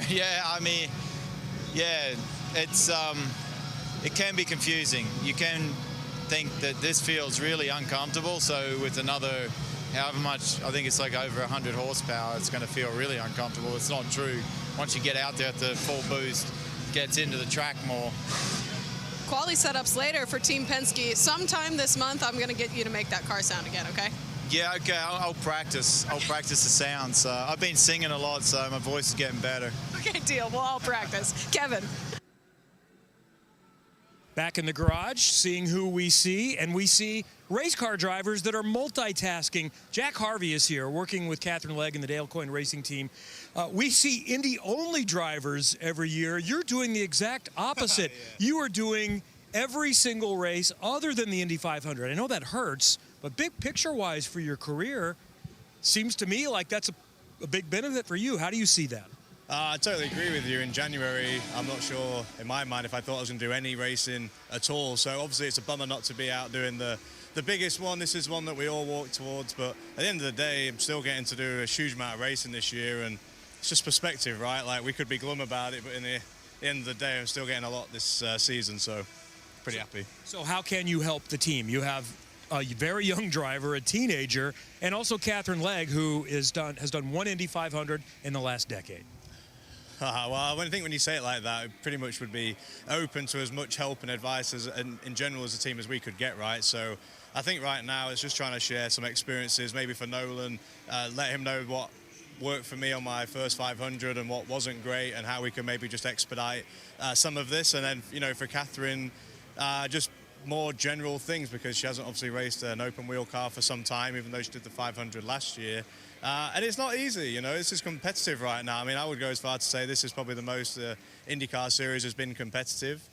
So wherever there's an opportunity to help, that's what I'm here to do. And what you're going to be able to help is if they are in that situation where they need to find speed and the pressure involved, involved in that. Can you convey how to best deal with that? I said to them, if we end up being in a bump day scenario, then I'll be here, and at least with a little bit of good experience on that day, as just to mentally what to be thinking about.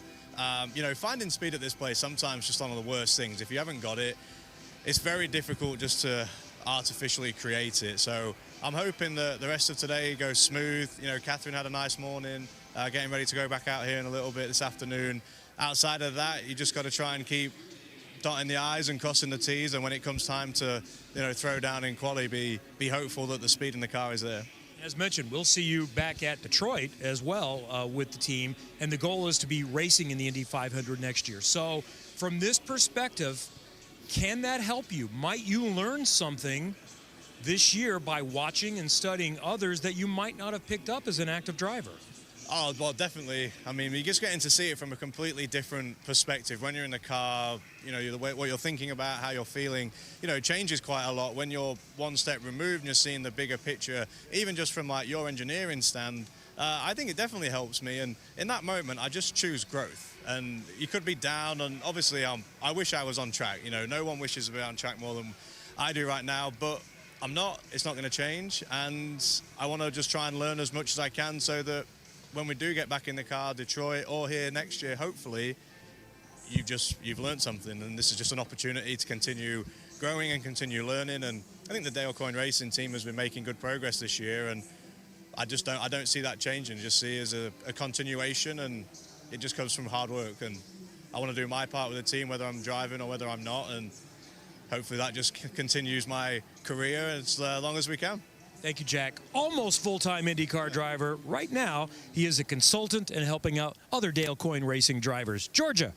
Well, Kevin, as we know, the fans in IndyCar and the fans more specifically at the Indianapolis Motor Speedway are some of the best in the world. I've ran into Evan, and he was showing me his new ink that he got. Look how cool this is. He's got the bricks, he's got the flyover, he's got the pagoda, the total dedication to the Indianapolis Motor Speedway with the car, and it doesn't stop there. Turn around for me. He's got the wing and wheel on his legs. So the dedication, and matching with, I assume, is this My dad, yep. your dad? And they came all the way from North Dakota. So it is not just here in Indianapolis. It is countrywide. It is worldwide. And I think this goes to show just how impactful the Indianapolis Motor Speedway, the Indy 500, and IndyCar is around this world. Thank you so much for being here. We'll take one more look at that. Guys in the booth, I mean, just look how cool this artwork is. That is awesome. That's the view. Santino Ferrucci fan, too, apparently. That is the view that we pretty much have from the 9th floor up here. When the flyover comes, it comes from the north. It looks like it's going to come straight into the side of the pagoda. It's Joseph Newgarden hitches a ride back to pit lane. Where's Connor Daly when you need him? I know. This has been his job so far this month. He's got that nice golf cart that he's been chauffeuring people around in. Well, here's the radar, and how dare you? Hopefully that's moving the other direction. This was not my choice. Hopefully this is moving the other direction. Not historically how it works, but certainly how it was yesterday. It did yesterday, which was bizarre. Usually it comes from the south. It was coming from Van Wert yesterday. That's right. Our buddy Kirk, USAC race director, got some Van Wert love yesterday. So hopefully that, if nothing else, moves slowly, and we can get several more hours of running here, as we've got 4 hours and 48 minutes left here with Kyle Kirkwood on the racetrack. Just going to say, do you remember Gasoline Ali, or Alicia, who lost her necklace at the road course event last week? Delighted to say the necklace has been found and reunited with her. Yay. Hand back over. Go on. On the other side, Josh. What? Why? Oh, why did I make you... we need blooper reel material. Josh, what? This is war. Oh, this is going to be fun. Expect next time you go trackside for me to say it's a driver when it's not a driver. Oh, you mean you are, aren't you? Oh, that's it. Right. Photo ID. I'm not great with faces. That's the problem as well. So, oh dear. So I'll be going to Tom Ingram, and you're going to say that's Tom Chilton, not Tom Ingram. We shall see. Oh, great. So that weather radar is coming in. We're expecting in the next 47 minutes the rain that could come over the circuit. JT will keep an eye on it. to come into it. Here's Kyle Kirkwood. Well, you've usually got the weather forecast available somewhere. As Kyle Kirkwood comes in towards turn 1 and 2 again. By the way, JT, I fixed the iPad tracker. So it's all good. Nice. All good. How have you done that? I turned down the OBS from very fast to fast on the encoder. So it hasn't changed the TV pictures, but it saves the iPad batch. So when I've got visor open, it's back to live. And I've just hovered my mouse over the visor tab so that it keeps it up to date live. Oh, I guess it's coming to the pit lane. Yeah, Kyle Kirkwood. So no one's out on the track right now, which means me and JT still get a little bit more of a break. Sometimes it's a good thing, sometimes it's a bad thing. But anyway, means NBC needs more work. I want to ask the driver, hey, was the balance starting to go? What did you feel? Why didn't we stick it out for 4? Yeah, generally you can run 2 and maybe understand where the balance is trending, right? For sure. And know, okay, maybe this isn't going to work. And even shutting the car off at the entry to pit lane, this is all part of the attempt to cool the car down because clearly they have another planned qualifying sim. So you turn the engine off, let that air go through the radiators without any heat being generated. Great look at his helmet, too. I went up and looked at it sitting on the pit stand yesterday. And a lot of cool helmets, as always, here with the Indianapolis 500 special helmets that so many of these drivers have. And this one is, I think, the most colorful and reflects the sun, and good-looking helmet, unique colors. And Kyle looks like he's getting out here.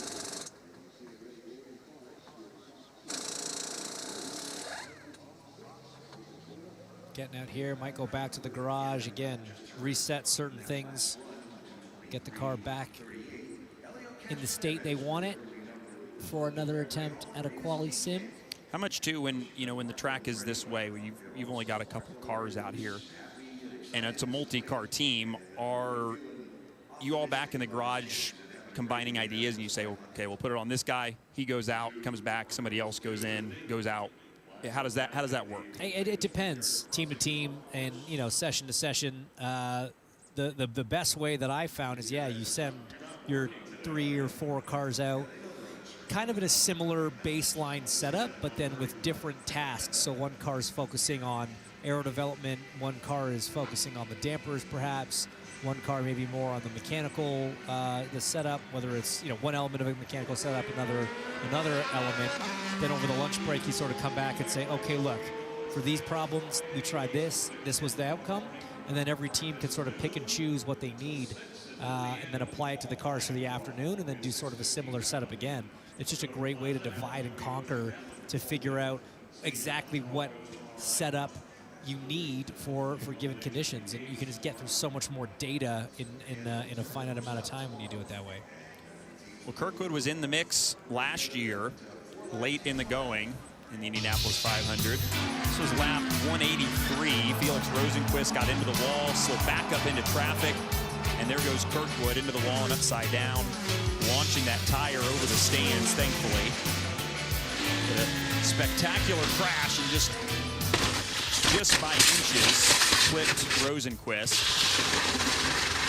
And that's the most, I think, incredible shot of all of them, is all those sparks. And you can see Kyle moving around trying to just keep his helmet from, probably feels like it's about to come off his head there. It's fascinating when you talk to Kyle about that wreck, as scary, as it was, lucky to walk away completely fine. He said he didn't know he was upside down. Your adrenaline's so high, it all happens so fast. Even though when you think about it, you can feel that weight on your belts, you understand that you saw him kind of looking up. And it's because he was trying to figure out why it was dark. And it doesn't immediately kick in that you're upside down. And so he was looking and goes, oh yeah, I guess that explains the sparks and it explains the darkness. And I'm upside down now. But yeah, the violence of a crash here could be so high, so extreme. And Kyle lucky to walk away. And as you said, Dylan, lucky that tire that ejected from the speedway landed relatively harmlessly in a parking lot. The lady the lady got a new car out of it, so that's the positive of that. There's silver lining. Here's Nolan Siegel, another one of the rookies trying to make his first Indianapolis 500 attempt, part-time in this Dale Coyne Racing car, splitting the 18 with Jack Harvey, who Kevin spoke to just a little bit ago. Nolan has been in action a couple times this year, raced at the Thermal Club exhibition race, and also made his first points-paying start at Long Beach, finished 20th.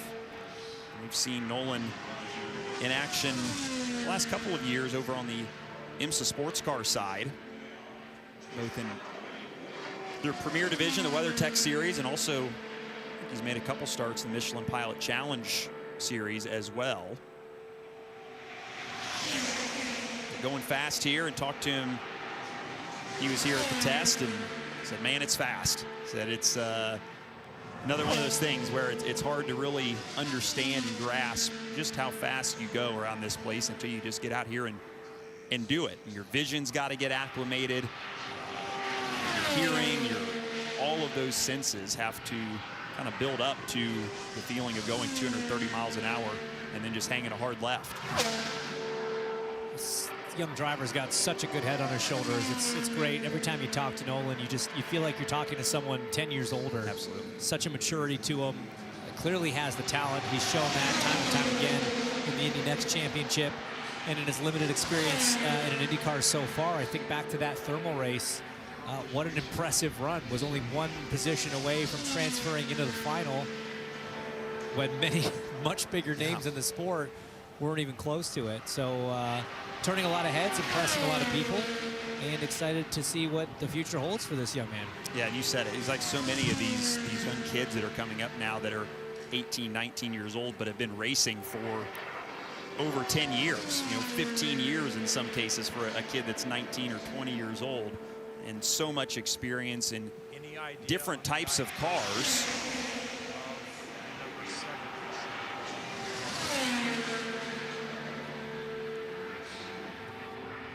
Kevin down there getting the scoop. Sounds like Alexander Rossi's car. So now you see how we get our work done. There you go, yes. Trying to find someone that will speak on the record on what's going on with Alexander Rossi. So that's what we're efforting right now.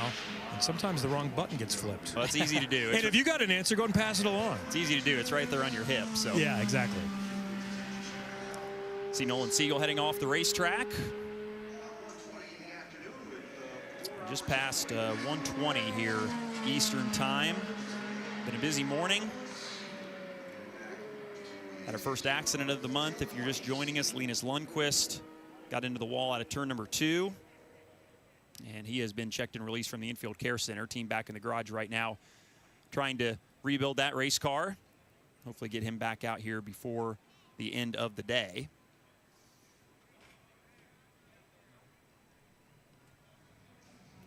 Yep. So once again, the track goes quiet. Privileges of being down on pit road on days like today is that you get to do some exploring. And Georgia is, it sounds like, in one of my favorite spots here on this great property. Yeah, Dylan, I've done exactly that. I actually passed by the booth on our journey up to the 11th floor of the Pagoda. When I say this has to be the best seat at the Indianapolis Motor Speedway, I am not lying. I mean, check out that view into turn 1. You get a full look, turn 1. You can see the spotters over there. There's some fans in the stands. You move a little further into the garages. You can see they're hustling and bustling during this break, kind of a mid-break lull. But follow me over this way because it doesn't stop there. Like I said, this is the 11th floor of the Pagoda. I actually feel like I shouldn't be up here, but we made it. So you follow me down these stairs. Obviously, we just saw turn 1, turn 4, and you come over this way. And I'm just going to lay out for a second because this view when you walk up these stairs is one of the coolest things I've ever seen in my life. Check this out. A full view of the Indianapolis Motor Speedway. It does not get much more gorgeous than this. You can see the Brickyard at the Crossing And we've got golf yellow. course. You can see just kind of the layout and how big this track actually is. Sometimes we get caught in our little bubble on pit lane or in the garages, and you kind of got to take a step back and look over just the magnitude of the Indianapolis Motor Speedway. And then you think come race day, 200 150,000 people are going to fill these stands. It's so incredible. And I just wanted to give the viewers at home a chance to take this all in with us. Yeah, great view up there. How cool.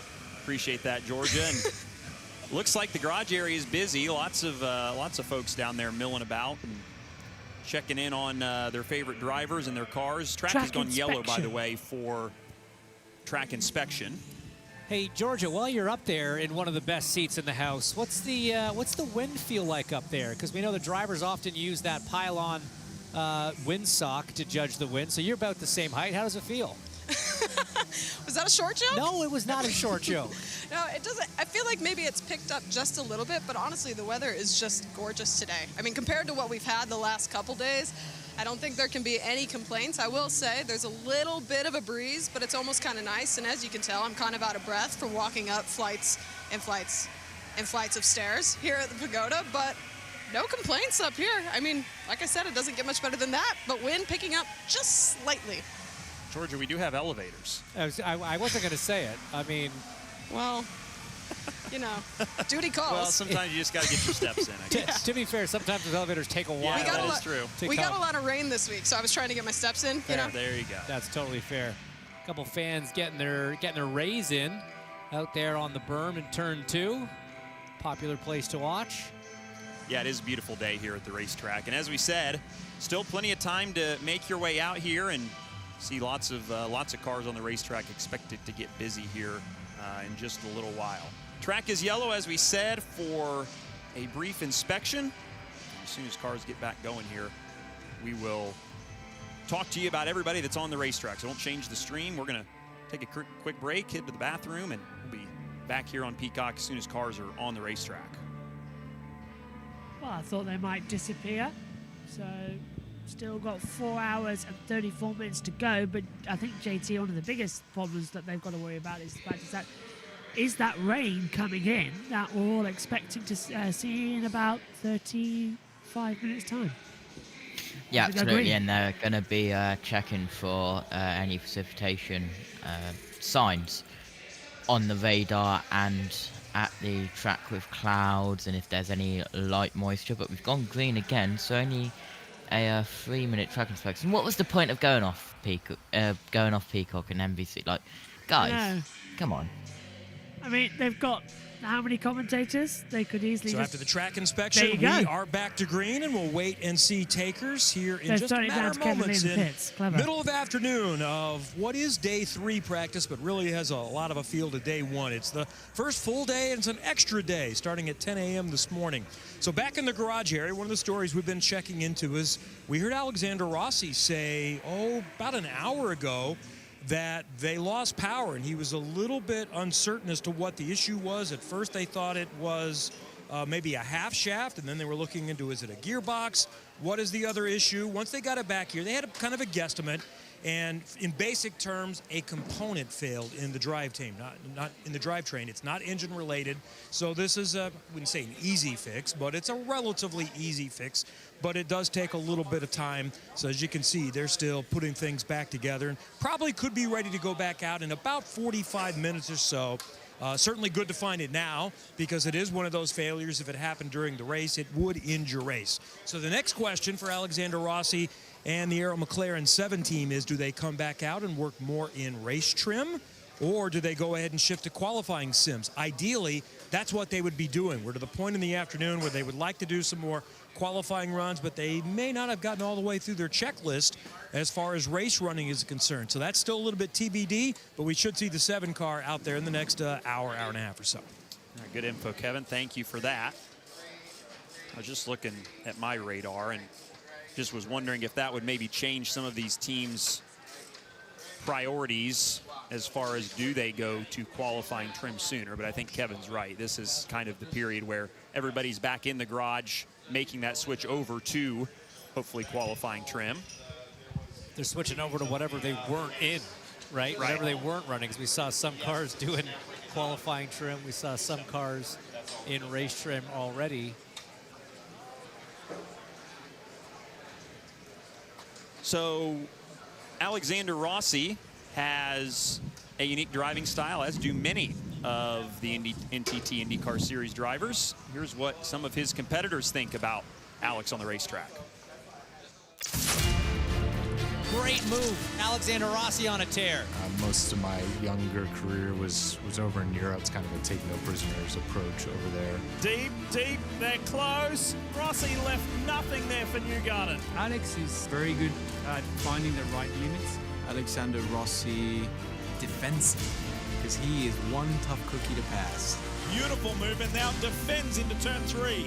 He's a guy that's just always at the front. It was a great drive. You know, I'm willing to take pretty big risks in terms of passing people and trying to create passing zones. Alex has a very unique driving style to what I've seen with everybody else. He's very comfortable driving a loose race car, even more so than I am. He has incredible feeling in his right foot applying throttle. And I think it allows him to get away with a lot of things. Certainly gets around this 2.5-mile oval quite well as well. Winner, of course, in 2016. Been 5th the last 2 years with 2 different teams, and back for the 2nd year with the Arrow McLaren group, who, of course, always put together a great package here for the greatest spectacle in racing. And, you know, we talked yesterday in the show a little bit about average finishes here at the Speedway, and of active drivers, he's 4th on the list of average finishes with an average finish at 10th. But in his 8 races, he's had 2 DNFs. He had 2 races that he crashed out of. If you eliminate those, which I know it's a little bit cheating, but if you take his two drops, he hasn't finished worse than 7th. He's got 2 5ths, a 4th, a 2nd, and then obviously a 1st. His track record here is exemplary. And based on what we've seen so far today, he looked very comfortable in traffic. He's got a fast trap speed. He looked good on his own early on. One of the first cars out on track, if not the first car out on track this morning. So Rossi gearing up hopefully for a very successful month. This would probably be a better question for Alex, but you know him well and have a good relationship with him. What would an Indianapolis 500 win mean to him now at this point in his career? He won it as a rookie in 2016, was new to, frankly, American open wheel racing. I don't want to say he didn't understand the magnitude of it, but I'm sure that has changed to some degree since then. I'll say it then. He didn't understand the magnitude of it. And you know what? If he was sitting right here in between us, Dylan, he would say it. And I think that's natural. I think any rookie coming here for the first time is experiencing it and seeing the magnitude and appreciating it for what it is, certainly. But every time you come back, you appreciate it a little bit more. And I think if you talk to the veterans, the guys like Elio, the guys like TK, the guys like Dixon and Dario, who have come here so many times, every time you come back here for the month of May, it's a little bit more special. And you don't know as a rookie what it truly means. You think you know what it means, and it means a lot. Don't get me wrong. But I think, you know, if Alex would have the opportunity to win it again, he would know what to enjoy. He would know, you know, what the significance of certain elements of it really, truly were.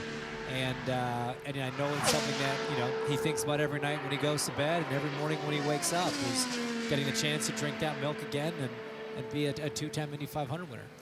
Yeah, and Nolan Siegel crossing the line then, currently 33rd position out there on the circuit.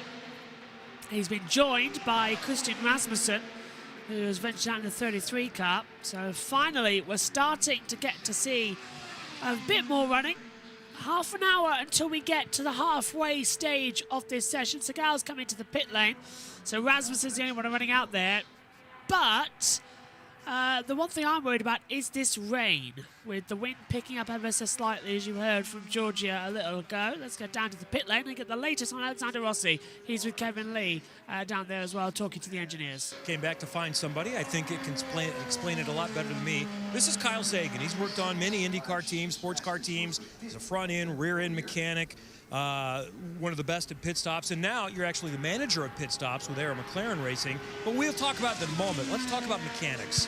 What is the process? First, how long does it take to change the race car over to go out and try to go as fast as you can? I mean, each team has their own philosophy, but the main thing you want to change, you get your gear ratios and you get all the aerodynamic parts sorted the way you want to go as fast as possible. Every team, like I said, has their own process, so it could be a matter of an hour, it could be a matter of 3 to 4 hours. It just kind of depends on what their process is.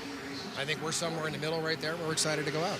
So gearbox is one thing. What else are you doing just to try to trim and make the car as aerodynamically efficient as you can? Right, you'll notice some teams have a wicker on the rear wing that they'll take off and try to make it better. You can angle the main plane of the rear wing up, give you some more, or less downforce, I should say, and the same on the front, just to try and make it as slick as possible. So obviously we've heard that if the engine is wanted to be as cool as possible. So you're not getting an exact simulation, but you kind of know what you're losing when you go back out 20 minutes later after you've just done a run.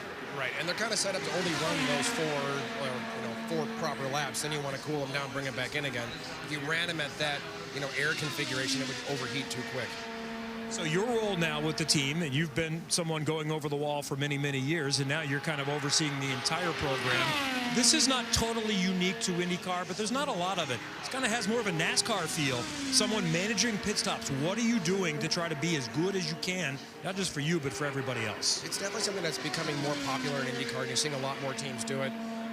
Basically, just the biggest thing is to bring consistency to the team, making sure we can do the best, most consistent stops possible, and that comes with training, just repetition, muscle memory. We have a great fitness program with our coach Sean Smith, and really just an overall, training program. It's fantastic.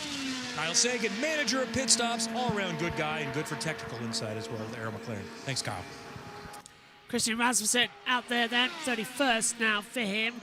Last lap time, 220.728 mile an hour. Fastest lap time, 221.862 mile an hour. As I turn into my desk and almost lose my laptop down the back of it as well, because my arms are up on my chair. I'm sat in. So that's always brilliant. As he comes across the line, Rasmussen, 220.746 across the line there, JT. So just a couple more bits. But are you surprised they haven't got more running out there, considering that the rain is forecast and we could have a very stop-start afternoon? I mean, yeah, absolutely. And we could also possibly see tomorrow be washed out as well. So we'll see. I'm thinking the same thing as you, actually, as well, that we could have Friday washed out. Standing up, haven't stood up a lot in the complex this week, thanks to the 500 being washed out. Boy, is that going to change tomorrow. F3, F2, F1, and then we're back here for the 500 as well with their Fast Friday practice. We will be on the air regardless of what happens, so if we have to have filler, we have filler content available as well. So just keeping it through. As I think now coming into the pit lane, actually, JT, is Rasmussen, which means once again we have no cars out on the circuit. Really surprised now as they continue to change over. Several of them with some tech issues, including Kyle Larson, who's only done 11 laps in this first 4-hour session. 219.536 mile an hour is his best lap time. Awards fastest from McLaughlin, Palou, Herta and Newgarden. They have the top 5 in the speed traps at the moment as the cars once again venture down onto pit road. We once again will head over as cars start to come out. We'll hand over to NBC on Peacock. What the car's going to be like in clean air. Maybe that's during a pit cycle as well. If you're coming out of the pits, you're going to be in clean air as everybody else cycles through. So even though majority of the race, majority of the field is running in dirty air, just by nature of numbers and physics, at some point you hope to be running up front or in some kind of clean air situation. And so you have to know what that's going to do. And there are certain changes you can do that will be felt in clean air, but also can have a benefit in dirty air. You can also, if you know you're going to be the only car on track, you can trim the downforce off the car to simulate the amount of downforce the cars typically have in traffic. Obviously, the engineers have those numbers, so they can kind of create a traffic feel without any traffic on the track, and then you can assess a mechanical change that way as well. So there's still lots of stuff that you can do, and always stuff to learn at a racetrack. You know that. Yeah, and no place more so than here at Indianapolis. Georgia is back in the garage area and has caught up with the current IndyCar points leader. Well, I sure have. Alex Palou joins me now. And Alex, I don't really want to talk about what's going on the track right now. I want to talk about what's happening back here, what's happening in the bus lot, and in your life. Your family is here, and it's been such a special month already. How special is it to you to have your whole family here for the month of May? Yeah, it's amazing. It's like a tradition now since probably the second Indy 500 I did after COVID and all that stuff. But yeah, normally I have my family here waiting for my mom and my sister and a little bit more family coming this Friday. So it's going to be an exciting month. But yeah, it's always special. I don't know. It just always feel the extra special of having the family here. Especially I don't see them very often. So the month of May, it's a really special one for me. We're going to take a look at your victory here just last week. Tell us about your celebration and how good it felt to enter victory lane here at IMS. It felt amazing. We started the weekend struggling a lot, honestly. Like, we needed speed.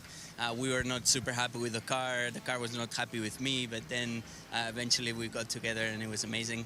Then we got to celebrate with my wife and my daughter for the first time in victory lane. Did some donuts. My team didn't like the donuts, but I think the fans liked the donuts and I liked the donuts as well. So yeah, it was the best way to kick off the month of May. The donuts were well deserved. Yeah, and I think everybody appreciated it, except my team, but they are already good. Like, I apologize. So. And your team can also be considered family. One of your teammates, Linus Lundqvist, he had an accident earlier today. Have you been able to give him any advice, maybe how to get over that mentally? Not yet. I haven't seen him. I know that he's good. And yeah, he'll be all right. I mean, this place, in order to get up to speed 100% and to get all the confidence, sometimes things like that happen. So I think we're still evaluating what happened there. I don't know. I'll talk to the team now and see what if it was just a mistake or what happened there. But yeah, he'll be good. He's been really fast. I think he was sitting, P7. So yeah, he'll have a great month. Let's talk on track. What's rest of the day look like for you? Yeah, let's see. I don't know if it's going to rain or not. I think everybody's asking the same thing. But yeah, we're making some changes before heading out again. Probably a little bit more race running. Maybe a little bit of qualifying at the end of the day just to see if the balance is right or not. And pray for no rain tomorrow. Well, look at all these fans around here. We'll let you get back to it. Thank you so much. Championship points leader, Alex Palou. Love the access that race fans get this time of day. Really out there hanging out and signing autographs and taking pictures. Well, Alex Palou certainly has a unique and precise driving style, as we've talked so much about throughout his career. Let's take a look at what the other drivers think of Alex Palou. It's tough to describe my own driving style. I would say it's not too aggressive. I wouldn't say he's the most aggressive racer, but he's just smart. Alex Palou, the champion. Alex Palou, precise. Always seems under control. He slides right across Auto Award. Very well-rounded. Alex has a good mix of everything. He's very good at driving a car in low-grip situations. Good finesse. You don't see him crash very often. What he's especially good at is to drive fast without being hard on the material. You know when you're racing Alex, it's going to be a fair fight. Outside, clear, nice work. You know you've got to be on your game because he pounces, if you make a mistake, and he never lets up. All of those things lend themselves to much success that he's had in a relatively short IndyCar career. Two-time champion, including last year. Helps him here, too. 3 top 10s in a row, pole winner last year, and in the hunt each of those 3 years. Last year, no exception. That contact on pit road with Linus VK set him back a little bit, but he will be tough to beat once again this year. Dude, it was the storming drive through the field after that was arguably more impressive than all the laps that he had led up to that point. But the professor of precision, as he's been coined by our own Townsend Bell, it not just has all those traits that his competitors were talking about, he also has this just ice-cool demeanor behind the wheel. You cannot flap him, you cannot get him worked up. It's impressive to watch, it truly is. You always feel like he's in control. You rarely see mistakes out of him, but when you do, he always rebounds impressively well. I think back to Road America last year, a big crash in practice before qualifying, goes out, qualifies well, wins the race, no problem. I feel like we're always so impressed with what he does, but it is just what he does. We shouldn't be impressed anymore. That's the problem, right? He's making it boring for himself and for us. I think there was a point of last year when you'd walk the grid and we'd have to come up with our pre-race predictions, and it'd be like, well, I mean, I guess I'm just going to pick Palou. I don't know, like he's starting 7th, but I don't know. They still just find a way to make it happen. They just always manage to do it. And we've seen that out of Chip Ganassi Racing before. How many times have we had that conversation about Scott Dixon or back in the day with Dario Franchitti? An organization so good at getting race wins done, even if they're not necessarily the fastest car on track. In the last 2 years, they happen to also be the fastest car on track quite a bit as well. So it's a good time to be driving for CGR. We'll be in the hunt for sure in just about a week and a half or so. Kevin is still in the garage and has caught up with a couple car owners. I have on one entry, actually 2 entries, but one team. One of the great stories about the Indianapolis 500 are what we call the one-offs. This is the only race that they do. Now, Dennis Reinbold, for many years, has been full-time in IndyCar, and this is actually year number 25 for the Indianapolis 500. Don Cusick is a relative newcomer, 4th year. It's great to have you back. I know it's your 2nd year working with Dennis, year 2 with Connor Daly and Ryan Hunter-Ray. How is the process going? Oh, it's excellent. I mean, I just love it. Working with Dennis and his crew is amazing. Cars are always super well prepped. The whole team's really ready to go as soon as they roll them off the trailer. And, yeah, things are going well. And you've had partners, and that's part of what you bring, basically a commercial relationship. So how have you been able to do this? You have a very unique background as an entrepreneur, and now you find yourself working in motorsports partnerships. Yeah, you know, I guess it's a little unique going from radiation protection to this. But if I had my choice early on, this has been what I would have done anyway. So very fortunate to be able to do it at this point. Don Cusick and Dennis Reinbold, your partner now for the 2nd year in a row, and you have unique branding. We're going to talk about the race cars, and we've talked to Connor and Ryan, but I love the story. If people are fans of the show Yellowstone and 1923 and 1883, there is a connection with the 4-6s Ranch and some of the other partners on your program. Yeah, there is. 101 Studios is who put this together for us, and we talked to them starting last summer, I guess it was, and then worked with them through the fall. They've worked with several of their partners, which is Venture HR, and the Yellowstone guys own the 4-6s Ranch, which is shown in the TV program Yellowstone, which I love the program. We watch it all the time. We're current, can't wait for the next season to come out. But the ranch, 666 Ranch, 4-6s Ranch, excuse me, they are in the process of selling quality beef, and so you can go to 46s.com and order all kinds of steaks and great quality food. All right, let's talk about your race cars. You've got an Indy 500 winner, and you've got a local guy who's been awesome here at this race. What are your chances this year? We feel good. I mean, obviously Ryan's won, and Connor finds his way to the front of this race every year, which we're excited about. Right now we're feeling the heat from the rain all week, so we want to get back out one more time and try to fine-tune our race car a little bit, because we're not going to really have too many more opportunities. I know a lot of teams right now are in the garage area here switching over to qual sims or getting ready to do that, and we're going to push it to try to get out today. Of course, rain's in the forecast potentially for later on today, so we have a lot of work to do in a short period of time. The 23 and the 24, Dreyer and Reinbold and Cusick Motorsports. Watch for them. We'll see them start to work on qualifying here in a little bit. Over to Georgia. I'm here with Kyle Kirkwood, and we're talking racing, but we're also talking something else, something that takes a lot of his time when he's not at the racetrack, fishing. You're building a boat.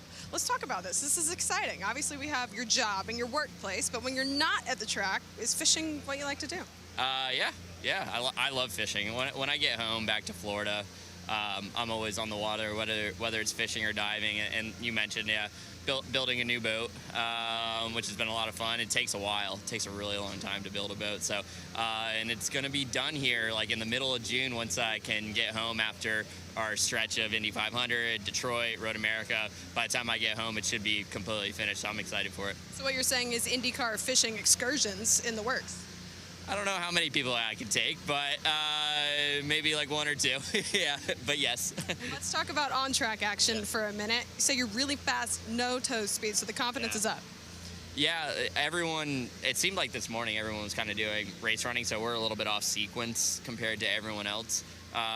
We've done 3 Q-ish sims, not full sims, but Q-ish, not 4 laps.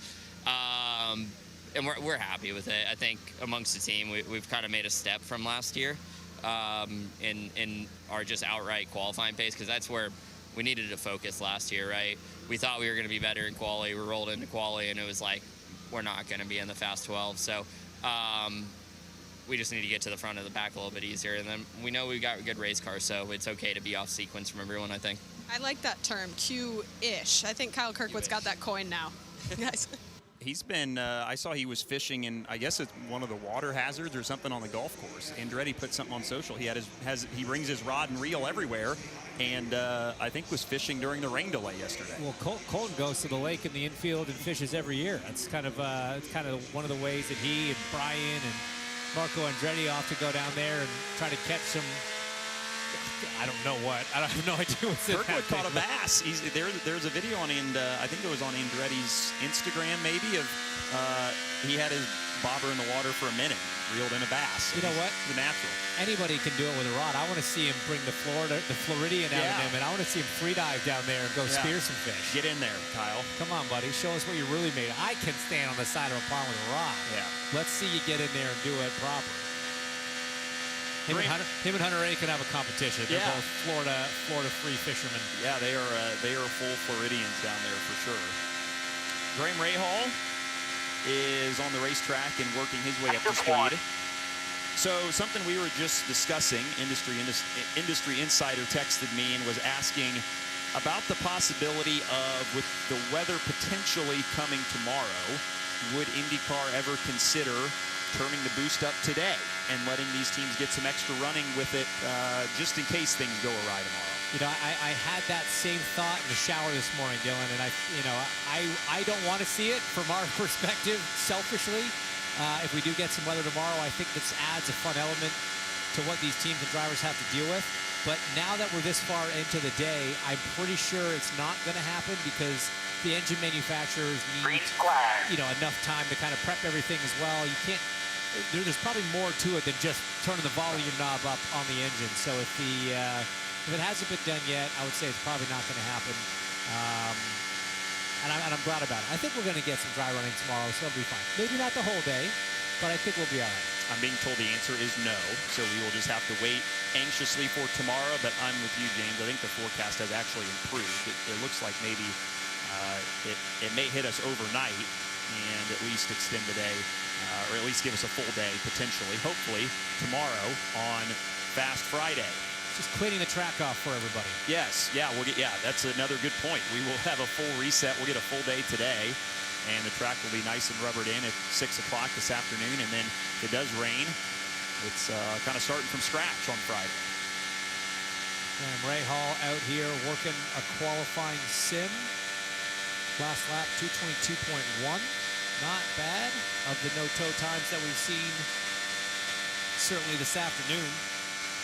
Well, this has to be a sigh of relief for the entire Rahal Letterman group. No, we haven't qualified yet, but Graham said it. They're in a much better place this year than they were at this time last year, as you hear Derek Davidson, his strategist, let them know they're starting lap 3 of this 4-lap sim. And yes, that is true. They do seem to be in a better place. And I know that the times currently, if you just look at the pylon, don't really mean a whole lot. But I would be remiss without pointing out that Graham is the highest RLL car right now in 26th, as you see. His teammate Lundgaard, 29th.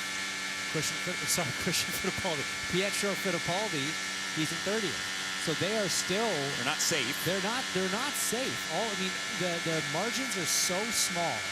White flag. In qualifying, that a bit of cloud cover, a gust of wind, something like that, something that small, could be the difference between the fractions of a mile an hour you need to be safely in on Saturday and going to the last row shootout on Sunday. So I would say they are far from the safe section of race or of the timing screen. But all the drivers seem to have more confidence in the package than what they had last year. Well, and is that worth something? Ultimately, you still have to go out there and go fast, but just being in a better headspace, it can't hurt, right? You need the car to be good, but you'd rather be feeling good about things than being panicked. Checker flag will still make one at the start finish. Absolutely. You don't want to be in the wrong mindset. Nobody's on track. And that goes for the driver, for the engineers, everybody. You don't want to Just slow. Balance is actually, for this wind, I was actually surprised. I expected it to be more of a fight, considering this wind, which is a good thing, but it's obviously a heavy headwind down the front. It's created some challenges, but the car's responsive to the weight jacker and stuff, so I'm pleased with that, but yeah, just need 2 more miles an hour. Interesting situations going out there as he comes back into pit lane. No other cars out on the circuit at the moment, but Rahal, last lap time, 153 mile an hour, but 222.669 is the fastest he's been through said speed trap yet. So it's like it's getting faster and faster and then slower and slower. So there's still like a little bit of alarm and worry in the mix of things. So just make sure that you can all see everything clearly. Rahal then back. He did it on the slow lap there, JT, actually. He didn't come straight back into the pit lane like he was told to. Yeah, absolutely. I think he'll dive down pit road this time. He's staying incredibly left. Yeah, he like he was going down, and he pulls into the entrance road towards pit road just before you get to turn 3. And look at the wind. Yeah. It really is picking up. Still sunshine coming out of where that pagoda tower is in the centre.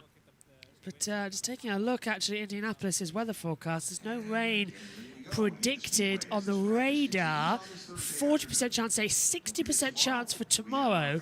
But then taking a look at the weather forecast, there's still a couple of bits of rain just darting around the circuit. So, I don't know, southeast, the wind is blowing at 6 miles per hour. Air temperature 77 Fahrenheit. Track temperature is at 111 Fahrenheit. So, still no 100% chance of running, but we're approaching half distance here on the 3rd day of practice for the 108th running of the Indianapolis 500. The track has fallen silent, but it won't be for much longer as one of the cars are venturing down pit lane. Can't tell who it is right now. Let's take a look at yesterday from, I believe, the onboard one is Alexander Rossi. Added today, and it was all black at the top yesterday. So that can be something for the spotters. It can be for the guys on the timing stand, or likely both. Yeah, we understand this was mainly added for the spotters' benefit. Again, the spotter sits up in the grandstands of turn 1 and in turn 2, so all the way up there. For Dixon? And it's sometimes not easy to pick a car out, especially when they're all blue, which Graham's car is one of those blue cars. So just something that certainly, especially from the top. Oh, is it, I believe, it's for Graham Rahal. Okay. Yeah. So the orange stripe for Graham Rahal. That makes sense, because it does look very similar to Dixon's car, doesn't it? So we look for the high V. But I always can tell what it is by the 1 and the 5, because it's different colours. Who has gone out the track? Siegel. He's coming out of turn 4 now as well. So down the back stretch. So that's where he is. At the moment, wind picking up. Still no sign of the weather forecast. I've checked INDYCAR as well. Their weatherman that they keep putting out there. He hasn't posted for a couple of hours since we were told about that chance at this time of the hour. And that was a couple of hours ago now as well.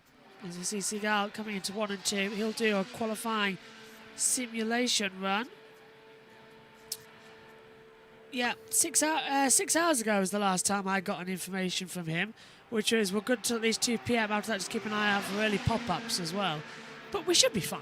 I'm not expecting today to be called off like yesterday. I'm expecting maybe a stoppage from moisture at one point. And then going forward, I'm expecting like really tomorrow a lot of delays. As finally, we're having cars, JT, coming out the track. Yep, absolutely. Nolan Siegel looking in the 18 out on track, currently going 220 miles per hour. Rasmussen and Legg out too. Transport. Yeah, so Catherine Legg and Rasmussen are out on the circuit. First lap time there for Siegel. Oh, Siegel? It's Siegel, isn't it? Siegel. Siegel. Yeah. Sounds good coming past us. Siegel's 217.736. His fastest lap's 219.946. So he's down in 33rd at the moment. Larson still down in last position. Hasn't been able to improve on any times just yet because of the engine change. And he's only done 11 laps so far today. Rossi's in trouble as well. Vamos Canapino, says Marcello as well. Canapino, where has he got up to now, the timing screen? 25th position on a 222.784 mile an hour lap time. As there is Catherine Legg. Into 2 and 3. Drifts it up cautiously towards the line. Just takes the inside line with a little bit of a twitch at 4. And she'll start her green flag lap time for a qualifying simulation run down towards that first corner. I have no doubt that Catherine Legg will actually be in the 500. She always manages to qualify. Yeah. She was safely qualified last year as well. It was her teammate, Graham Rahal, who faced the bump day and got bumped. Just 34 cars this year, so only one won't start. A lot of pressure to see who that one will be. Who gets sort of kicked out afterwards. It's not embarrassing, it's just a bit of a worry to see who's going to get that elimination first off the bounce. Catherine Legg's time, 219.249 mile an hour on that last run. She flies by into 3 through turn 2, down the backstretch. Car does look very anchored down, so she's got that sorted. Georgia? I don't really know what's on this. So that sounded like she said no. Well, I got told no downforce for her, but at the moment, so she's doing well out there. But that's Catherine Legg on the radio. I got told Georgia was coming up as they fly through. Here is Catherine Legg. 43 years old, of course, from Guildford here in England. 40 career starts in INDYCAR. Best finish of 6th in 2006 at Milwaukee and 2007 at Las Vegas. She's had 7 top 10 finishes. She had 3 starts in the Indy 500. Last year was her best ever finish in the 500. Last year as well, Catherine Legg was the fastest ever woman at the Speedway in history, 234 mile an hour. I think it was 234.233 off the top of my head. As she ventures round out now into the backstretch and pulling across. So at least we've actually got more cars coming out finally. They've had their lunch break. In fact, they've had 2 hours worth of lunch break nearly. It's quite surprised that they've done that, but finally we're all good. We've all eaten. JT, I don't think has moved. I moved for 5 minutes. Good. Me too. Well, 3 minutes if you... 5 if you're pushing it, yeah. Bathroom break's done as well. All good, back in the chair. Just want to have a look Back in the chair with INDYCAR and chemistry revision. Let's go. No, that is right. Oh, where's the timing towers? There we go. I was wondering for a second what was going on with one of these timing towers. But they are working. I swear Catherine just came into the pit lane. She's come straight back out again. Timer screen does not let her go in, so she just went down low out of turn for 3. Whoa, and she's getting in the slipstream and now almost heading onto the grass. And now Catherine enters pit lane after not pitting the lap before.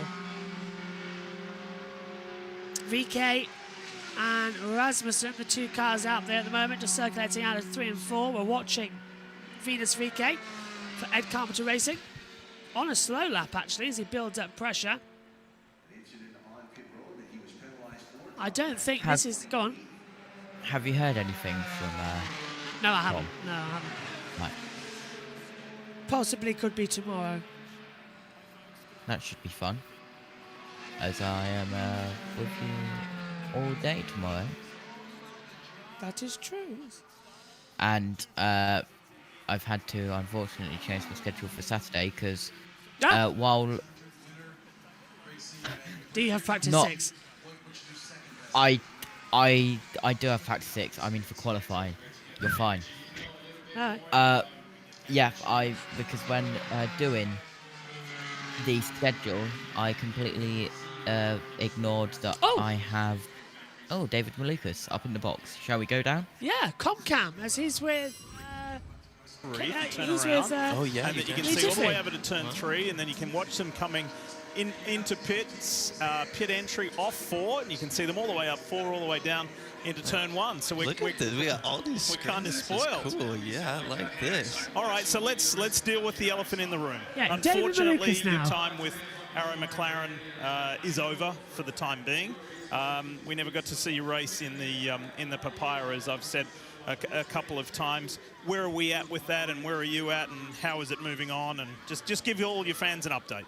Yeah, I mean, of course, it was so unfortunate. I mean, I think from my side, also the team side, we were both looking forward to seeing that happen. And, you know, at least we got some testing under the belt. We did get some laps in the Papaya colors, but at the end of the day, you know, business is business, and, you know, things just had to happen that way. So it's really unfortunate. But recently, right after that, I came back here to Indy after Barber, and they told me my hand was healed, at least to like a 90%. So there's still a small fracture that still needs to get finished up, but they kind of gave me the clearance to work on strength, to work on movement, and that's kind of the stage I'm at now. You know, we're working on building up that strength. It's been very weak. It's been very stiff, not moving. So kind of going to build that up, and hopefully within time, you know, I think the plan is right now somewhere around mid-June is where we're going to start talking about maybe getting a release and doing a test in an IndyCar. And without putting words in anybody's mouth, was it kind of a situation where McLaren was in the position where they're like, look, David, you need more time to get healthy. We need to move on and have people racing our cars. Is that kind of it in a nutshell? Oh, 100%. I mean, you know, from their side, it's a very tough situation that I myself have put them in. You know, it's for the sponsors, for the partners. It's very tough to not have a consistent driver. And I think from their side, you know, there was that clause. They triggered the clause, and they just wanted to come in and get a consistent driver that they can have for the rest of the season. You know, just to make things easier from a business end. And you know, there's definitely no hard feelings. I think from everybody's side, like I said, you know, everybody wanted it to happen, but it's just the kind of the issue of the situation. And they're still helping with me. They're still working with me, making sure that I'm healthy, and they're letting me work with the trainer and get my hand up to strength to where it needs to be. Good. Okay, so there is a positive to come out of it. Talk to us about the fact that in this field this year there are 7 rookies. All 7 are optimistic of making the field. 34 cars again going for 34 positions. Take us back to your rookie year. It's not that long ago, right? Yeah. So what is it like rolling up to the Indianapolis Motor Speedway as a rookie? Yeah, what a great question, you know, because for me, this was the one place that as a rookie, you come in and you do your first laps. You know, throughout my entire life, even ever since I was a kid, you always get in something a little bit quicker. That be in a car, that be on anything, you always just go a little bit quicker. You're like, yo, I want to go faster, I want to go faster, I want to go faster. When I came here and did my rookie test for the first time I ever did my first laps, it was the first time ever I was like, I do not want to go quicker. This is fast enough. I am good. This is a good speed. And it is such an experience. And just being here at the track, at the Indianapolis Motor Speedway, just all the history and going down Gasoline Alley, the experience, the atmosphere, there's nothing like it. It's incredible. Is it sometimes, maybe it is race day, maybe it's driver introduction, did it ever get to a point where it's overwhelming? Oh, for sure. I mean, there's so much to it. And I remember my first time, I think it was during driver intros, and I talked to Lundgaard, and at the time, and I said, man, do you ever get used to this feeling? You know, I mean, you've had your experience here, and he said this is the one race that you never get used to. And he said every single time it feels like a special moment, and everything that you're feeling, he said you most likely feel every single time. Well, let's just stay on that rookie theme for a moment, because it's such a diverse rookie group. You got Kiffin Simpson, who's come out of Indy Next. You got Linus Lundqvist, who comes out of Indy Next as a champion, but a little bit of time on the sideline. Marcus Armstrong, who's done almost a full IndyCar season last year, except for the ovals. Kyle Larson, a NASCAR legend, racing legend, NASCAR Cup Series champion. Young Nolan Siegel is a teenager who is still in Indy Next and doing, you know, the occasional IndyCar race. Christian Rasmussen, who comes out of Indy Next, who you know well, who is also a champion. And then Tom Blomqvist, who is the second eldest in the group. I think he might be 1 year younger than Kyle Larson. As a sports car champion, a big event winner multiple times, but they're all on a similar learning curve when it comes to the big track, right? Yeah, and it's very cool to see. You know, they're all rookies, but like you said, they all come from very different backgrounds in the situation that they're in. So it is very interesting to see how that all adds up, and I feel like you only really get that experience at the Indy 500. Well, we have done, and we'll continue to tell the story about Kyle Larson doing the double, which is just such an amazing, when you do it, right? When the drivers who have done it, it's such an amazing accomplishment. It's such a huge task to undertake. As we roll some tape and show you Kurt Busch, who finished 6th here at the Indianapolis Motor Speedway before jetting off to Charlotte Motor Speedway. What are your thoughts on undertaking this kind of a challenge for 1,100 miles in two very different environments, two drastically different cars? I mean, it is insane. I mean, I don't know how they do it. I mean, of course, good for Larson. I think Larson is definitely one of the people that can do it. But the Indianapolis 500 itself is such a hard and tasking race. I mean, it can go up to being 3 hours long. Mentally, you're exhausted and you're done for it, and then you have to go back and do something again, very similar, but also very different in some ways. So when you get to, as we watch Kurt, when he finally got to Charlotte Motor Speedway, his result, unfortunately, was not as good as what it was here at Indy, because he finished 6th. Unfortunately, that let go, and he finished 40th, I think, from memory. How did you feel physically? Your first Indy 500, I think you're in the top half of the field, in the teens somewhere, 16th, I think it was. Yep. How did you feel physically after doing 500 miles here?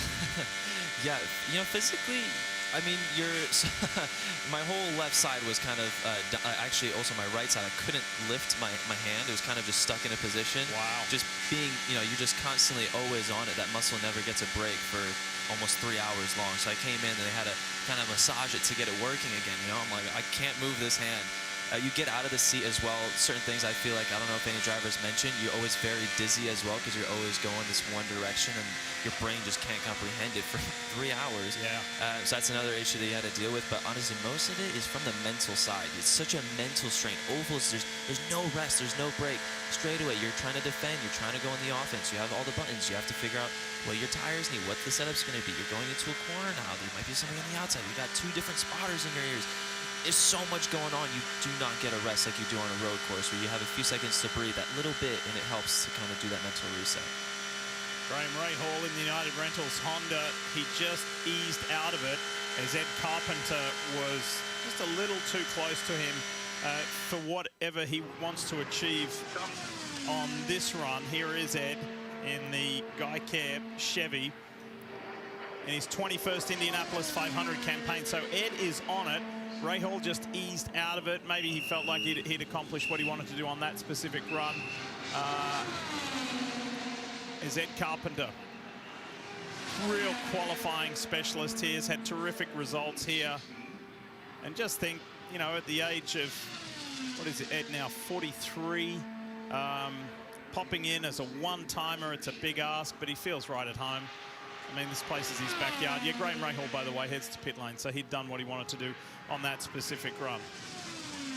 What do you make of this guy just popping in? as a one-timer at this race, right? Like, yeah, I mean, well, I mean, it's at Carpenter. I mean, this is kind of his home here, and he's such an awesome guy. I mean, coming in, especially in my rookie season, he was I think one of the first people to come up to me and kind of introduce me to the IndyCar paddock and to be on that friendly side. But I mean, if anybody can come in and do this one race thing, I mean, Carpenter's where it's at, and their cars have had a lot of success here. You know, he's always been kind of one of those top contenders that maybe something will happen when it comes out to the end. There's more to it as to why Graham Rahal got out of the throttle on that run, and he's getting out of the car. Let's find out more. Have a listen. Something's not right. It's not pulling the gear. It's not pulling the gear. Like it's a lot worse from last time. Okay, copy that. Okay, copy that. Yeah, I mean, it seems like they were having some sort of gearing issue there, but I mean, that's kind of the good thing coming in with these practice days. You always want to go out through all these situations before actually qualifying day comes, just because the time is very limited when qualifying comes, especially when everybody lines up. This is kind of the time to figure out these issues, but hopefully they kind of get some success going too soon. I started to say it on the front straight, this finish, but it just wasn't pulling fourth gear, so I was like, it's just not right. Like, it's not doing it. Total dick move on Carpenter, though. That's a total dick move on Carpenter. The track's completely fucking empty, and he pulls out in front of us. Oh, apologies for the language. Apologies there. We're eavesdropping, so having a conversation there as to what transpired out on the track, and Graham was talking about fourth gear issues, so they'll go back and work on that.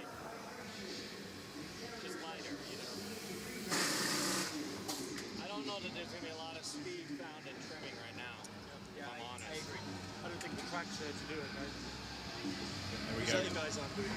Graham giving us a little bit more. The Andrettis are all back on race downboards levels, but like, to me, I don't think -4 is fine if you can get it. I mean, how much drag's -4 to -6? It's nothing. Sorry. No, it's like 1. Cool. Scrub's more important than that, I would say. I mean, I agree with trying it. What I'm saying is, particularly the hotter track and stuff, we lost from this morning. I don't know how much downforce we lost. 10 plus pounds of drag. We should have realized that in speed. We really didn't. That's another thing I just heard him mention about the track temp increasing. You know, when you go in, that's another thing you always have to estimate is when you go back out later in the day when the track is hot and everything's a bit slower, trying to estimate if you are actually getting quicker. Even though your overall time might be a bit slower, you're going to think maybe we are going a little bit quicker. Maybe, you know, that time is still there. And it's always a bit of a guessing game when it comes to that. As you can see there, Rahal obviously giving us some pretty in-depth information on what he kind of needed from that setup. And just a chat between teammates as Christian Lundgaard is there. So the average track temp is 116. The highest corner that we have is almost 119 degrees, which is turn 4. As we check in with Georgia Henneberry, where do we find you, Georgia?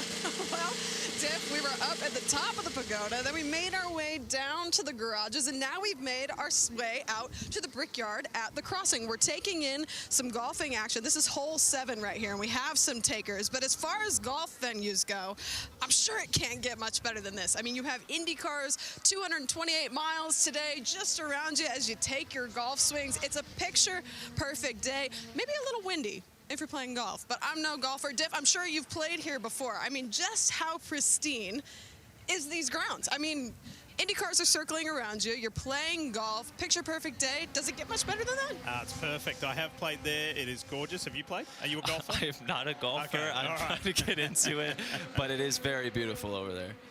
Yeah, it's immaculately kept. Greenskeepers do a terrific job. Georgia will have to get you to become a golfer. Especially living here in Indy, you gotta play that course just for the unique nature of it, with several holes being inside the track. It is gorgeous. So we go back to talking about what a rookie faces, and imagine being a teenage rookie at that. Yeah, teenage rookie at the Indy 500. Oh boy, I mean, just coming in at that young age too. I mean, it's a lot of dreams being accomplished too, but man, there's a lot of nerves, you know, coming at those speeds, especially now when you're trying to do these quality laps. You're starting to trim more and more and more, trying to judge that speed versus comfortability kind of situation. It's you get a little bit closer and closer to those walls, and you know you're trying to build that confidence up. How much did you lean on anyone and everyone? Who do you think you absorbed the most information from? And was there an older, more experienced driver who actually offered you some tips for Indy? Yeah, I got information from many drivers in the paddock, but the most important was my teammate at the time, Takuma Sato. I mean, he has a lot of knowledge. He's won here before. He is very talented, especially when it comes to the 500 and in ovals in general. I feel like my success that I've had from the ovals, not even in the 500, just in general, has come a lot from him. He's taught me a lot of information, a lot of tricks and things. And I remember my year with qualifying with him, we had a very similar setup. We went out and he ended up tapping the wall in turn 2, and he kind of bumped me out of that fast 12. And I was like, you know what, you take that one, you take it. I was like, I need a few years to work up to that. Well, it's not only Nolan Siegel on track, by the way. You're listening to David Malukas, 2 full IndyCar seasons under his belt. Not racing at the moment, but it's terrific to have you here, mate. And I know that you're doing some work for IndyCar and the Indianapolis Motor Speedway while you're here, and I know a lot of fans are pleased to see you here. You've got a terrific following. Siegel isn't the only one out on track, folks, because out there as well, Christian Rasmussen in the 33, and also the 60 of Felix Rosenqvist is out on track. And with more on that, here's Kevin Lee. Kevo? And we haven't seen Felix for a little while. We talked to him on pit lane early on, and they didn't really get a whole lot out of their qualifying sim this morning, in part because he could not hear radio communication. The radio wasn't working. They went back and sorted that, and I'm listening to his scanner right now, and this is still an outlap. That's why he's not really... There you go. So they're still sorting through that. This is the second lap. Where they're just kind of talking him through each quarter to make sure that the communication is good. Once they get that sorted, they'll work back up to speed. Now, what's going to be interesting is we have people on different plans here. So they're done with their qualifying sim. So they, by the way, have not been in the garage for the last 2 hours just working on the radio. That's the time that it can take to turn the car back over to the race car. So that's what they've been doing, but they're now in their race running situation. They've done the qualifying sims for today. They're hoping the weather is good tomorrow with the extra horsepower, and they'll do more qualifying sims tomorrow. But back to working on the race car. Now, meanwhile, we should be seeing teams like Team Penske coming out any time now to start to work on their qualifying setup. So they're going to be looking for open track. Felix Rosenqvist ideally would like to find cars to run with. Yeah, just taking a look on board with Felix Rosenqvist. He had to downshift to 4th gear, JT. He was not happy at all with one aspect of that position on the circuit. And now, just clipping the apex exit of 3 into 4, takes a bit of a tighter line. It's not a very clean run, is it, for Felix? And now we know he's in the race car, which many of them are after doing qualifying runs earlier on. Now we're going to race run, which keeps it going. Oh, and just been told the comedian okay, never mind, that's not for us. Do you know James Murr from Impractical Jokers? He is giving the command to start engines for the NASCAR Cup Series race at Sonoma next month. Nice. I thought that was for the 500. Do we know who's giving the command yet for the 500? Don't think we've been, no, but we know who's singing. Yeah. We're all getting announced one by one, aren't they? Megan literally ran to the commentary box last year, or the year before, when Adam Driver waved the checkered flag. She was very happy to know that. Oh.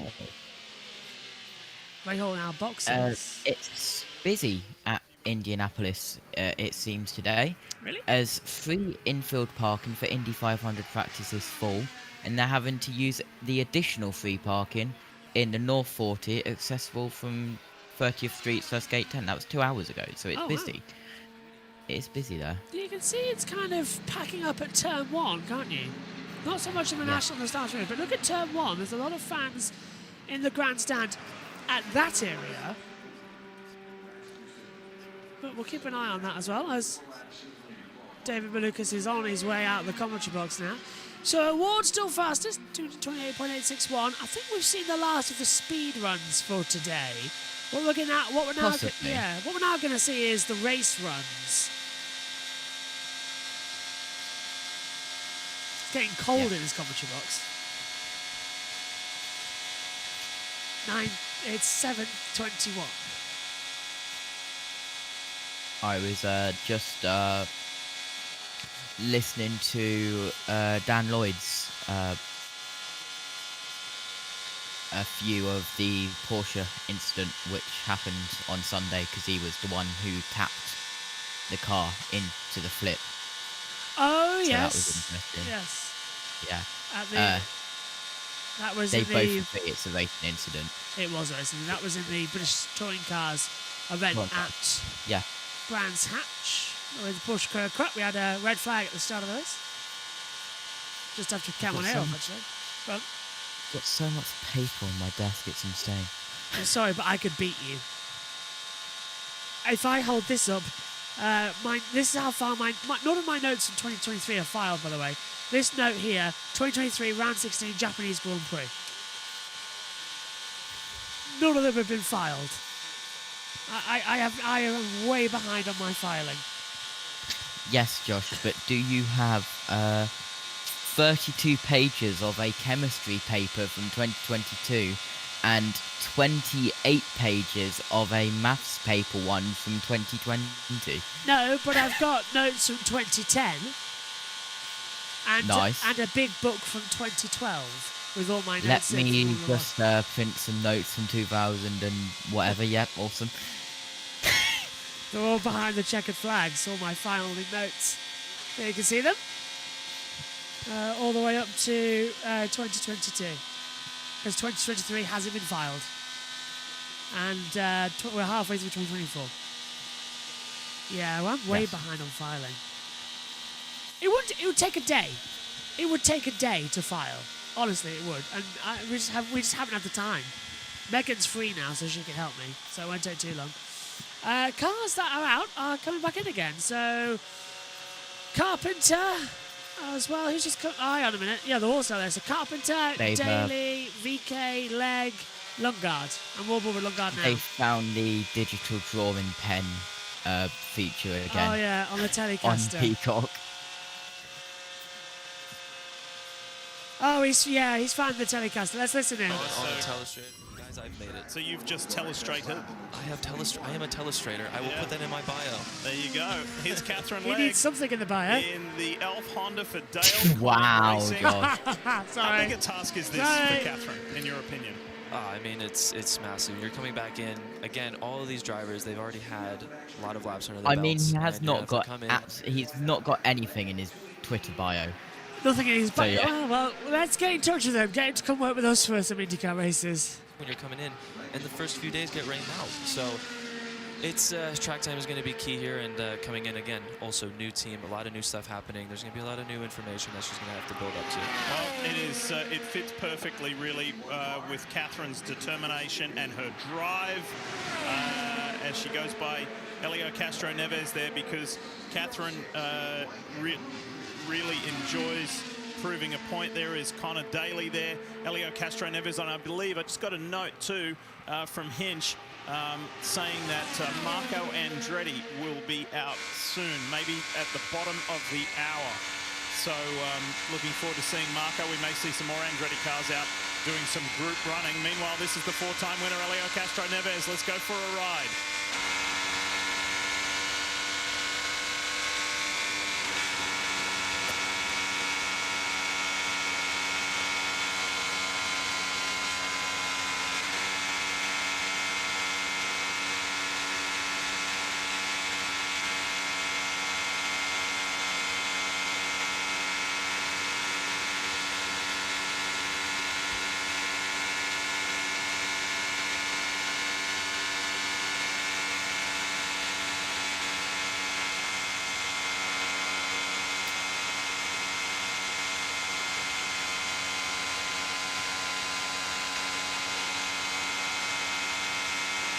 What do you see with Elio that a normal person can't?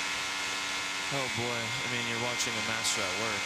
He just makes it look so easy. I mean, the setup is what you would say definitely on the free side, but that's what normally you'd see from the veterans. But you also see him adjusting the weight jacker there and just the bars. That's normally, you know, he saw the that the 24 was coming in and going in for a pass, you always want to make sure that you adjust your setup to, hey, I just went in clean air, now I'm going to have to be behind some dirty air, and you want to adjust the setup to make sure that you can stay on top of it and save the tires as much as you can. And with Elio, I mean, he's just a master. He's done it so many times. This is a ride to the coffee shop for him. These guys are working together nicely. Connor Daly, who's been one of the big workhorses out here today, that there was his 61st lap turned, which is good going, considering the last 2 days, you know, we've been a little bit 2 steps forward, 1 step back, working with the weather, but the weather, knock on wood, has been on our side today.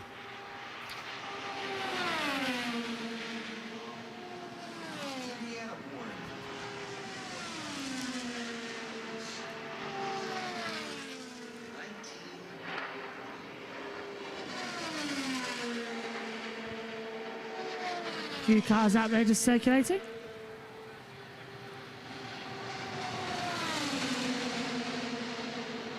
When you're working in tandem like this with either your teammate or non-teammate in this scenario, what are you looking for? What are you wanting? What are you experiencing?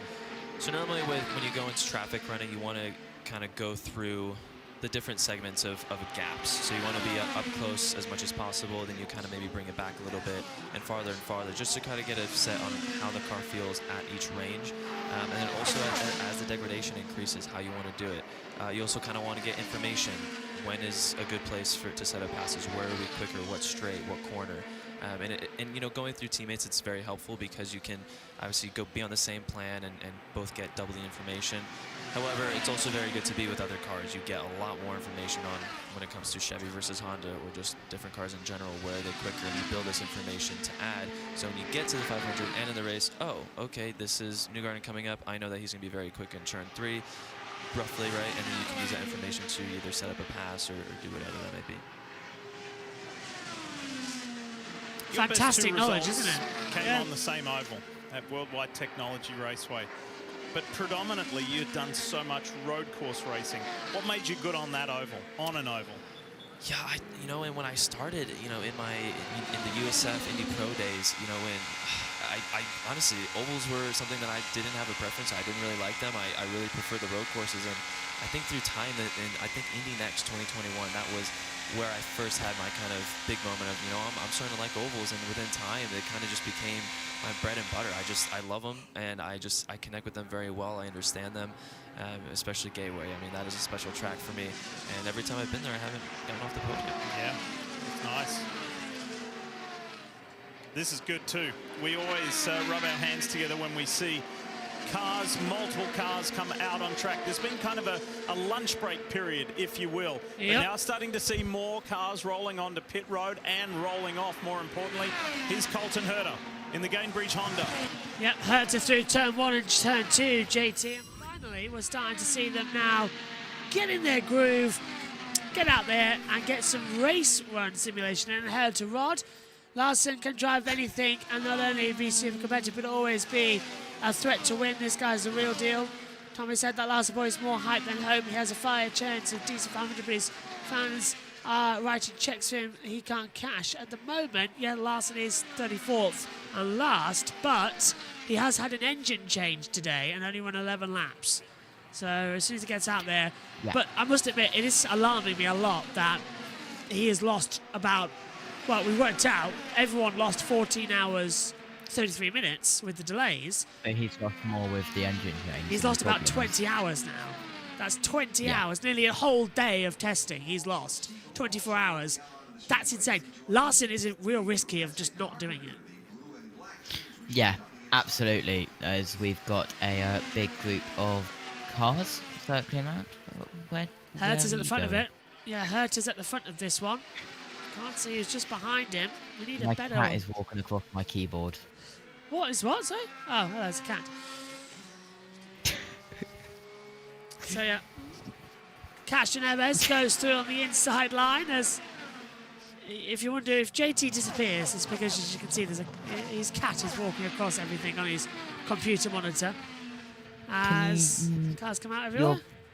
can you not disrupt USON, please? Oh yeah, if you listen to us on USON and you can't hear, if we lose you, JT's cat's walked over the controllers. Bye-bye.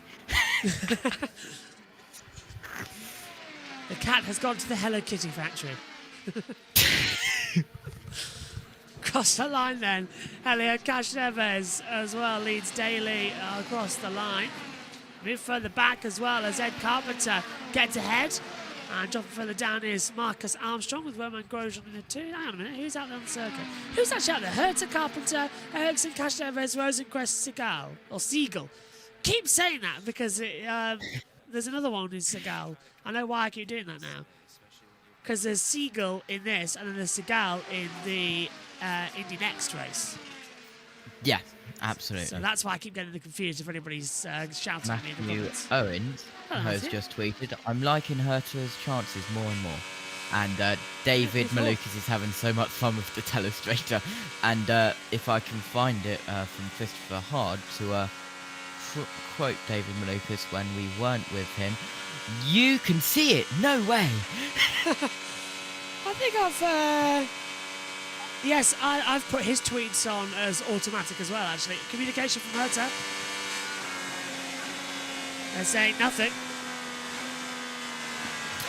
And there he goes. I was actually really excited to see how he was going to do in that traffic there.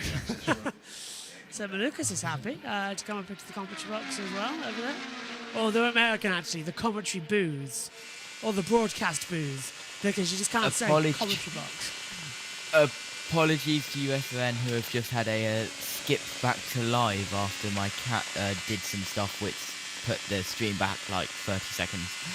So, hello, everyone on USON, you're now back live. JT's cat strikes again with a rewind in time. Okay.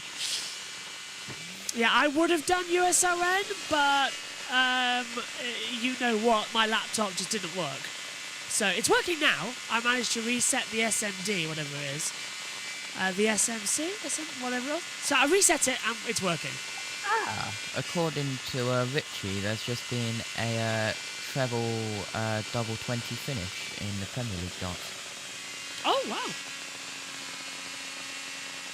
That's definitely a different way to get out on 120. When's the FA Cup final? Random, I know, but it's got in my head now. I thought you said that. 25th of May, 3 p.m. Right. As known as the most busiest weekend we have. Ian Birch will be with us from the Monaco Grand Prix. Unless, I don't know, I've shot him by then. Yep, well... you know, you just don't question it.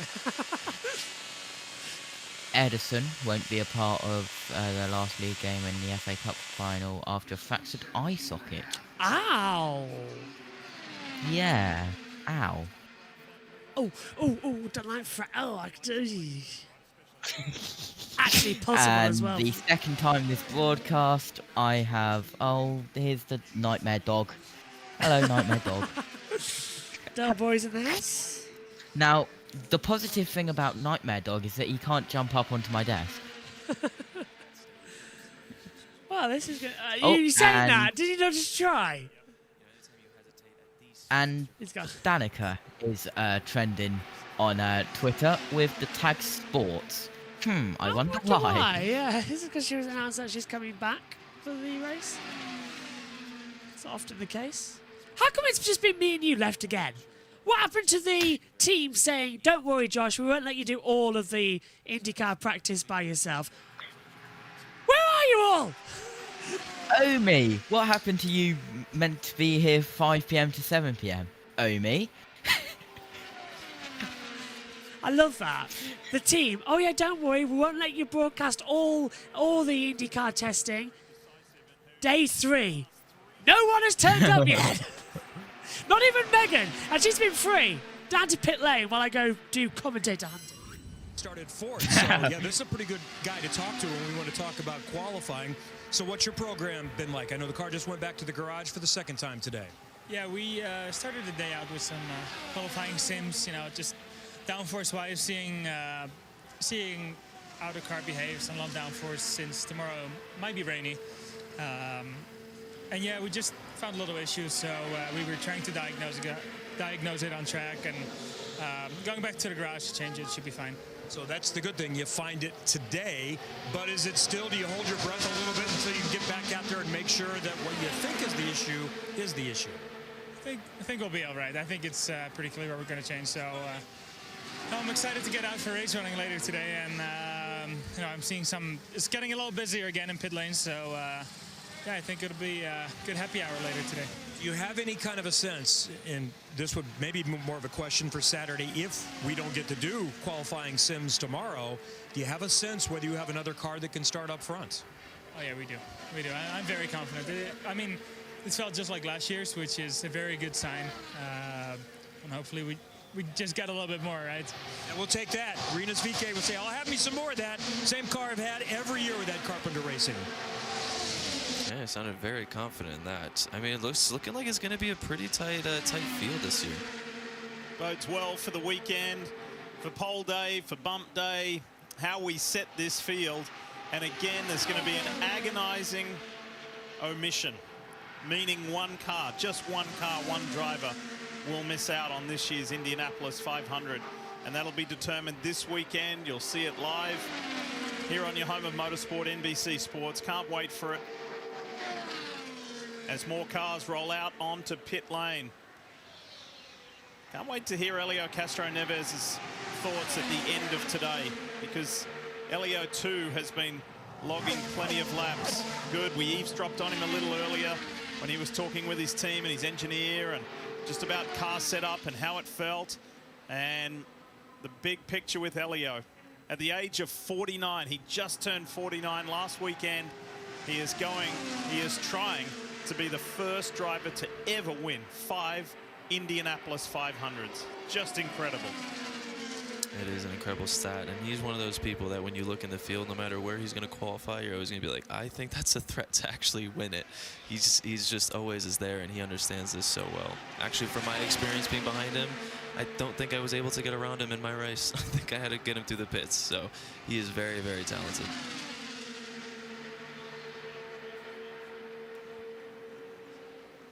This is what it's all about for Elio Castroneves. And the drive for 5.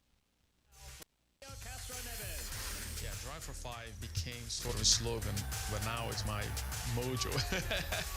Even my codes in the bank is drive for 5. Oh boy, now they're gonna find out. We have an amazing opportunity to win 5 times.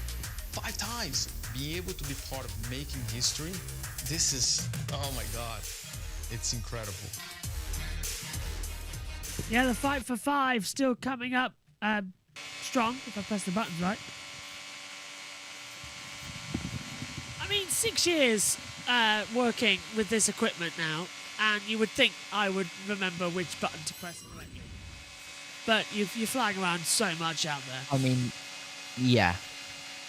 I mean, there's a button for me, button for Megan, button for headset 3, which is labelled Dad, but sometimes that's just like handheld mic. Then there's the radio mic, which is also the world feed audio. Aux cable, which is really the mic. Basically, this panel needs redoing. It needs renaming. I'm still on headset 1, Megan's still on headset 3. Dad is sometimes on headset 3 as well, but he needs a slash with presenting mic. The radio mic doesn't really get used anymore, because if not, we just use number 3. So the radio mic is now actually track FX. Aux cable is now the aux cable for JT and the headset and all that lot. The world feed's still the same. The talkback's the same, and the output's the same. So basically, we need 2 of these 3 renaming. And do you know what? It still bugs me. Whenever Megan's in here, despite the fact they are labelled, she never knows which one to press. I mean, they are labelled. So maybe I need a new labeler. But yeah. It's weird. It's just sort of sellotaped on as well. Just a little guide on each one. Sellotaped across it. We use a berry ringer Xenex 1204 USB. That's our bus mixer. Les. Hello, Les. You can't. Hello. You can't see it because he's tiny, but you'll never guess what has just the other one's turned up. Oh, not the other dog. We need full cam for this as well to come in. Well, that rain that was predicted has not yet arrived at IMS, which means we have completed 4 hours and 23 minutes of this session so far, which is tremendous news, if I'm not mistaken. Yeah. No, I'm wrong. 4 hours 42. As we came on here at the top of the hour, NBC helped us in while my laptop decided to work. Lundqvist now, 28th fastest. Last lap time was a 1.157 mile per hour lap time. I somehow don't believe that is correct unless he crawled across the line. What's it now this time for Lundqvist? 215.249 mile an hour. So very much in a race simulation with heavy fuel. So we're just waiting then. Absolutely.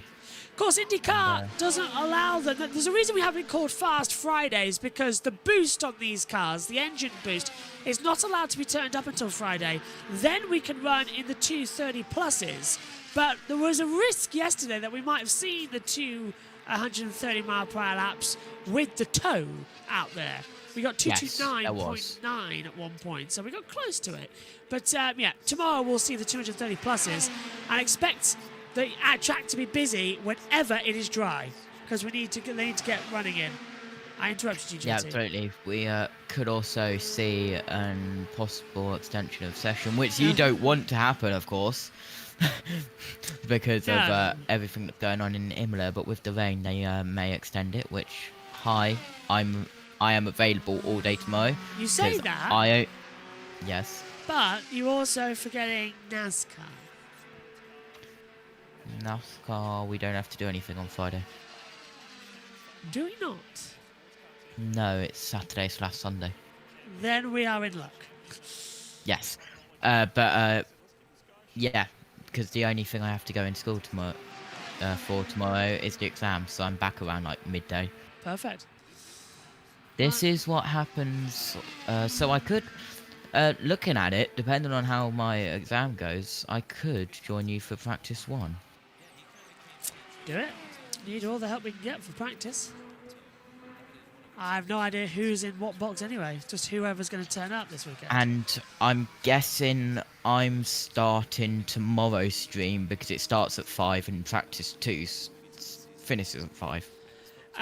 Yes, that's awesome. The plan. Or, yeah, you start it with your stream key and then I take over.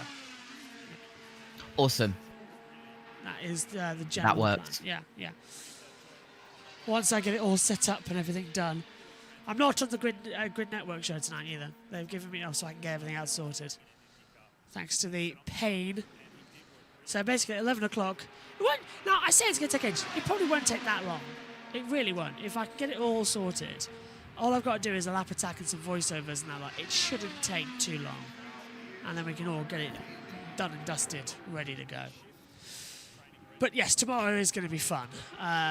We start off with Imola, nice chilled couple of hours there, and then we go bank in with the INDYCAR for Fast Friday. I mean, seriously, where is everyone? I don't know, but it's a good job that I didn't leave for exam revision and I stayed and I'm doing the exam revision on the side when we throw down to NBC as well. Do you want to throw it? Yeah. Do you want to throw it down? No, I'm fine. I'm actually doing it. It's actually going at a nice pace. Okay. And I mean, Indy 500 practice and having to revise for exams. I mean, what else would you want to revise exams for? Like with Indy 500 practice? Sounds good to me. David Malukas is still in the booth, surprisingly. Are you sure you don't want to hand over? There must be something. There's not a lot of cars out there just yet. They're all still coming out pit lane. If you want to throw down, but I am going to send you something in Managers channel because it looks very funny. It's still got a little bit of a what are you calling that? Glove. Like a skin, Cyber like glove. Like well, I got this little glove on. glove, yeah. I call it my Michael Jackson glove. I'm just I'm wearing this little Looks like glove a just to kind Cyberman of cover the glove. scars from the sun because I don't want to burn those. But this isn't really necessary. I'm just trying to be a little bit protective over, a little cocoa butter as well. Yep. We will hand There you over. go. There's your medical update. That's our health and wellness segment of the day. we have 8 hours on air today. We'll have a segment of everything. There'll be a cooking segment soon. Oh, really? What are you going to cook? Well, I can cook. Hinch can't. Hinch can't cook? Yeah. Really? Yeah, he can't. Wow. No. Nothing? Not even? You can make cereal. That's not one of his fortes. Pancakes? Really? Do you have a motorhome here? No? This is... No. We'll go in somebody else's motorhome and... Hey, David, just a reminder, when you're on TV, the discussion has to go 2 ways. Oh, okay, Hinch doesn't have a microphone on. Oh, sorry. Yeah, sorry. We were talking about getting a motorhome, and he doesn't have any motorhomes, but we'll make some pancakes. He's right now saying to you, David, I'm on a break. Don't try and bring me back onto this broadcast. I'm sorry. And to Hinch's prediction, maybe a few minutes late, here is Marco Andretti back at the Indianapolis Motor Speedway, back where he gave us one of the most exhilarating experiences, where we got to witness an Andretti on pole at the Indianapolis Motor Speedway several years ago. It's the high point of his career. It was amazing to see his dad Michael and granddad Mario and everybody celebrating on pit road. That when he did that, that was just so brilliant. Yeah, no, it was very cool. And they have, honestly, I really believe these Andrettis are having some good speed this year, so maybe he has another opportunity to do something special. So you see the top speeds on the graphic on your screen. They were all set earlier today. So 226.5 for Marco. Where does the 98 fall on the 4-lap averages? I'm looking. He's in 8th. Yeah. He's in 8th. Nice. That's good. That's more than respectable. So good. I almost want to call this the first day, you know, just because of the way the last 2 days were with the weather, with interrupting proceedings. Here's AJ Foyt's start, Santino Ferrucci. And Ferrucci at the Speedway, it does go hand in glove, like your glove, David. It does go together. So he feels right at home here, and can he be vying for a front row start? I don't think it matters where Ferrucci starts because he's just so effective in the race here. As Marcus Ericsson tucks in behind it, Carpenter. But not for much longer. He'll make a move on the inside here up to 1. I'm telling you, in traffic, these Andretti cars are looking very strong. You see the top of Ericsson's helmet there? That was a cool design. Did you guys talk about that? Yeah. For the design, very, very different. Big step away from Marcus's traditional, which celebrates the colours of his home country of Sweden, with the light blue and the bright yellow. But this is for Riley Children's Hospital appeal. So now you can look over to James Hinchcliffe, okay? You can and say, Hinch, we're the tag team. Let's go. Hinch in, Malukas out. All right, here we go. Hey, well, before you go, thank you for coming. Thanks for telling us and all your fans about your medical update and where you are. You know the spirit of the INDYCAR paddock. We're sorry that it didn't work out with Aaron McLaren, but that's not going to define you, and it's not going to be the end of your INDYCAR career. And you've got so much to offer this sport and this series, and you've got so much support behind you. So you showed us what you could do as a new young driver, and people haven't forgotten that. Remember that you were battling the big names of the sport when you got your 2 podiums at Worldwide Technology Raceway, and we look forward to whatever the future holds, mate. We know we'll see you back on track. Thank you so much. Those were really kind words. Well, thank you so much. All right, well, I let the boss come in here. All right, Hinchcliffe, it's all you. Don't call him the boss. Oh, is that going to get his ego up? Okay, just Hinchcliffe. All right, I'm looking for those pancakes. Let's pancakes, okay? Hey, and well done on the telestration. Oh, I know. I'm down. Certified telestrator. All right, I'm off this. Thank you. There he is, folks. David Malukas very generously giving us almost an hour of his time and his insight, which was he likes the look of these cars. An hour. The Andretti Global Hondas of... Yeah, we've just been sleeping. I am not going to accept that David Malukas has been in the box for an hour. Yeah, it has round about been an hour, yeah. 3 hours, 8 to go. They came on at 4:15. Yeah, round about just over an hour, actually, yeah.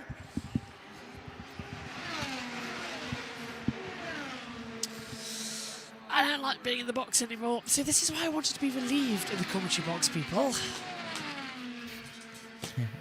I'm old now. I need to leave the box at some point. Ow. Tell you what, though, Le Mans is going to be fun, isn't it? Yeah, hopefully we'll have more people around. We better have more people Better around. have more people around. I'm not going to do 24 hours on my own and then... I'm here for 24 hours, don't worry, George. Well, hopefully I'll be here for 24 hours, George. You sleep half the time as well. Okay, tell you what though, we better have people next week, especially for the Indy and Coca-Cola, because if not, I'm going to flip. We have 20 people. Oh, no, there's a tick I'll on be there. Oh. Yeah. Someone's put a red tick on the teleprompter. Yeah, we have 20 people on the broadcast team in the notes. Some of them could make it for all the shows. Hold up. Madis's channel. At Omi. Where are you? Where were you from 5 p.m. to 7 p.m.? Tell him we had to go off the air. No. Luckily, that was lunch break. So, yeah. Oh, dear. Hang on, am I not wearing my glasses? I just been realising it. I was wondering why the names looked a bit blurry. Herta leading this pack. Ferrucci's coming out the track as well as Carpenter goes through. Andretti's out there too. Look at that from Marco Andretti. Only does the 500. Up into 6th place. 226.554 mile an hour. Great lap time from him. Siegel's done a new time about 10 minutes ago. He has moved himself up now 219 to 220.563. Coming up on 3 hours to go then here. And 3,000 viewers across this whole stream and over 100 watching now. Thank you very much, everyone. That's on the YouTube. Hello to everyone listening in on USRN via the Mixler app and everyone listening in as well on Twitch across the 2 channels. Watching. I didn't even realise we were on Twitch. Hello, Twitch. We're always on Twitch. If we're on YouTube, we're on Twitch. I mean, yeah, valid. Good. Yeah. JT forgetting that we multitask. JT not remembering it because Omi. Omi, hi. Hi, Omi. Listen along. Oh, listen along, watch along. They call them watch-alongs because we're still there watching the race and you're supposed to watch the race with you, but yeah, sometimes it is more of a listen along. Yeah, but to on answer what you just said, JB, it's me forgetting the less important stuff and me remembering the more important stuff, i.e. stuff for the chemistry exam tomorrow morning. Omi. I love Julius Caesar's name. Every time you pop up in the chat room, I know you've been here before, it always makes me giggle. Infamy, you've all got it infamy. I'll have it infamy. Omi, we're on the commentator's schedule. Oh, hello. It says commentating 5 p.m. to 7 p.m. today, Omi. Where were you, Omi? INDYCAR weatherman, 3 p.m. Let's do a quick radar check. We are starting to see some activity popping up to the west. Nothing imminent for now, but the last 5 to 6 p.m. hour might be pushing it, monitoring. So the last I've hour. seen that. We should be good for at least another hour. I'd say 90 minutes more running, don't you? And then the last Yes. one, yeah. However, we know we'll probably still be hanging around until the last 5 minutes of the day. This is what happened yesterday. That just was ridiculous. Let's hope it's a really big rain shower that stops the action as well. Because then we all get an extra hour off. Didn't join because you were there and didn't have a clue what to say. Fair dues, Omi. Fair dues. Crack the neck. I need a chiropractor. I mean, Omi, in around 20 minutes, I am going to be dipping for around 10 minutes, 10 to 15 minutes. So, Omi, wink, wink. Thanks. Nudge, nudge. Point gunning back, slowly walks into the commentary box. No commentators were harmed in this JB Motorsports broadcast. Yet, until I get hold of them. Wow. Where are you all? Yet until Megan doesn't join the commentary box, even though she's free. Where the hell is she? I don't know. I've literally got no idea where she is. Oh, look at her trail down there.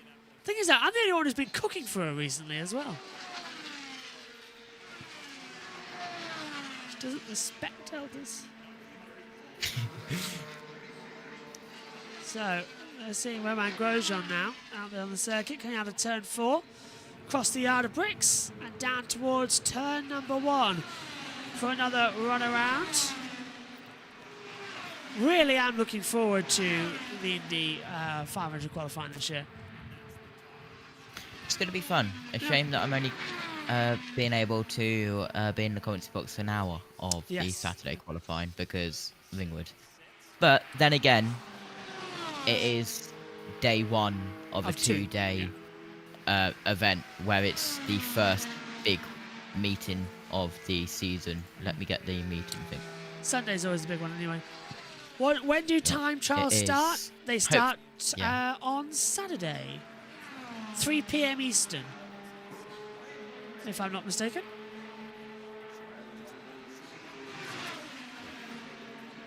On Saturday. Yeah.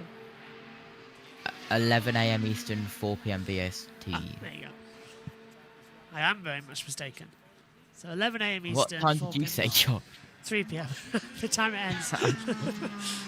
So 11 a.m. Eastern. It ends at 5:50 p.m. Eastern. Oh, hello. Let's sit down pit road for the first time. Appreciate that. I think if we take one day off the air, we need to get another day on the air. So this is how we're going to work it today. The other thing that crossed my mind is we're going to talk about Marco Andrettis just a little bit. He is another guy who used to wear something on his wrist. I think it was last year, right? Just like little Dave. So got some congruity here going on. The 98 is back in the pits. Marco has been on track. And remember, this is after yesterday, the little running that they did, a car that he didn't like at all. And they went to work to make this car a lot better. I like what you guys pointed out on the air, which was the 4-lap averages looking very nice for the 98 car, so that's really good. The last change that they made, Marco radioed as he was coming around to practice entering the pits, which is something he wants to get refreshed with, of course, for the 500, was that the change that they made really stood the car up on exit. Now, of course, I don't know what that means. You guys can explain that once we go to Kevin, but stood the car up on exit. So that's what it did. A little too much for Marco's liking, but they'll get that just right. Next change they make. Kevin Lee. Guys, I have found a former Indianapolis 500 winner. We talked a lot last year about Santino Ferrucci with a chance to win the race for AJ Foyt for the first time since Kenny Brack in 1999. It's great to have you back. I know you've been back many times, but now you're actively working. What's it like working again with the Rahal, Letterman, Lanigan group? I never worked a day in my whole life. But it's good to be back, and great to be back in the little more in the thick of things. So yeah, I enjoy it. So first, before we talk about what you're doing now, delivering a last win for AJ, as you're watching last year, what kind of emotions did you have seeing AJ's car running up at the front again at Indy once more? It's always good to see AJ's team running well. You know, they work really hard at that, and you know, I have a lot of compassion for the team and AJ and everyone there. So it's great. You're probably going to downplay this, and I'll have to ask the drivers, but what are you trying to do to help them and to help the team this month? So, just add some gray hair to it. That's all I can do. It's more than that. It's more, especially a guy like Graham, who's been there, done that, and I know he really enjoys talking to a veteran. Certainly you can help someone young like Pietro, but is it just kind of fun just to talk shop with someone like Graham Rahal? I think it's always, it can be some benefit to have somebody to talk to that at least been in the seat and been doing it, you know, and so maybe it can help a little bit. I don't know, but you know, we're trying to do a good thing.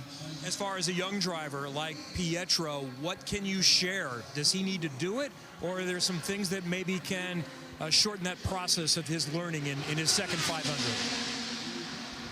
that's the thing. You never know, but you just try to think back and sort of, you know, you have a process that you try to follow, and so you just constantly build and build and build. And I think when you haven't been here so many times, it's quite important to have a good process so that you really get everything that you can from every run, because with rain and everything else, you don't have that much time. So in and out of pit lane and all the rest of it. It's great to have you here. I know cars are coming back out soon. You'll be back to work. Kenny Breck helping up the Rahal Letterman Landing team. Always great to see former winners here. Yeah, not many are out on the track, so let's hand it over to NBC. Second Swede to win the Indy 500. Kenny was the first. Boy, oh boy, he was a tough competitor. I loved watching him race. And he will always be an Indianapolis 500 winner. And this is a moment that Marcus Ericsson remembers fondly. Kenny Breck, very fundamental in Marcus's early career, and I know it meant an absolute ton to him to be the second Swedish driver after this man here, a hero of his growing up, to win the Indianapolis 500. So great to see Kenny back at the Speedway and on the stand for RLL. Tell you what, he still looks in driving shape too, doesn't he? He does. Looks looking fighting fit. Good to go. Here is the fast man on the pylon today. That is Pato O'Ward at a 228.8 mile an hour lap. That's with a little bit of assistance with a tow as we check back in with Dave Burns. Dave? Oh, sorry, Lee. Actually, I did want to get a follow-up from you guys on what it means to stand the car up on exit and when that is too much. I'm going to be honest with you, Dave. I raced Indy cars for a long time. Is that just a Marcoism? I was to say, Marco's been doing a lot of stock car racing this year, running the ARCA schedule, some truck races. I can't help but think that's something he's pulled over from the stock car world. Yeah, that one's new to me. You need to debrief and decode that with your old mate later on. I've been out of it a little bit too. What was the term again, Dave? So it was literally after he was getting ready to enter pit road, and just, I mean, not out of breath, just kind of like maybe a little exasperated. That was a little bit too much. It just stood the car up. That exit, he said something, that exit was bad. It just stood it up.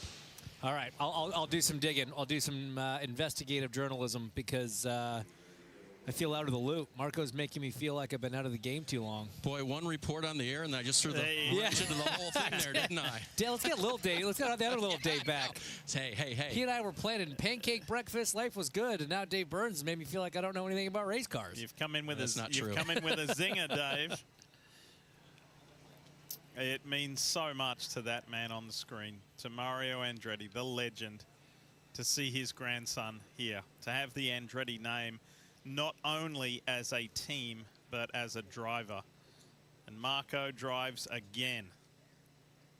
It just feels, you know, and Mario has told us, he's been so open and honest with us, just how much it fills his heart with pride to see his grandson out there. It's a cool story that we too appreciate, you know, to be still talking about an Andretti on track. And we talk about what this place means and what this place did for AJ Foyt. It's the same for Mario Andretti.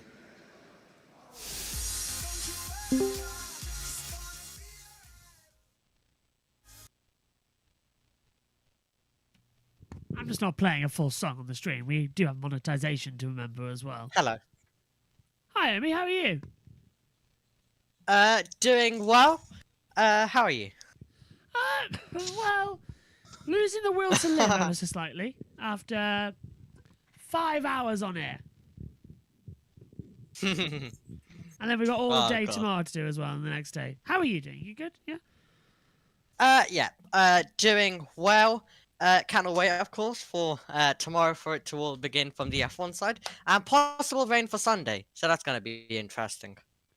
Have you heard the commentary lineup for F1 TV, actually? No, but it could be David Valsecki and Alex Jakes, possibly. It David is Valsecki Alex is with Jakes, F1 TV this David weekend. Coulthard, and David Valsecki.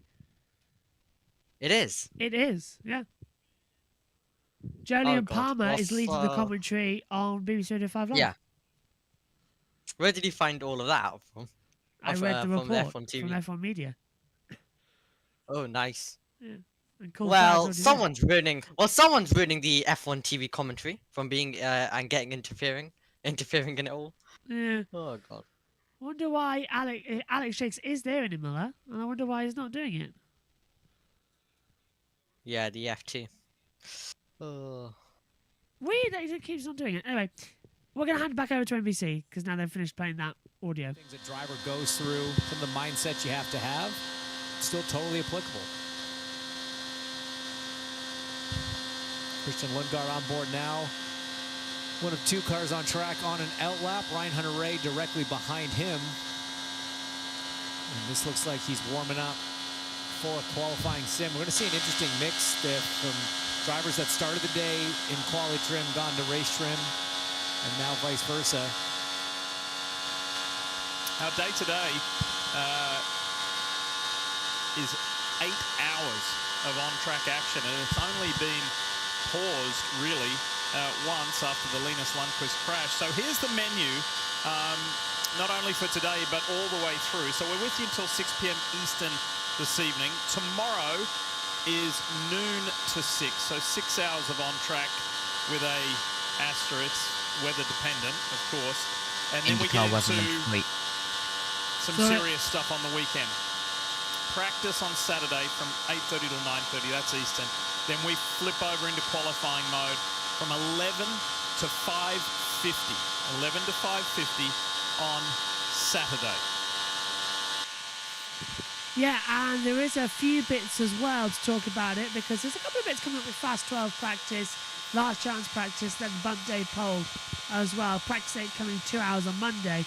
But INDYCAR weatherman was put out there as well. I think there could be a window tomorrow, late AM to early afternoon, to get some running in. Though keep in mind, if we get rain overnight / early morning, we might eat into that, some of that with track drying. So early afternoon is when the session is due to start at, well, noon Eastern. So we'll have to keep an eye if they move it 2 hours back or 2 hours forward. If they move it 2 hours back, well, JT has still got access to that. I know you and Kevin spoke about your experience yesterday. I've never asked you this. Do you know how many people have won a pole and then also been bumped? I actually have no idea. I only just thought of that now. Well, it's got to be a very small list, if it's a list at all. I hope I'm not alone on that. Well, has Bobby Rahal ever had pole here? No, there's a reason for us to continue this run. I'm getting a head shake from Russ Thompson saying that that's now. I'm trying to think of other notables that haven't. Well, which Penske drivers didn't make it the year Penske was Allison Jr. So Junior's been on pole and didn't make the race. There you go. I'm in good company. You're in a club of two. At least two. That'll be Russ's homework for tonight. He's looking at us like, oh, great. Yeah, give me more homework. So, gaggle of cars coming out of the pit, Steph. 2 hours 50 left on the clock. Today's flying by.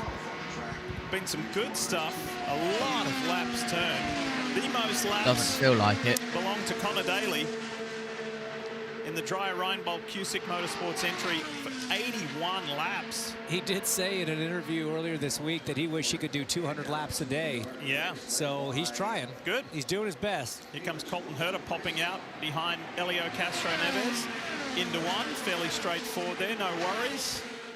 So Connor Daly, Joseph Newgarden has turned 71 laps. Scotty Mack in the yellow submarine, 64 laps. Will Power, 63. So Team Penske, they were working. Wow, look at this. Look at this. Herta up the inside of the technical partner. So here we go then. We're getting some action out here finally on the circuit after a couple of hours of absolutely nothing. I don't know if JT's dipped for a while now or not. I'm kind of here. Not really. All right, in that case then I'll click Omi's camera to have him on the main screen and see if he comes up to the box. There we go. And swap. It's not swapped. Nice. There we go. Should have done that automatically, didn't. Anyway, cars coming out then. USN have no idea what we're going on about. Yeah, sorry, USN. But anyway, right now on the circuit, gaggle of cars coming out, being led once again by Colton Herta on the backstretch. Down now in towards the front stretch. Herta, and then just behind, if I get a run, is the 60 of Felix Rosenqvist. Just behind, I think, is Elio Castroneves as well. Oh, hello, Amy. On cam. Hello. So, OMG, he's using a headset. Where were you yesterday? For this week. What, even Formula 1? All of it. F2, F3. Oh, wow, okay. All of it this week. I've decided to stick with it, so... For this week, only. Rip handheld for now. Presume the same for Le Mans as well, so your arm doesn't get tired. No. Oh, you're going to use handheld for Le Mans? Oh, wow, okay. Yes. That's brave. I love... I mean, it's so weird not holding something right now and I'm speaking to you, so... I never know what to do with my hands. I've been using a headset now since 2015, and I still don't know what to do with my hands. I'd much rather use a lip mic, but they're too expensive. They are very, very expensive. So it's coming out the back. I think I sent you a screenshot, didn't I, a couple of days ago about what the box looked like 7 years ago. Yeah, you did. Insane. Really interesting to see how it's changed. Like it's changed so much. I'll do like a before and after on my Instagram as well. But and again, I'll show you tomorrow if anyone joins us. But yeah, 7 years ago it wasn't even an iPad. It was a tablet on a table with two PC headsets and a dictaphone voice recorder with the television elsewhere. Now it's two PC monitors, a laptop, two other monitors from that. One time it's been a big monitor, iPad phones, everything, headsets, mics spread over. We used to be able to set the commentary box up in around about 10 minutes. This now it's much more complicated. We just don't even bother. This thing, it takes 10 minutes just to load up the PC. It's insane how long it could take. Still, everyone now doing race simulation data out there as well. I'd absolutely love to know who's who, but it's really difficult to see the timing screen up here, the graphic with the driver tracker. I need like zoomed in as to who's where. Castroneves is involved in this little mix here, so is Rosenqvist. There's Castroneves, Herta's back too. I think Andrettis out there in the mix, somewhere at the front. Yeah, Andrettis in that little mix as well. Andrettis right at that's the 28 out there as well. So there goes Marcus Ericsson. Then further back, we're seeing the 60 of Rosenqvist. The 06 of Castroneves is 2 cars back as well. Andrettis come down pit road. Someone's squeaking off the back of the tyres there. When's Ferrucci out?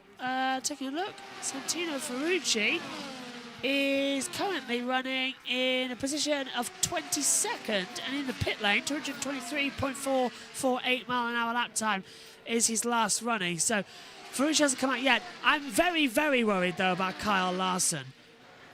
Only done 11 laps completely today. Yes, and that was since the engine got changed around. So Larson losing the entire day, the only day of practice for qualifying. I have this weird feeling that Kyle Larson is going to be bumped from the 500 because of the lack of practice time he's got, which I think is insane. Hopefully his last Indy 500, no hate, says Ferrucci. Yeah, I'm agreeing with you there. Not really my fun there. Herta, Andretti, Ericsson and Kirkwood, the Andretti 4 are out together, and this is what we are watching on the monitor. So they're doing what Penske did earlier on with Power and Newgarden, and then earlier in the day with McLaughlin. They're getting some race simulation data of toe running, seeing how it goes in the toe, how the cars react in it as well. And that's what we're seeing through turn 1, 2 and 3. Herta's 4th, Andretti's 6th as well, coming down there.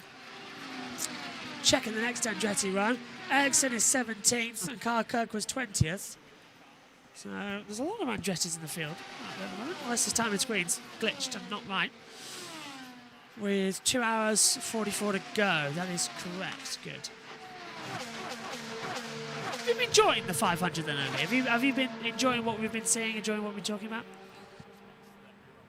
Yeah, definitely always an exciting time of year, and now just building up to the Indy 500 taking place next week. But yeah, I think I've been too depressed though to focus on all of this. No Alex Jakes in F2. It'll get better after Imola, because then it's Monaco week, and he's back for that. So Why isn't he doing it? Do we know? Have we found out yet? no, the only thing I found out was he's back for Monaco, and he's still doing F1 TV. That's what he told me when I was talking to him. How bizarre. Not to F2. Imola. Oh, well, personal preference if he doesn't want to do one. Probably won't do Silverstone either because of Channel 4. As Herta. Or maybe he's letting Chris do one or something. Yeah. Giving his voice a break. Let's have a look. Decker asks, has either of you been to Indy, trying to get to go to 2025? No. Sadly, never been over to the States. Bit too far and too expensive. Yeah. Like, very Or expensive. if F1 TV maybe. Yeah, if F1 TV maybe get a deal done with Channel 4, then Yes. maybe we could get Alex Jakes back on F2. And this year, Chris McCarthy's got F1 Kids as well, so that's another thing. So Alex Jakes may need to do F2 anyway. Maybe. Oh, that's true. When is F1 Kids next So year? F1 Kids is at Monaco, I believe, next. Oh, there we go. Have they already done one this year? Yes, at Saudi. Ah, round 2 of the year. Well, do Bahrain. Yeah. So maybe Alex Jakes might have to do Silverstone, so he's letting Chris do this one. Makes sense, yeah. Possibly. I guess we'll find out. When we get to Silverstone. Month of July. Oh no. What's up, JT? Nightmare Cat who's just entered the room.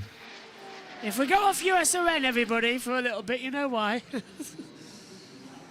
As the Andrettis go 3 wide, as Herta dives on the inside line. And Ericsson just jumps it down low. There's too many pink cars this year as well. Too many blue and oranges, too many white and pink. It's very hard. Also, going back to chat, I've not been to Indy, but I've been to Daytona. Yes. Yes. My mum did a couple of laps in the NASCAR experience, but we went to Orlando. Hate you. Will you stop scratching the carpet? Oh, by the way, Omi, I completely set JT up earlier. Oh. I got to do some track noise, some car noises. Let's not go there. Alright. It has been clipped, and it will be in the blooper reel. Perfect. Love it. We'll be very excited to hear it. Oh, driver track has gone again. Lovely. One of those days. Technology continues to not wanting to work, so that's very exciting. There we go. Back now. Lovely. We're predicting another hour, 10 minutes of dry running until the rain comes, and then it could be a bit iffy the last hour. Also, I hate to break the news, but if you want to ask about how Daytona was, I can't remember. I was 2. All right, fair enough. 2 is acceptable. I mean, I've sat in a Formula 1 car. Anybody else? No? No? Good. Well, I've seen the Garrett 56 entry in real life. I was at the touring cars this year. I was also at the touring cars this year. Yeah, but you only did test Continue. day. I'm enjoying this. Continue. You only did the test day. I was there for race 1, 2, and 3. Okay, JT. So JT, how about you now abandon Josh during clashes and go to touring car races? And to top it all off, I'm eating pizza and you're not. I've had 10 chicken nuggets and felt sick. Also, do we want to mention World Superbikes? Donington? You know? No, he's gone. Okay. 2 hours 40. I did like the banger racing though earlier this year. Oh, that was fun. Yeah. Do we mention that I am abandoning you for literally most of qualifying day 1 because I'm going to Ringwood? And do I mention that I go to American Speed Fest and see NASCAR, like official NASCARs in the UK. And do I mention that I have been trackside a million more times than you this year? Hang on. In terms of actual official racetracks, I've been to Donington twice. You've been to Brands Hatch. Ringwood doesn't count. Wow. Josh adding his own rules in this one now. Well, it doesn't, does it? Does Ringwood count? Wait, no. I've been to Brands Hatch Indy once. I've been to Foxton once. Oh, right, okay. Right, all right, so we've both been twice, but I've been to the same track. Twice. I shall take the W for going to different tracks. Thank you. That was annoying. And do you know what the weird thing is? I'll still be going to the same bleeding track the third time. Because World Superbikes is at Donington. Yeah, but I have got Maddie Patterson there. That'll be fun, seeing the Semket Racing team. Their first test happened today, actually. And Mallory and Lizzie did really well, actually. I think Mallory was inside the top 10 last time I looked. Nice. Semket Racing will be winners. I know we should be biased, but when a friend owns a team, you sort of support. Those rain clouds are starting to come in over the back half as we ride on board with No, we ride on board with, I think a Carpenter now coming through. Time to guess. I'm going with Carpenter, but my timing screen isn't telling me because you can't tell who's coming into turn 3 and 4. It is Elio Castroneves. Right. Seriously, we need that driver tracker and the map. Oh, 2 cars just overtaking as well. Yeah, Castroneves backed out of that one a little bit too much. Carpenter's in the pit lane. Castroneves still out there for Marshak Racing. Come on, we need the off-board and on-board angles. It's getting really annoying. Do you know what I really hate? It's the fact that NBC still haven't been able to do it. Right, let's hear from Kyle Larson why he's not there today. Get in with the group, and then the group all went home, and your team went back and set you up for qualifying now.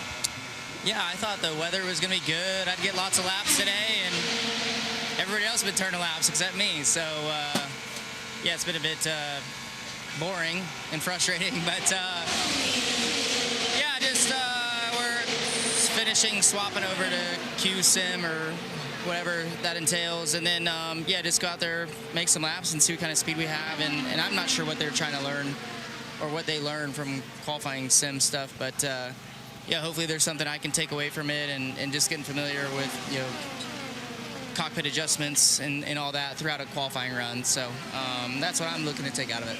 And so for those wondering why Kyle's car was so far down the charts today, it is because he was out in race trim but not racing with anybody. Now you're going to be in the fast trim. How will that be different for you, and especially with that muscle memory stuff that you're trying to get down?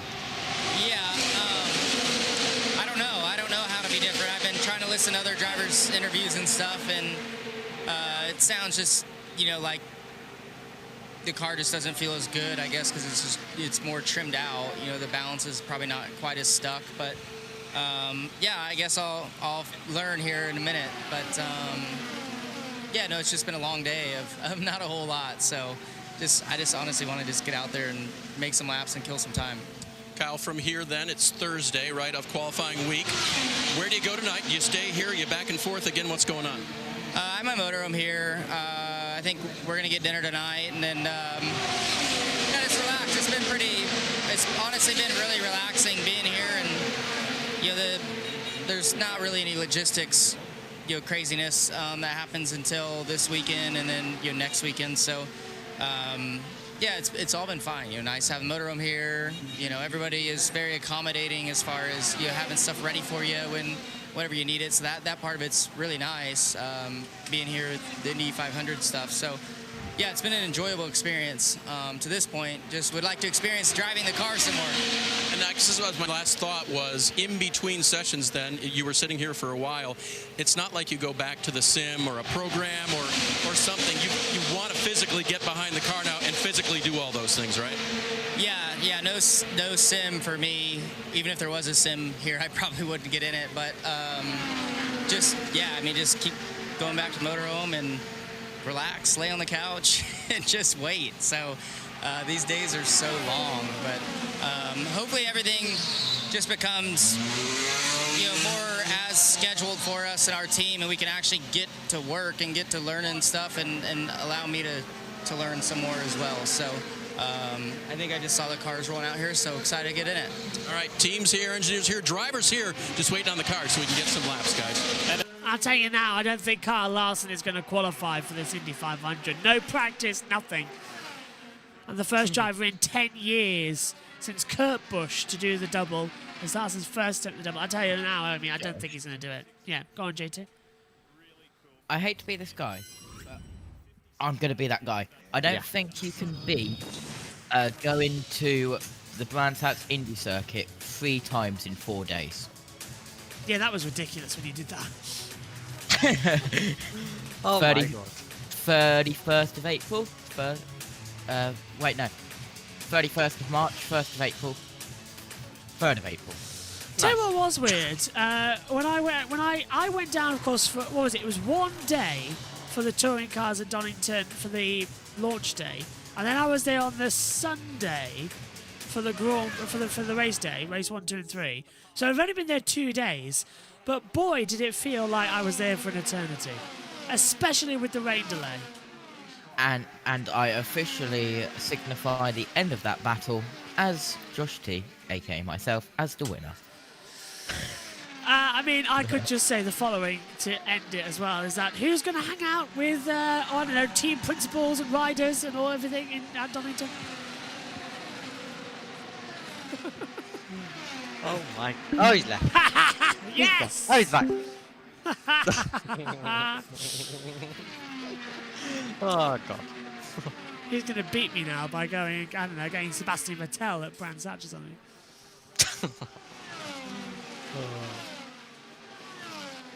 He's really angry. How's the website going as well? Better. It's 60% there. But JT, he's really angry with me because he would have probably have gone to Donington, but he is covering Iowa. JT, can you hear me? Unfortunately, yes. Do I want to? Not really. Well, if you don't want to do Iowa, we can always just give it to USON. He's now thinking. I mean, yeah. Because we can, yeah. That's a possibility. Yeah. Have you? Have you? Like, Megan can control the stream for me. July. Yeah, I would. Yeah, I would rather go to World Superbikes than go to Aldershot. This is going to be fun, says Jordan Kirby. It really, really is as well. The on-track action or the off-track battle? Both probably. I'm enjoying the off-track battle more. Who's hold gonna? up. Yeah. And we invite all 87 of you to the normal day-to-day run-ins of JBMotorsports. Yeah, battling every time out of there. 3,716 watched in total, which is amazing for a practice session. I know our biggest views always come in qualifying day, where we have about 25,000 people watching. Because MotoGP had nothing on this. No, MotoGP got over 1,000 viewers. 100,000 viewers at testing at the end of the year. That was amazing last year. Yeah, probably going to be a bit nervous doing that this year, considering that, last year it was the last thing on. This year it isn't. We've got the 2 races of Formula 1 left. So that's going to be nerve-wracking doing that 8 hours. And F2 and F1 Academy as well. That whole weekend. But it always brings in the dollary dues to go into it as well. Does indeed. Next year we'll be fine. We're still doing all the preseason testing like we did this year. That'll be on. Yep. Jordan saying who thinks Kyle Larson has a chance to win the Indy 500? I've just said he's going to be bumped. Brilliant. I don't think he will. So not Josh Batch. Batch. I don't think he will. I don't think Larson will. He's currently today he's done 219. He's yet to actually break the 226 barrier. He's not even at the 229s. He's never been 230, and I just got this feeling he's not going to do it. He won't.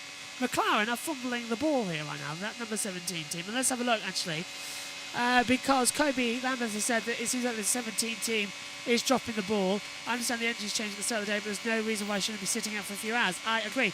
Brandon said, because I told it in the network chat, Brandon said that's bold. I agree. But I don't think he's going to do it. I don't think we're going to see him in the 500. Because if you ask, honestly... He's missing so much. Yeah, if you ask me who's in trouble, it's Larson. Considering he's top in NASCAR, he had an opportunity to win the 500.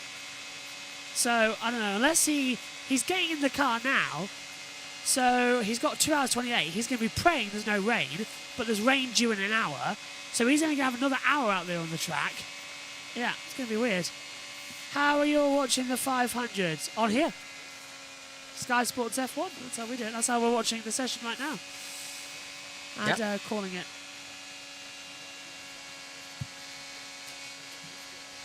It's going to be one of those days. Of course, for McLaren, yep. they've, of course, gained 2 academy drivers.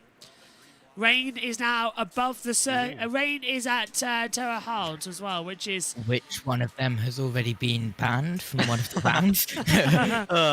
Yeah. That rain is coming, by the way, chaps, and that's going to lose the track. So I reckon we've got about an hour left.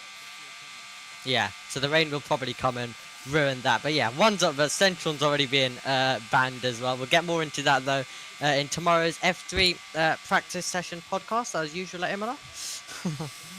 Yeah, where it'd be me and Omi, and everyone else just fails to turn up on Fridays. Anyone else hear an alarm? Because it is... I can... Something was screeching further back. Do you think Jordan asks... Yeah. Do you think Jordan can get his 5th... Jordan asks, do you think Helio can get his 5th Indy 500 victory? Yes. I think he stands a better chance than last year, Castroneves. Where is he at the moment? 13th. And I also love how Sebastian Vettel brought all the drivers together today across F1, 2 and 3.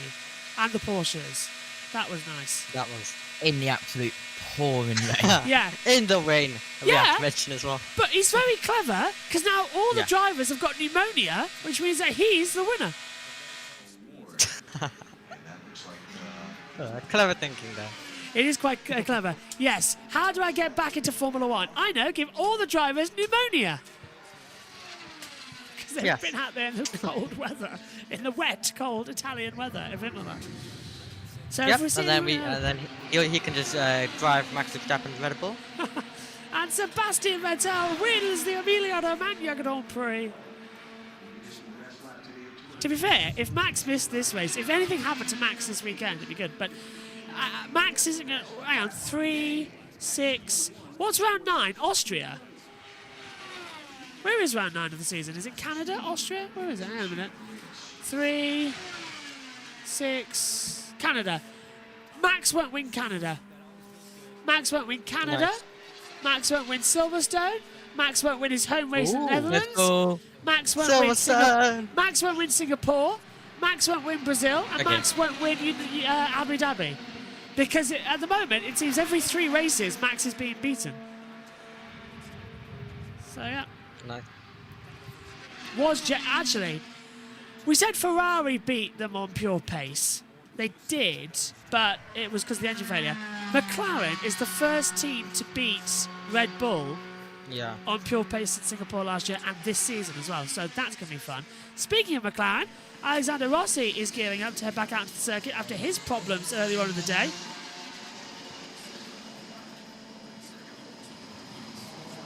Tommy says that Larson boy may have him a decent 500, but no way he wins it. May wreck. I don't think he's going to qualify.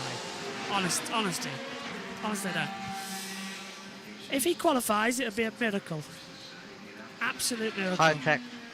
High-Tech are appealing the Central decision, so we'll see what happens with that. Yeah. It's going to get weird, this one, isn't it? Still haven't had any yellows. Yeah. Go on. I don't think they're just gonna sit there, seeing their driver get banned for one race, especially with how much potential he has. Already a race winner this season in Formula 3 at Australia, and took the fight to Antonelli a lot in Formula Regional last year. So, talented driver indeed. Was harsh getting that ban, so we'll see if that changes in Formula 3. We'll talk about that tomorrow. All the streams will be up for tomorrow. Later on. Literally, it's going to be like a very much a quick, let's get it done. It will.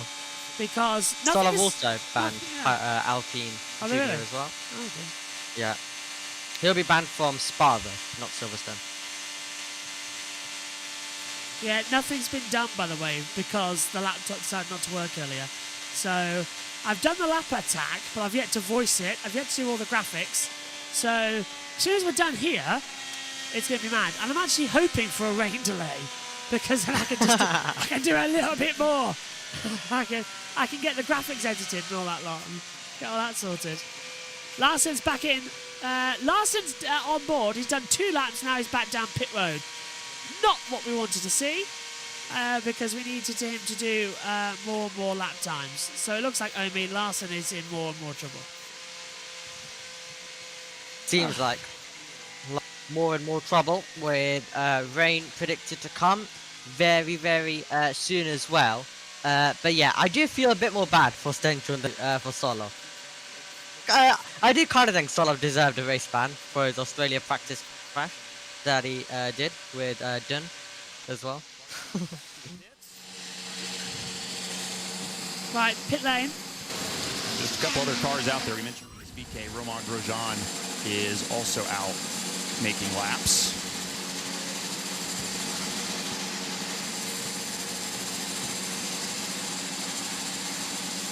So some more information coming from pit lane. Let's hand over to NBC to get some more gossip. There is Grosjean, who goes Hollinger, number 77. He'd like to improve his finishes in this race as well. This will be his 3rd start.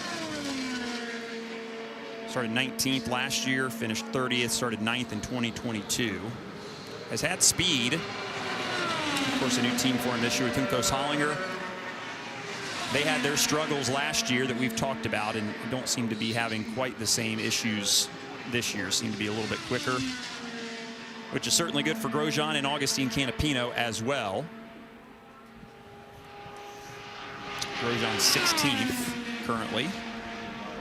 Hey, Dylan. Yes, Dave. The thing I always liked about him here in the relative few starts that he's had is he was always comfortable with it, right? From the start, he just felt comfortable. He found speed. He was with a good organization for the Indianapolis Motor Speedway. And Hinch, I think that goes a long way to where a driver adapts to this place and welcomes it into his own heart and isn't afraid to attack it. I think Romain's been there since the start. I would agree with that, Dave. I think he's had good runs here in the race, just has, and you know Hinch as well as anybody, it's hard to put 500 miles together here, especially when you haven't done it for a long, for oval racing, not his background, of course. So just learning how to kind of be an oval racer has been the initial challenge. And then you've got to learn how to race for 200 laps at the Indianapolis Motor Speedway. So even as a 3 or 4 year veteran of the series, still plenty of learning to do, and especially here with a new team for Grosjean. Georgia's back downstairs wandering. What do you got, Gio? Well, I'm here with Michael Andretti. A lot of teams today chose to do race sim and then quali sim. Andretti went the opposite direction. They went quali sim earlier and now are focusing more on a race sim. Why is that? We were looking at the weather, I think. We just felt like it was important to get the qualifying sims in just in case it rained this afternoon. So that's what we did, and we'll see. Maybe we'll look smart in the end if it starts to rain. Are you happy with what you've seen so far? Yeah, real happy. I think the cars seem to be pretty good, and we're happy in race trim as well. So, fingers crossed. Obviously, the Andretti name and the Indianapolis Motor Speedway go hand in hand. It's the month of May. Do you feel like we're finally in it? We're ready to go? Yeah, finally. With the weather, it's been a little bit of a mess, but right now you feel like it's a real month and we're ready to go. Thanks for the time, Michael. Always great to hear from Michael. Saw Mario down there as well. Always a family affair here at the Speedway for the Andrettis. On board Pietro Fittipaldi right now as he cruises around. Big lift from Pietro. Just getting up to speed, maybe.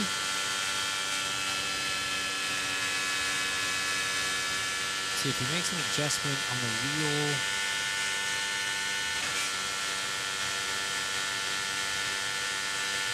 Almost looks like a warm-up lap. But again, you wouldn't be lifting that much on a warm-up lap. And he is back there kind of with his teammates. We talked about this earlier. Rahal is 26th. Takuma Sato is actually the fastest Rahal car right now. He sits 23rd.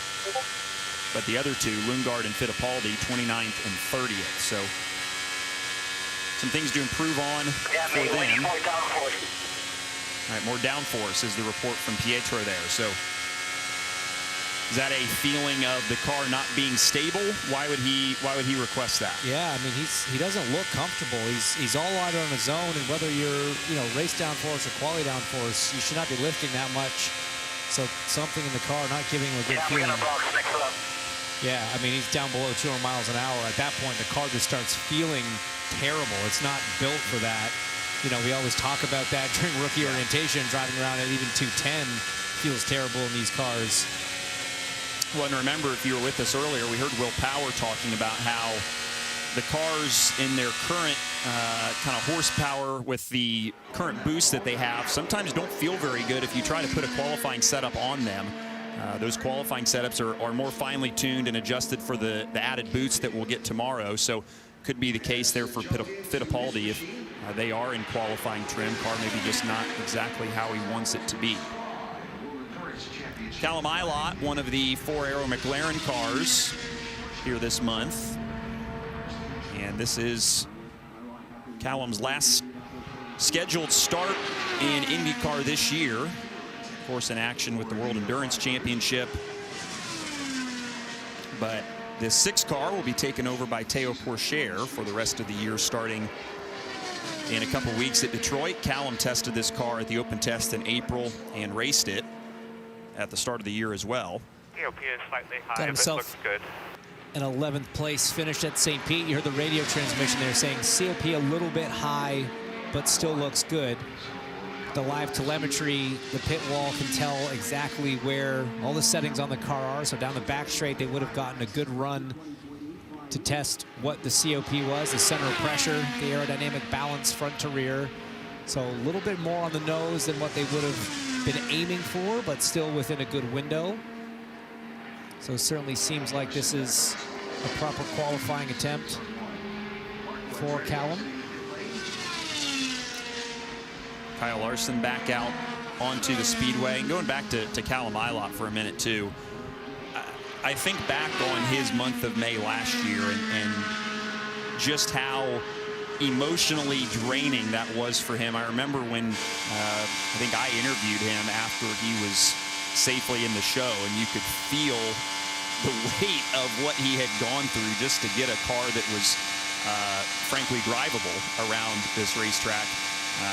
What he had gone through just to get to that point, and would have to imagine it's never a guarantee, but have to imagine you go through something like that and it puts you in a little bit of a different headspace when you come back the next year, and obviously with a different team. But if you can get through that and grind it out the way he did last year and ultimately led laps and finished 12th in the race, I think that's got to be a little bit inspiring and confidence building for sure. And I think one of the big things from last year was, initially he was complaining that something just didn't feel right in the car. The team was reluctant to make a change. I get it. You're talking to a driver that's done one Indy 500. You're looking at the possibility of having to do a massive amount of work to switch chassis. You want to try to exhaust all the options before you do that. Once they did, there was a noticeable difference for him. So for me, from a driver's standpoint, I think it's great for Callum's confidence that he felt a problem with the car, even though it may have taken a little bit longer than he would have liked for the team to act on it. Once they did, it proved that his feeling was correct. So he can sleep at night knowing that he does have a good feel for these things on the ovals. And now with this organization looking to just kind of keep building upon that momentum. Yeah, great point. We talked about Takuma Sato earlier, two-time winner of this race. He's downstairs with Dave. He is waiting on his race car right now. And you know how all of us said that today was a dry day, finally? Well, we got a final out of Takuma. That's because they've changed your car to race trim. How excited are you to get back out? Yeah, because of the last year, we really need to find the pure speed of that. So we've been working for a long time for the qualified trim, and we found this kind of happy place now. Non-toll up, and I think it's top 10 now, so which is good. So now we're converting the race car for the first time with the Rahal car for a long time for me, and we will see where we are. How many 4-lap quali sims did you get in? Full 4 laps? Well, quite a bit. I think we must have spent 8 sets of tire, 9 sets of tire since yesterday, and all really good. I mean, it's a learning curve, and we haven't fully trimmed, but all the basics and physics that we corrected, really valuable data. So a lot of it experimental, but we had to do it since last year. You mentioned last year comparing the April test and even what you know this weekend so far about the race trim, whether it's sim or whatever. Do you feel like you've made great strides? Well, wait and see, really. But let's find out. But looks like my 3 teammates is a probably relatively happy place in the race car trim. So find out. We still early days, and we need to tune for it. Now condition will be dramatically different from next weekend Sunday. So we need to still try lots of other stuff. I'm watching your teammate Pietro, who pulled in just a little while ago. How much are you building into him this weekend and all season for this race? Yeah, quite a bit. Obviously, his learning curve is very, very steep and a very talented, younger driver, so the Christian. So Graham and I have been old boys, and we're okay with that. But really encouraging to see they are picking up the speed a lot. Compared to last year, they're extremely happy with it. So obviously, well, never happy with the driver, but much better. The shape. So which we are very encouraging. Yeah, a lot of people around here, guys, happy to have a 2-time Indy 500 champion, no matter what they need to ask him, right? That's right, Dave. He is all... That is true. As the session continues, more cars now out on the circuit. Let's have a look at the flashback of Takuma, and winning for the first time at the 101st Indianapolis 500. Round the outside into turn 1 of Castroneves at the time, and taking the win across the line. Drinking the milk and pouring it over. Then in the month of August, in the pandemic, the yellow came out at the last lap, and it gave Takuma Sato his second Indianapolis 500 victory inside the pandemic. And I think as well, JT, I know we weren't showing them live, but we've got them recorded back then. I think actually maybe the 500 might have been live back then. It certainly has been an interesting journey for Sato. Yeah, absolutely. And during that little break, I have been cooking, and the next one is in Manus's channel now. Behind the mic, Matthew's here, says that was a heck of a battle between Sato and Castroneves. That Honda was just too strong on the straightaways for her to pass. Oh, and into the wall, backwards, in a big accident out of turn 4. Yellow flags out, and into pit road it ends up. The 28 of Romain Grosjean hitting the inside barrier and completely blocking pit entry as well. It's Marcus Ericsson. Ericsson in the 28, apologies. So we were just talking about Ericsson as his double was taken away from him last year. He was my next port of call. Hits the wall out of 4 and pirouettes backwards. Caution is out. Pit road blocked. Ericsson's getting out of the car. He's okay. But JT, big drama. His car destroyed, and he's one of the favourites to win. Yep, absolutely. They're going to have to get that moved because that is blocking the whole of pit entry. And it also hit the inside cars to stop on pit straight as well. Cars to stop on pit straight. They're going to bring them down backwards through the old pit road. I think they're going to move it away. So the cars are slow. Continue round. Pit entry is closed. Continue round under caution. That's the instruction from race control. Ericsson's okay. Car destroyed. So let's take another look. So we're riding on board. He's with the toe. So what happens to Ericsson? Inside of 4. Touches the apron. Loses it and immediately hits the wall. That's a rookie error from Marcus Ericsson. that you don't expect. He's gone down too low and he's hit the apron, but 2 big hits, one on the left side as well when he hit the inside wall, one on the right, and then a sideways impact when he hit the barrier covering pit entry. That's a big hit. Similar to what we just saw at the end of the race in 2020, if you remember. Yeah, absolutely. But for the first time that I can remember, that we've actually got a proper yellow caution instead of yellow and red flag conditions. Yeah. Here at Indy 500 practice. Yeah, this is now a caution effectively. I think the pace car's even going out to pick them up. I'm not even kidding, because if you look at the driver tracker, they're all still circulating under the yellow. So the pit entry is closed, so they're getting yellow practice out there. And pit entry is open. Please box this lap. So they are coming in slowly past the incident zone, but they're going to be going all over that debris. They've missed a trick here. What they should have done is let them stop on the inside lane of the track and pull them back into pit road from the exit, not the entry. But yeah, this is going to take an enormous time to clean this lot up as well, because that's a big impact. Yeah, absolutely. And I now need to ask you, where are you getting these race control messages from? The app. They're on the app. Okay. They flashed up. Top right for me. It updated this morning. Oh, nice. Let's take a look at it once more time for the offboard. So out of 4, touch the apron. Everyone was so lucky. But yeah, I forgot about the 28 Ericsson, not Grosjean. Sorry if I hit the moment there. But yeah. Oh, Ericsson right over the track. And that car's destroyed. So Ericsson is now in big trouble. Right, McLaughlin is now down pit road. Let's head down to NBC as the caution is out. Into pit road. Right side. Great job to avoid that, though. Yeah, you don't want to go in at 150 miles an hour. Ericsson into the medical car. As always, AMR safety team there very quickly. So yeah, you just see, I mean, potentially damage to the actual chassis where the suspension pickup points are.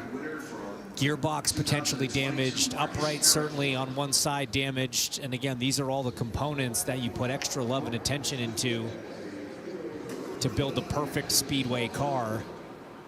Yeah, that's just it, right? It's stating the obvious, but these cars are as finely tuned and precisely put together and crafted as any car that they'll race all year. So you never want to have a crash, but especially these cars, which are so sensitive to every little change and every little change in condition. But it may be tough to get this one repaired. I'm trying to look at the nose of that car. You can see, obviously, the crash structure and the nose cone did its job, absorbed a lot of that impact, but does it go all the way down to where the start of the safety cell is? It's tough to tell from here. All the suspension pieces ripped out. Yeah, just trying to look right there. This area right here, you can see, you know, the line that separates the nose cone from the tub. Anything after that, if there's damage, it might have to be a complete backup car. Michael Andretti, team owner, shaking his head a little bit there. Look, it's part of racing at the Speedway, man. These things happen. Mistakes are made, accidents happen. It's the nature of it. This team went through something similar with Colton Herta after a carb day crash, had to go to a backup car. Car just not the same in the race. Colton really struggled. Benefit for Marcus, they've got a little more time than that. You know, tomorrow, obviously, you're supposed to be moving into qualifying simulations all day. But a long night ahead. So can these, is this something where, how soon do you make a decision that you maybe just want to go to a backup car and just try and get it on track today? Is that with just over 2 hours left, is that even an option today? No, you're not getting a backup car built in 2 hours. You got to remove the engine. You've got to, there's other parts that you have to move over from one car to the other. Remember, their backup cars were run over the weekend at the Grand Prix. Most of those still in road course configuration predominantly. Take another look at it here as the debris and shrapnel gets picked up over there in turn number 4. Safer barrier here on full display. You can see the flex there, and there's been no damage or anything to that wall in turn number 4. This is on board again with Marcus. Just watch his left front, just touches it. I mean, he doesn't even get on it, almost just rubs the sidewall up against it. Hold the brake, hold the brake. Great job by the tethers. I mean, this is some of the safety advancements. The fact that that left front tire and wheel assembly stayed attached, the fact that the front wing stayed attached, the tethers that are designed, you see those neon panels in the back of the car when it's going backwards. Those are to stop it from flipping over. And you see, I mean, there's just in that accident alone, safer barrier, wheel tethers, wing tethers, the anti-flip flaps. You know, there's 5 different safety advancements that have come in IndyCar over the last decade or so on full display here. See the pit lane speed limit cone go flying.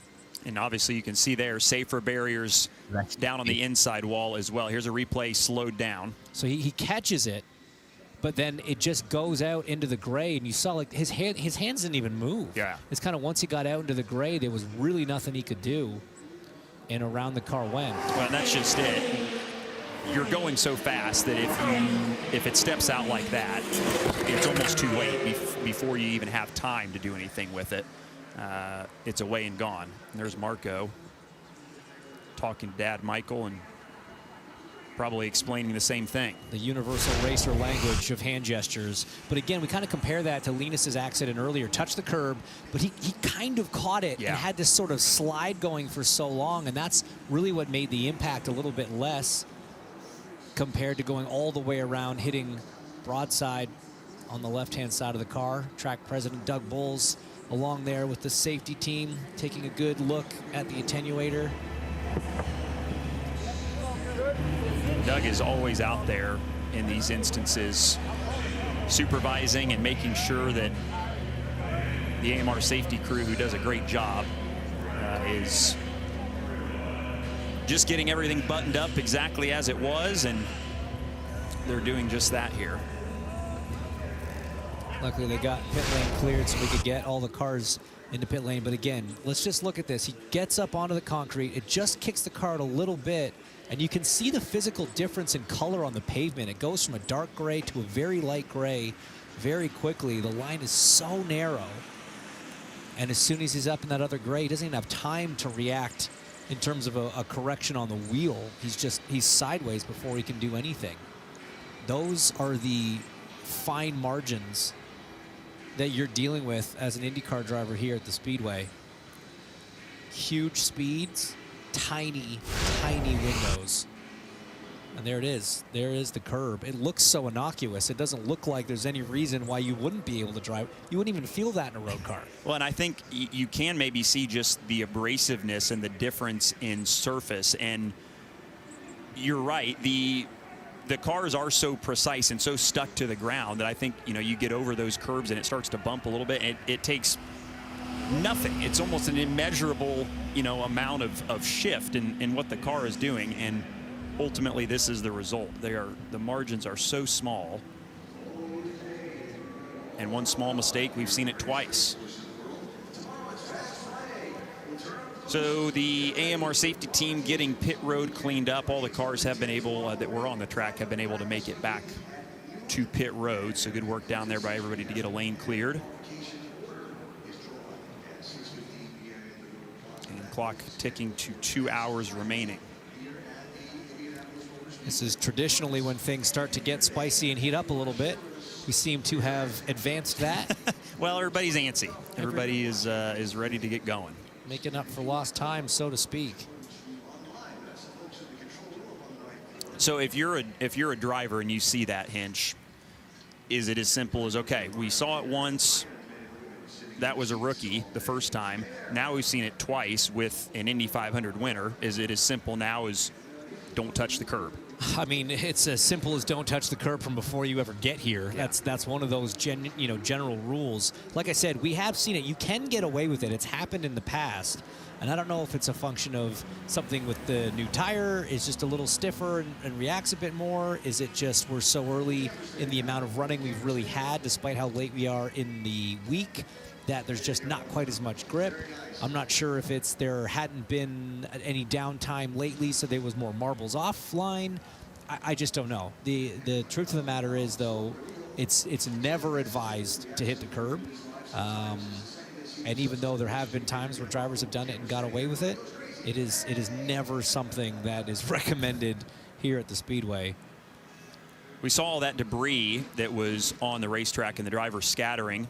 Ericsson's teammate Colton Herta had this to say as he wove his way through that. Radio's a little scratchy to the timing stand around turn 3. I had to run over quite a bit of debris, so might just want to change tires or check them. Yeah, we could hear you fine. So a couple things there, but Colton's waving at us. Well, you call him up again. Yeah, Daddy's got his phone this time.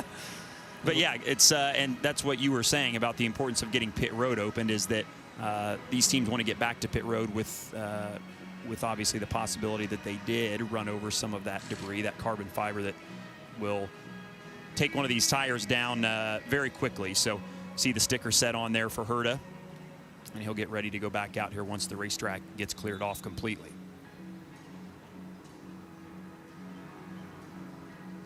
And you know, it's funny, you see all the mechanics for the 26 car, for the 27 car standing around there. Even though their car didn't end up in the wall, they know that their night's got a bit longer. That's as well. Right. You know, this is a team effort, and it's going to take, you know, all the men and women on the Andretti crew to help put the 28 car back together again, to steal some Humpty Dumpty vernacular. Talked about Catherine Legg, one of the 2 Dale Coyne racing cars in the field this month. Dave has an update. Dylan, her car rolled up here about 5 minutes ago, so we had a quick minute to chat before she jumped in and got ready for qualifying simulations. Now, earlier today when she was in race trim and running in the pack, she's not happy with the race car. Hinch, I know you understand when you don't have the front end in traffic, and when it wants to wash out on you, that is not a good feeling. And that's something she then went to a couple of different drivers and tried to figure out why they were having no problem, or not the same problems that she was having. And she says, I hope they got that fixed. Now it's into qualifying simulation, and the team told me they'll make at least a couple of runs here. But when you're in traffic, Hinch, and that front washes out and you don't have control of it, yikes. It's not a fun feeling. It's often referred to as the death plow understeer when the car just sort of takes off. And sometimes how it happens is you can go into the corner, you know you're going to have some understeer in traffic.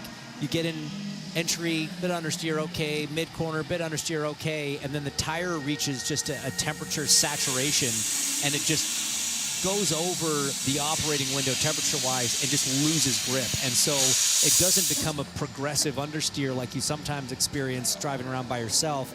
It goes from a little bit of understeer to just massive in an absolute instant.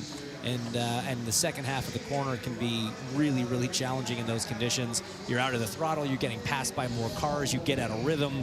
It really is just a terrible feeling from behind the car. Not an uncommon one here at the Speedway, and one of the things that you're constantly trying to dial out of these race cars in race trim. The challenging part is anything you do to help that usually makes the rear of the car nervous on entry. So where do you balance it?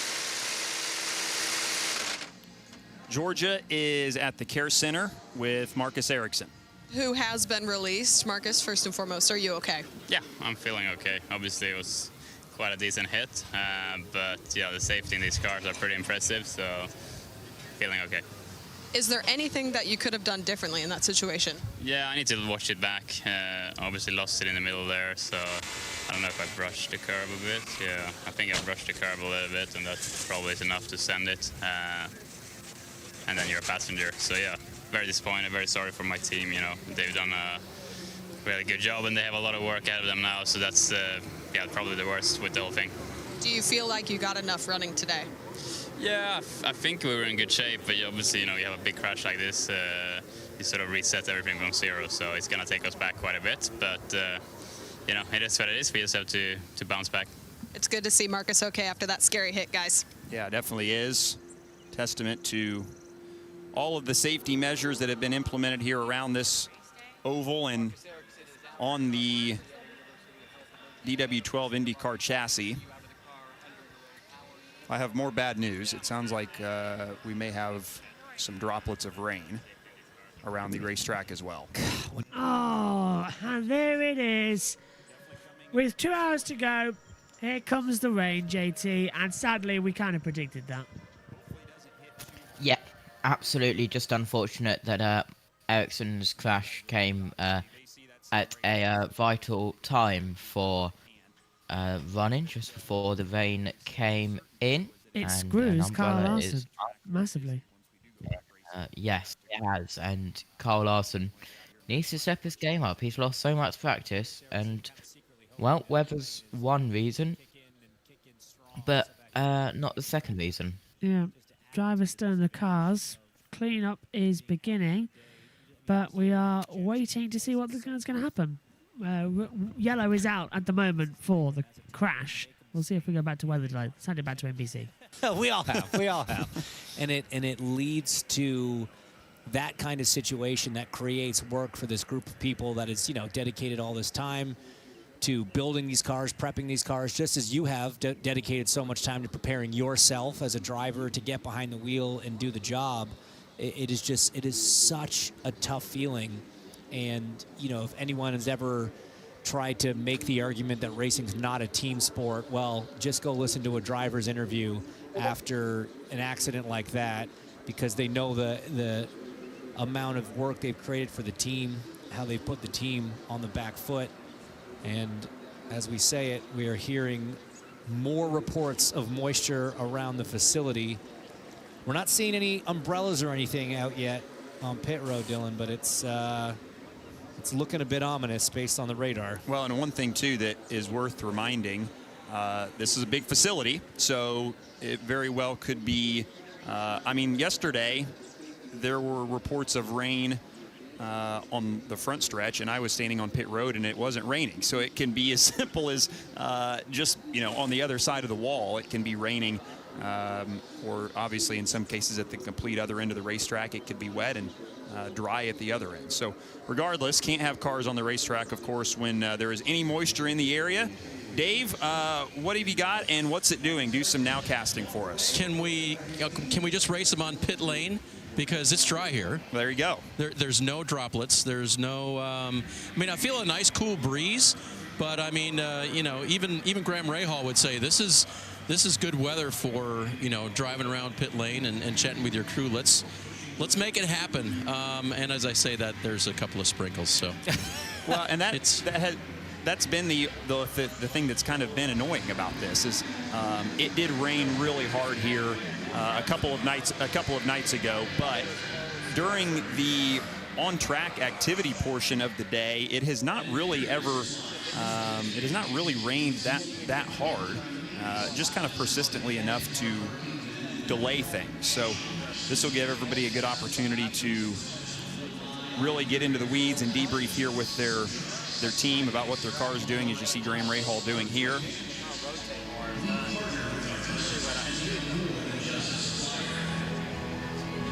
That's actually, he's talking with Ricardo Nault there and the group on the Takuma Sato car. But everybody shares information, of course. I feel like Graham does more. Graham has been a great, yes. Yeah, from pit lane up to pit wall. He doesn't jump onto the stand and put on a headset like all the other drivers. He lets us be part of the conversation. Yeah, we like that. Always gives us great information on the radios and has let us. Just a quick thing here. IndyCar weatherman saying 4 p.m. Showers continue to approach. If we're feeling jobs already, it's not really improving, just getting closer. So it looks like the date might already be done. Probably looking at the radar. Looking at the radar, or is he looking at the no-toe times? Because that guy is sitting 4th right now on the no-toe times. But here's the summary of the fastest speeds over the different areas. Non-toe lap, Colton Herta still number 1 at a 224.1 4-lap average Linus Lundqvist 224.9, which is incredibly quick. Again, likely that had a tow. And look at those trap speeds, 236 miles an hour. And remember, this is not even with the turned up boost. It is not. Can't wait to see those speeds tomorrow and on qualifying. It's always such a thrill to see who can get to or above 240. Always a thrill to see who shows up to the speedway. Yeah, look at that guy. Graham Rahal chatting with J.R. Hildebrand, fastest qualifying rookie in 2011, second place finisher in 2011. We'll leave it at that. That pains me still. Poor guy. Georgia has found another driver. I sure do, as it sprinkles, unfortunately, down here on pit lane. We have Callum Ilott. Let's go through today for you. What was it about? Did you find it? We did find it. So, recapping a little bit, race running in the morning. Car was great, a big step from yesterday, which was nice. Got really comfortable. I think I was turning some swapping positions with Scott Dixon. I think both our cars look very similar, so I'm sure for the fans that was a bit confusing. But yeah, after that we just went and did a quali run, got the car turned around for that, and unfortunately a few British spots of weather. Yeah, so we'll see what we can get going, but feels good, feels comfortable. NTT car is doing well. From the driver's seat, what are the differences for you from those race runs and qualifying runs? What are you really trying to pinpoint? What's the feeling, the difference in feeling also? So the race running is really all about how the car feels in different parts of the pack. So yesterday I did a lot of stuff deep in the pack to feel how the front kind of takes off behind other people and getting consistency on that side. And today I've been running a lot more up the front. When you're kind of 1-2 cars deep in it, feels good, but once you get about fourth, it's very destabilizing. And then the quali car, you want it right in the window. So you need everything to be perfect, ride heights, wing, and then just build up from there. So there's a lot more time and patience that comes into the quali running, but the race running, you can't overdo it either. How big of a role does patience play, especially when you're going, 229 miles an hour around the Indianapolis Motor Speedway? There's 229 times the patience, I'd say. No, it's massive here because you can stay under the limit all week and you'll be good. The one time you go over, as we see, unfortunately, it can end really badly. So that's really important. You don't want to take too many steps too quickly. And yeah, I feel super comfortable in this car. They've done a great job to get me comfortable and work on every little bit that I need. So that patience is very good, and I feel very close to what we need to be. How close is that line between too much and too little and too much? The med center over there. So it's quite a distance, but it does hurt on the way. I've experienced that once.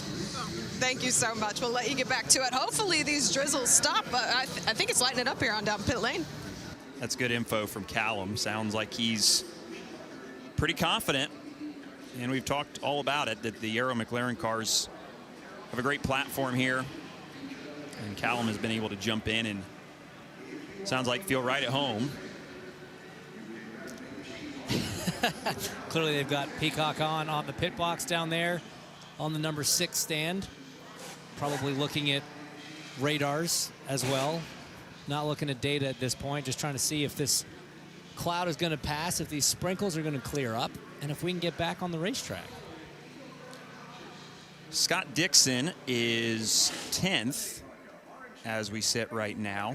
Winner of this race. We've now moved to weather delay. Another one he's been trying for a long time and sure would like to get Indy 500 win number 2. They call him the Iceman, but today at the Indianapolis Motor Speedway, he is red hot, and he is the winner of the 92nd Indianapolis 500-mile race. Weather delay means one thing in Josh T's mind.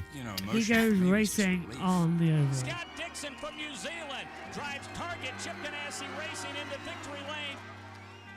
I don't know, Indy's, you have a funny relationship with that place. It's one of the most fabulous places you ever get to race, just the sheer size of it, the enormity of the event. But then you also think about the close misses, and I think that's probably what I think about the most. It's just the many second place finishes or missed opportunities.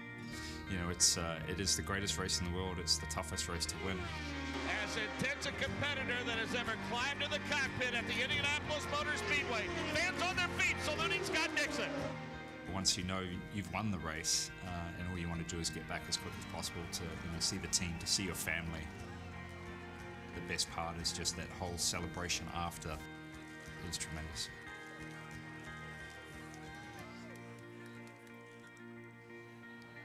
I'd have to imagine that this race, more than any others, when you win a race, you want that feeling again. That's what drives these guys. But you win this race, I can't imagine the feeling of wanting it again and being so close and having it slip away like Scott unfortunately has. I know it eats at him, but it's also what motivates him and drives him to get Indy 500 win number 2. Yeah, I mean, I think you talk to any of the drivers that have been fortunate enough to have won this race more than once, they'll tell you that each time was better than the next because you appreciate it that much more. You enjoy different aspects of it. The first time, I'm sure, just feels like a complete blur.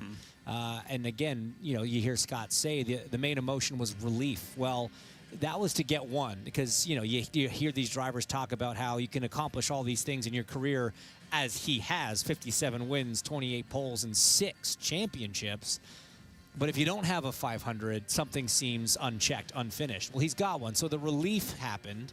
But now he deserves to enjoy one, right. And you talk about the near misses, 3 second places, and that's not even counting the 3 races I think he had the best shot at winning, like 17 and 2022.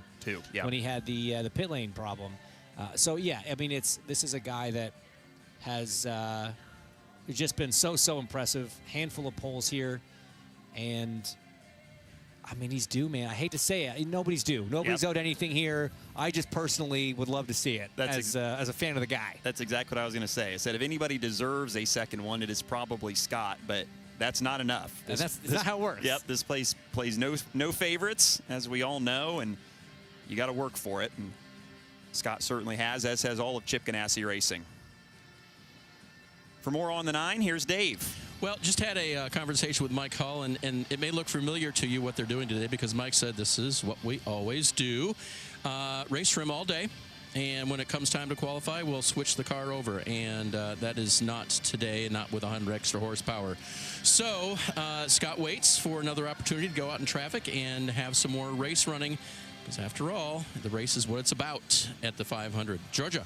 Well, Stingray Robin, that number 41, they've only turned 14 laps today. So I went and checked in with the crew. They said basically they were just not happy with their race car. They went back, they made tweaks. Then they realized they probably should make some more tweaks. And I asked, well, have you been able to do any qualifying sim? And they said, well, we're not happy with our race car yet. So why would we trim it out to go do a qualifying simulation? So that's part of the reason you've only seen Stingray Rob turn 14 laps today.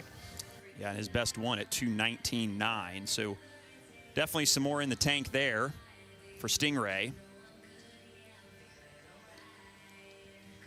And again, those of you just joining us, we were under yellow, under red for a Marcus Ericsson crash. He has been checked and released from the infield care center. And while we were under stoppage, some moisture around the racetrack has extended the pause. So trucks are out here circling the track just to kind of investigate and make sure that when we are ready to go, the track really is ready to go. But for now, in a bit of a holding pattern.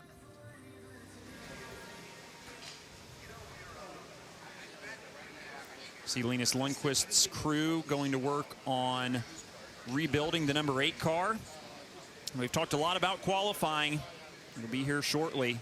Saturday and Sunday. Sunday evening, the run for the pole in the 108th running of the Indianapolis 500. Who possesses the concentration, precision, and guts to be the fastest person in the world for a week? That's what the insane rush of speed over 4 laps of Indy 500 qualifying is all about. One of the hardest things you'll ever do in a race car. So nerve-wracking. It's crazy. It's the fastest, most frenzied, and sometimes the scariest 10 miles in sports. Oh, what a crash! Oh, he hit hard. This is the white-knuckle terror of 240 miles an hour at the top end of Indianapolis Motor Speedway. Drivers are given a turbo boost of 100 extra horsepower and then asked to hang on. Maybe it's better to call them pilots. Knobs are being turned, and buttons are being pushed to optimize weight distribution and engine mapping, all while maintaining maximum focus of holding a steady wheel. He is tuning the sails to good effect. It's fun, it's frightening, it's faster than anyone will go this month at the Brickyard. So excited for pole day on Sunday. A couple more days to get through first, though. Practice continues today until 6 o'clock Eastern. Just over an hour and a half left. Noon to 6 tomorrow. Turn the boost up for Fast Friday. And then a morning practice session for an hour before we try and lock in the top 30 on Saturday throughout the day, 11 to 5:50 p.m. Eastern time on Peacock. And then Sunday, the Fast 12 cars will get a practice session from noon to 1. The last chance cars just trying to make the race, get their practice session from 1 to 2. And then on NBC at 3 o'clock Eastern, the run for the last row, the final and the 33rd and final spot, and of course the run for the pole as well, with one final practice, or I should say the penultimate practice on Monday at 1 p.m. You saw nothing, Josh. On Scott McLaughlin, here's Dave Burns. He would seemingly be a big part of Fast Friday. We shall find out. Just checked in with his crew, and he is getting ready for some qualifying simulation now. Less than 100 horsepower, which will be added to his effort tomorrow. Showing you some very important things on the screen there right now. He's watching golf. He's paying attention to golf as the PGA Championship. There you go. The race trims was decent earlier today, but now they've had one sort of an installation run for the quali trim. It was good. They like what they had, so they're getting ready as soon as the track is cleared. Send Scott out and see what he can do. Hopefully get a 4-lap run or 2 in here to see what it may have before the 100 horsepower is added. I'm glad these guys that, before they go out here and go 230 miles an hour can just chill. Colton was on Instagram yesterday. Scott's looking at golf scores. Gotta stay loose, man. Hanging out. You gotta stay loose. You gotta stay mentally stimulated, because you can fall asleep in those cars. They are custom molded seats made to fit you. You're basically in a laying down position. You're wearing a pillow and a shell around your head. You're warm, you're cozy. It's very easy to fall asleep. And the last thing you want to do is get woken up by the sound of the engine getting cranked behind you, flip the switch, and frantically leave the pit lane trying to remember where you are. So, yeah, he's just staying chill, staying free, staying loose. So under caution, under red for Marcus Ericsson's crash. This was the first wreck of the month and of the day. Linus Lundqvist out of turn 2, also got onto the curb, and not as big of a crash, but certainly not a small one. Green. Slapped the wall. Green. Out of turn 2, and then green. Control down to the inside and just tapped it with the left rear. Linus got out of the car, walked to the safety vehicle under his own power, and was checked and released from the care center. Crew's back in the garage, Georgia, trying to piece the 8 car back together. You're right about that. Green back out. Obviously, we had the yellow for weather conditions here, but the green back out at the Indianapolis Motor Speedway. Linus Lundqvist crew going to work on the Chip Ganassi Racing American Legion number 8, a full rear end, front suspension, and bodywork being changed to that number 8 car. They're taking their time, though. There's no hope to get back out today, but they're taking their time, making sure there's no mistakes, and they want to get it right ahead of tomorrow. Thank you, Georgia. And kind of as we talked about, Linus did a good job there to minimize as much as he could with the kind of way he wrestled that car through the turn and slid it into the wall. But we'll hopefully see him tomorrow as the green is back out. Yep, and several of the cars venture out. We are back under green flag running here at the Brickyard. Tell you what, of course, I'm almost surprised how quickly that was coming out. We didn't actually get officially told that we were going to any sort of green flag running. It just sort of happened, JT, which is pretty standard here. But we are underway. Cars out there on the circuit. Yeah, absolutely. And Josh, you saw absolutely nothing. I didn't literally just do exactly the same as what Marcus Ericsson did and Yeah, I saw. ended up in the same place. Just not the same route taken to get to that place. Yeah, practicing, seeing how he did it, JT. That's your analyst role. Didn't do it deliberately. It was all part of the cunning plan, eh? Look at the amount of cars that are venturing out on pit road. There was a ton of them now. As we wait to see, it's a gaggle coming out of turn 2 and into 3 on the backstretch. But that rain and cloud still in. We're going to be pretty much stop-start for the last 90 minutes like we were predicting. Yeah, absolutely. Which is going to be interesting for me to calculate how much clean running we've got in the final hour. But 3 wide down the front stretch. Colton Herta involved, Rossi as well. I've just been I've done all the graphics, the written graphics for this weekend. Nice. So now I've just got to get everything else sorted in.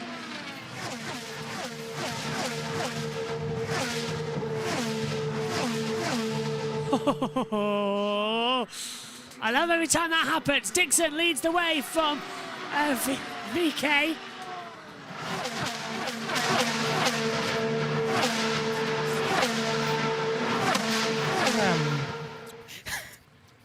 So like a vroom, vroom, vroom, vroom, vroom. He did it. Cliff it right now. Yeah, but mine was better than yours. Coming out of 2. Caution's out! Yellow. And it's rain. Yellow's for rain. So we got 2 minutes under the green before another yellow flag for rain. It's so annoying when the yellow keeps coming out for water. It's going to be stop-start throughout the entire last 90 minutes. And JT's already giving us that. Go on then, JT, give us a lap. In Kyle Larson's NASCAR. Okay, where am I? I just teleported. You're inside turn 2, looks like. 4, let's go. Awesome. Oh, right, okay. In infield of turn 4 as well, so not even on the right area as they come down pit road once again. This is where Marcus Ericsson ended up, by the way. There we go. Yeah. Oh! I look up and JT's destroying NASCARs. So, down pit road once again for moisture. Give us that then. Hang on, is this why? This is Herta going past, giving a wave to Pato O'Ward. Hi, buddy. Hiya. Give us a nice wave. That's all nice to see as well. Yard of bricks. You going the right way? Have you spun it or reversing? The yard of bricks. I can hear Kate Bush running up that hill. That was so 2 years ago. When is Stranger Things 5 coming out? Do we know? The next season of Stranger Things. Is it this year or is it next year? Is it 2025? You're going to make me look now, aren't you? Yes, I am. Go on, find out. As Kate Bush is running up that hill. Welcome aboard the Vecna Loveland.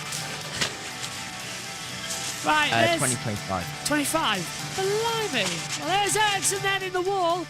He brought out the caution. Now we're back to a weather delay. Question, does Catherine have a leg up on the competition because she earned it the hard way? I don't think about it.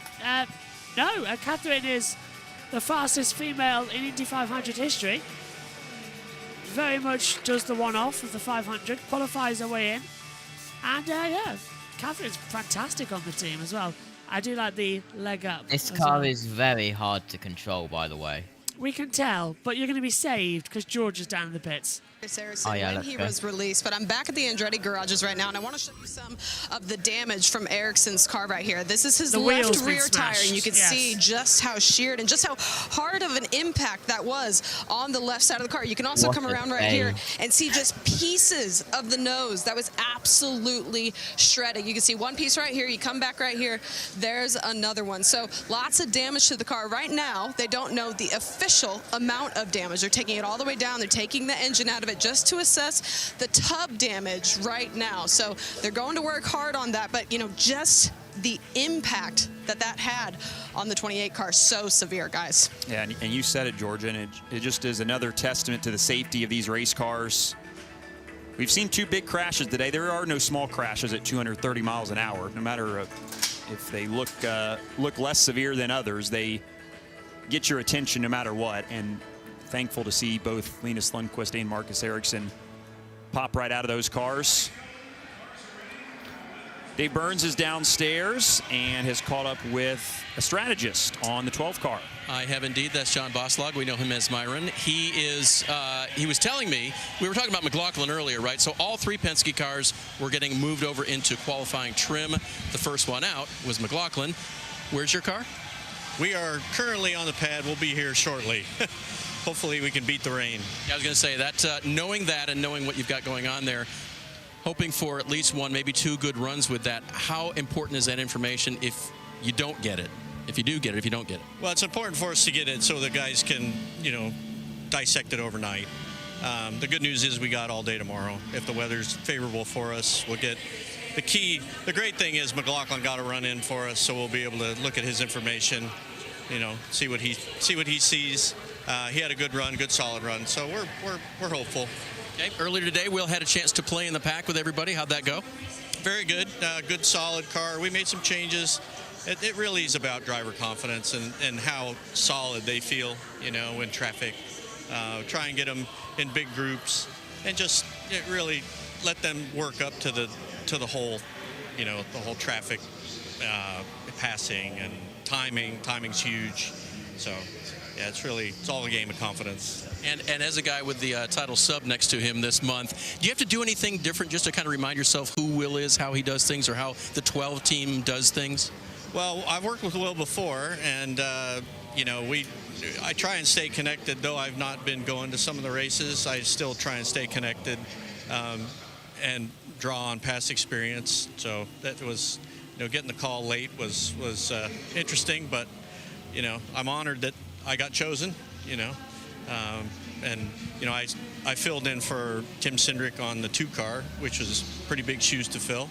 And I welcome the opportunity and now move down to power. Jonathan Duguid is going to take over and do strategy for Newgarden. So I'll move to power. And, yeah, pretty much the same group I worked with before. So it was a little adjustment, but we'll be okay. Yeah, I think with this big race, of all the things that are important, familiarity with each other and that history will make them as successful as they've been in the past, guys. Now, John was on the stand for Will when he won here in 2018. So Joseph, in some ways, is I guess he is not in some ways. He is the only of the 3 Penske cars that has a truly kind of new voice in his ear. Jonathan Duguid has been and is heavily involved with all of Team Penske's operations, but Will's familiar with Boslog. Scott McLaughlin still has Kyle Moyer, and it's a new voice for Joseph with Duguid.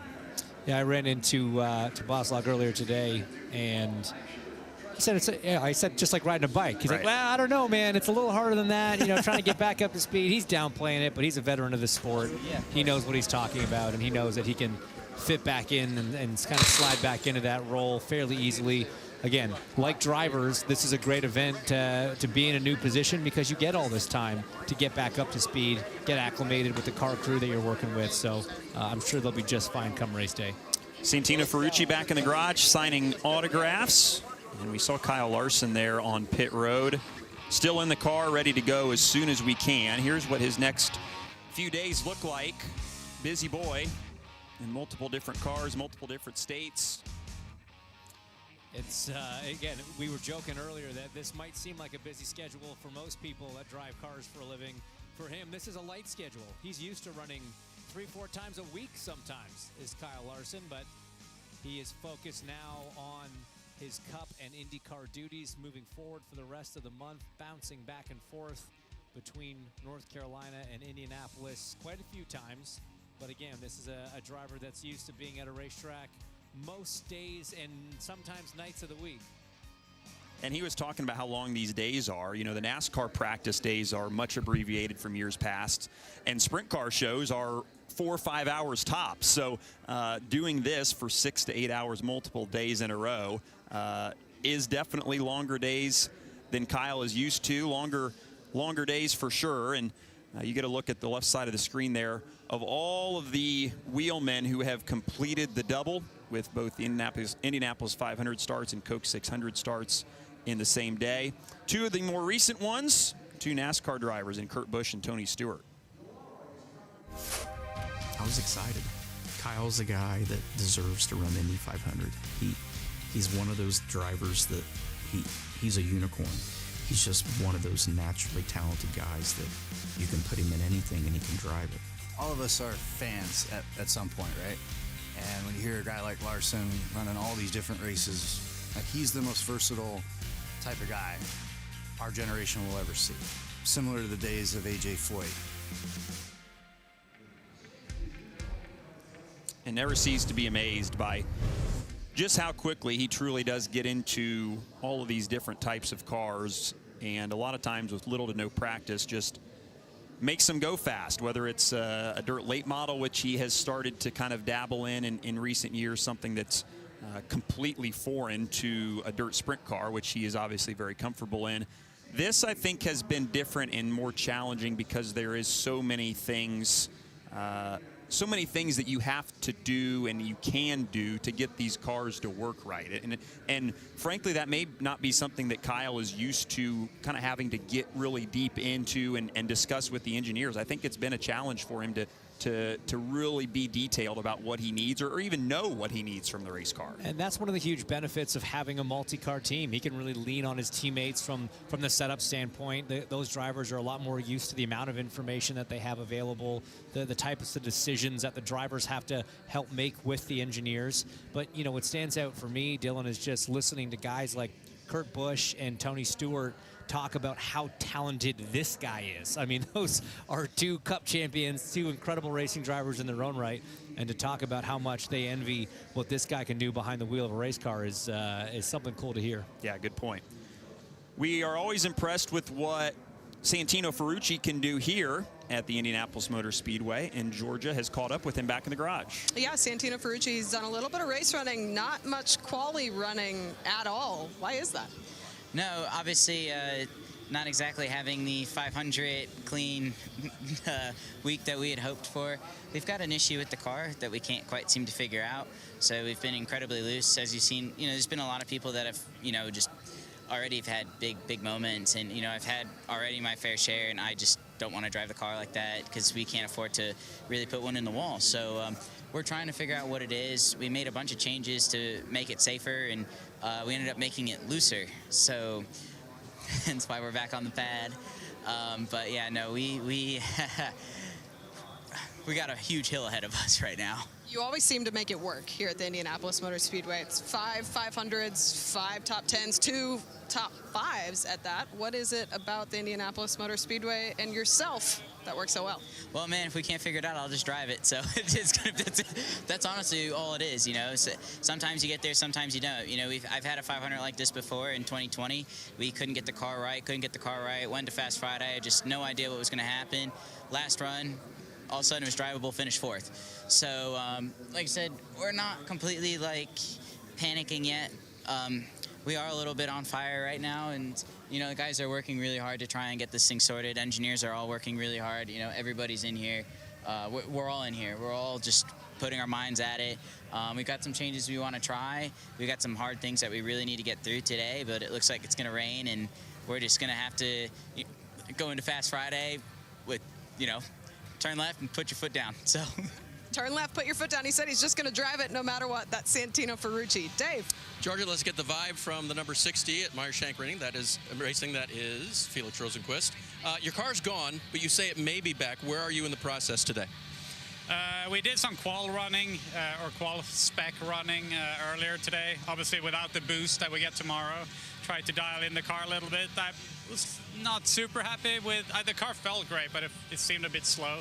So I have to look at that, maybe a bit wrong on our ride heights and stuff. Traffic running has actually felt pretty good. That's mainly what we've been doing for the rest of the day. A bit gnarly out there with, we had a close call with when Marcus crashed. Luckily, he's okay. I was almost got caught into that, so yeah, close one. But yeah, so far so good, man. I think it's just close out there. Like, everyone seems to be kind of the same. Like, if you're third or fourth in the pack, it's hard to make moves. If you're top 2, top 3, you can make moves. So it's, you know, kind of like it always is. Take us back to where you were in the Marcus incident. He catches the curb a little bit, finds the wall, then you come along when? Yeah, it's a nightmare scenario where I see that he's loose, right? And he's up to the wall, and then I don't know if he's going to continue straight or go down the track. And I was ready for it, so I was like, if you go down, I'm going to go towards the pit, and which I did. So, yeah, it's always hard. And I was, you know, when I crashed in the race here last year, Kyle got caught into that in the same way. So it's one of those things you just have to pick a side and hope it works out. But again, I'm really happy it's okay. It looked kind of gnarly for where I was sitting, and yeah, hope that him and his team can recover well. So new car for you this year at the 500. You know, we think about St. Pete in the offseason, getting used to new faces, new places, things like that, new voices. How has it been this week? And maybe the April test was a big help to that, but this is so much different. This is something completely different. How has it been with the new team? It's been good, man. These guys are pros. I think we settled in good with a car. The baseline was good, so we can kind of go out and play with the big boys straight away. So that was good. Still, I think today has been our toughest day. We had some radio issues this morning, and just haven't been super smooth with, you know, weather and whatnot. But no, I feel like whenever we have an obstacle, we're able to bounce back pretty quickly. If it's car setup or technical issues, mechanical issues, like we're on it. And you know, everyone here, as I said, they just gave me a package start of the season that are ready to go out and deliver with, and I think the same goes here for a 500. Like the sound of that, Dylan.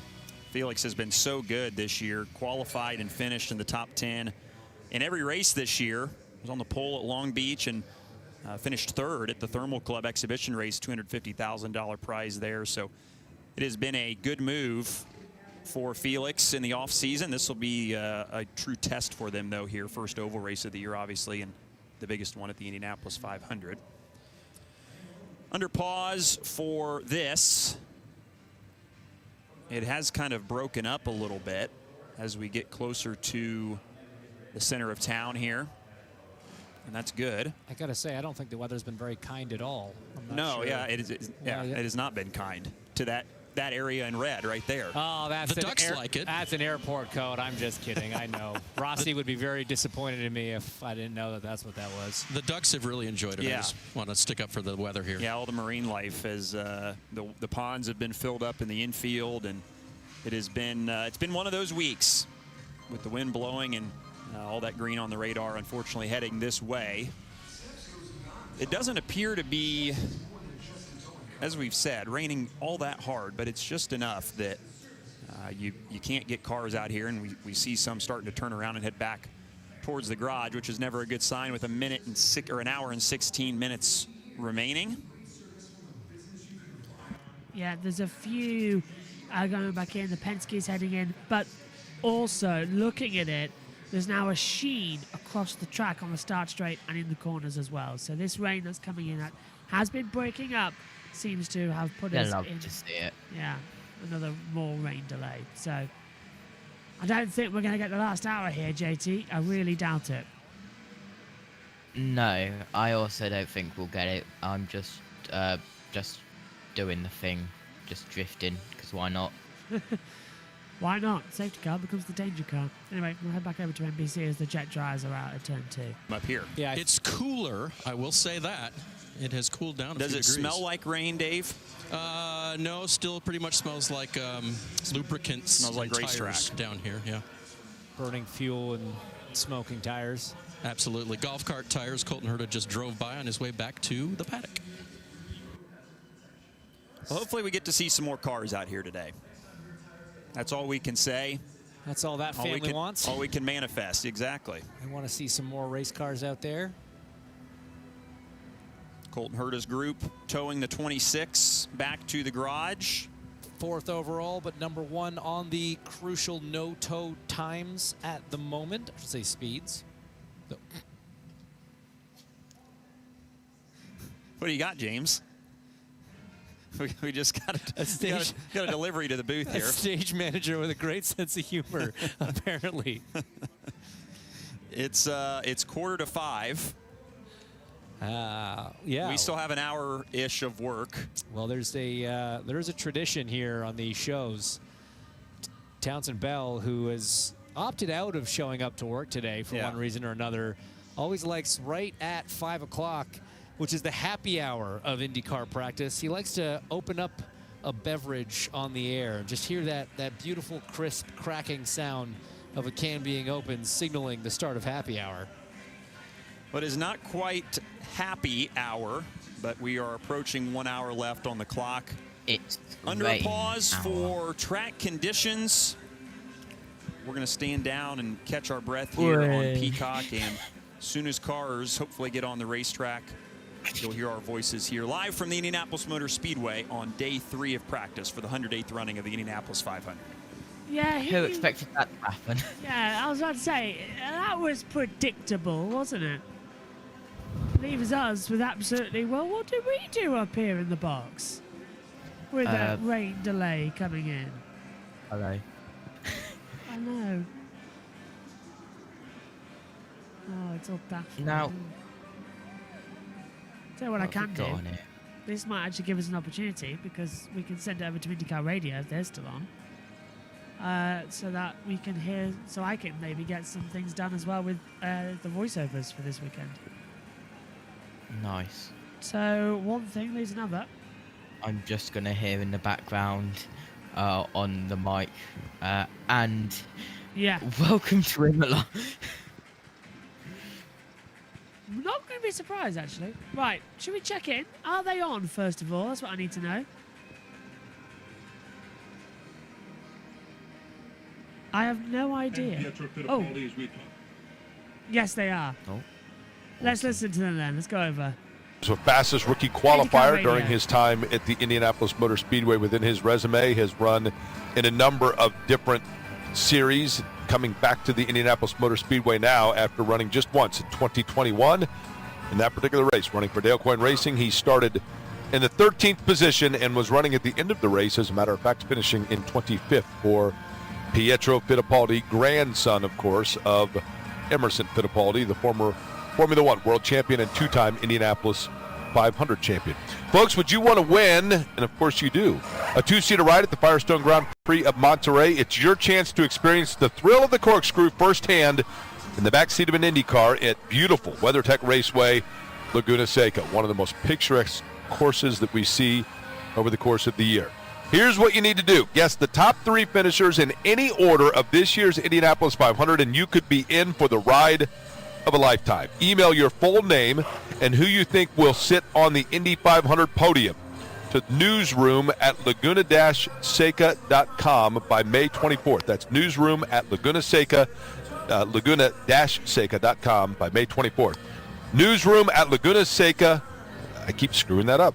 Newsroom@laguna-seca.com. Brian, you want to read this for me? Newsroom@laguna-seca.com. Thank you very much. 1 entry per person, and tickets to the race are not included. I'm sure they're thrilled for this read. 2 lucky winners will be announced during our pre-race show in Detroit. Guess the finish at the Indy 500, and you could also be a winner in Monterey. Mark, real quick, read the email address where people need to send that, please. That is newsroom@laguna-seca.com. They wrote out dash, and it keeps throwing me off. Ryan, go ahead. All right, we got Craig Brooks here. He's the team manager for AJ Foyt Racing. Chatted with you a little bit off air yesterday about where the program was. One day later, how are you feeling? Are your cars basically where you expected them to be? Yeah, I mean, obviously you always want to be a little better than, you want to be the best. But I'd say we're on pretty good track, for sure. Stingray hasn't turned a whole lot of laps today. Can you give us a little insight into what his day's been like? It's been pretty good. We're getting ready to try a qualifying sim. We got out a little late this morning. Not a big deal. When he was out there, he liked the car. So, yeah, I think we're going to be good. And Santino, what has his feedback on the car been? You know what? I haven't even talked to him about it. That's probably a good sign. Yeah, it is. No, but I mean, overall, just kind of waiting for the rain. See what kind of the rest of the day brings. But, it's Indianapolis 500. Anything can happen. So, You've been around this place a while. Waiting on the rain's nothing new around these parts. No, it isn't. No, it isn't. I mean, I love the month of May, but I don't like the month of May. I understand very well. That's Craig Brooks, team manager for AJ Foyt Racing. Matt? All right, thank you, Ryan, here with Tom Lundqvist here on pit row. Tom, your first taste of Indianapolis, both on the track and then unfortunately what the month of May brings here, springtime in Indianapolis. How do you balance and negotiate your mindset with all this rain we've had this week? I know, obviously it's not ideal. It's the same for everyone, although there's a few rookies here. It's their first time, right? So it doesn't help us. We want to try and get as many miles as possible, right? We're catching up, trying to catch up on time that, guys have been here for years, decades even. My teammate who's won it, 4 times, Mr. Castroneves. So I'm fortunate that he is my teammate, not only him, Felix, and, have a great group, share a lot of information with the Andretti group. So there's a lot of cars for me to lean on and learn from and pick, other drivers' brains and so on and so forth. But yeah, I'm obviously not a fan of this weather. I want to be out there learning. Yesterday was my first proper day running with other cars, around other cars. I started off, I wouldn't say I was like fully comfortable there. And, today just feels so much better. I feel so much better in those situations. So just learning with every lap. It's been more of a focus on myself than tuning the car, I guess. But, slowly finding what works for me. So hopefully tomorrow, the weather's not looking good again. I'm just hoping that we get to run some of that high boost stuff. You talked about running in traffic yesterday and feeling more comfortable today. What exactly did you become more at ease with? It's just like the timing of everything, how close you can get to the cars in front, the way the car feels. Our cars, they're aerodynamic cars, and when you're on your own, you have that downforce. Obviously on a speedway, not a lot, but enough just to go around those corners. And then when you're in the traffic, the cars in front of you are taking off air from the car, right? So it's got less grip. So it's all about timing, your lift. You have to lift. So it's all about timing that lift to then get those good runs and carry that good momentum to either get a pass or just stay there in the pack and manage your gaps and stuff. So it's difficult, it's different, and you're only learning when you're out there, but thankfully, got a lot of data and also video to look at and stuff like that. So it's been, honestly, today I feel so much better. But yeah, still so much to go. The stop and start nature of how this week has transpired. Do you feel like you have enough data and maybe more importantly enough confidence to go out there and put a good time down coming up this weekend? Yeah, I feel on my own is fine, right? You've got to tune the car, make it as fast as possible. For me at the moment, I think it's more difficult the traffic running. Trying to carve your way through the pack and managing that, because there's so many different dynamic factors there. The wind, the air's changing all the time on you, whether you're second in line, third in line, or further back, right? So it really changes things. So yeah, I feel okay for the quali running. I just want to get the high power, right? Like the high boost, it changes things completely, like another 10 mile an hour. So yeah, that's going to spice things up for sure. So I fingers crossed that we get some running tomorrow to give that a go. There's my number one supporter. Yeah, baby. It's Jim Meyer. Couldn't have done it without him. Do you feel like maybe a blessing in disguise, maybe the silver lining to how this week is going is that, especially today, Indiana, just wait 15 minutes and you'll get a whole different, weather forecast, if you will. The sun's been out today. We've had heat. Now we've got wind. We have overcast skies. Is that a little bit of a blessing in disguise that you've got a representation of what the weather might be on race day? It's good that we're getting different conditions, because you never know what it's going to be on the race. We've had, I would say some warmer weather we had early in the day. The sun was out, it was relatively warm. Yesterday we had, I would say, cooler temperatures, and the car does behave differently, right? When you're going at 220 mile an hour, the air density has a big effect on things, and the surface temps of the track, working with the tires there. So it's so many factors. So to keep on top of that, not only that, also the wind. The wind is super important. So just, making sure you note that stuff down and note down how the car performed in those conditions. And yeah. Tom, thanks so much for your time. Appreciate you stopping by. Good luck this weekend. Thank you. I appreciate that. Great to meet you. Yeah, good stuff, Matt Taylor, Tom Blomqvist, and a very interesting insight in terms of what the mindset is like for someone that just is not blessed with the wealth of experience around here, but surrounded by a great race team. You heard Jim Meyer jump in and say hello, part of the Meyer-Shank Racing, and of course, a very integral part of that SiriusXM sponsorship. We're proud to be a member of that family for sure. One of my all-time favorites in all the years that I've been covering this, certainly one of the good guys in all the motorsports is Jack Harvey, and Ryan Marine's caught up with it. He's jamming out down here, too. We like the playlist. Maybe Michael Young has put this on for us. It's hard to say. But anyway, Jack, I know you'd love to be in the cars, but because you're not, you can give us some great insight here. We were just talking with Tom Blomqvist, and he's a rookie, of course. He doesn't know what the extra boost is going to feel like. And so you can imagine his apprehension knowing what the weather forecast tomorrow looks like. And there's a chance his first time with it could be a true qualifying run. That does not sound fun. That's tough. I'm not going to lie. I think for everybody in that situation, but for the rookies or the part-time people, going into quali potentially for the boost, in the high boost in that moment, that's hard. I got to say, that would be really hard. Also hard is sitting here waiting as it just slightly is drizzling. I mean, it is so frustrating. I think this amount of rain is the most frustrating. If it just absolutely poured it down now, we could pack up, you could carry on.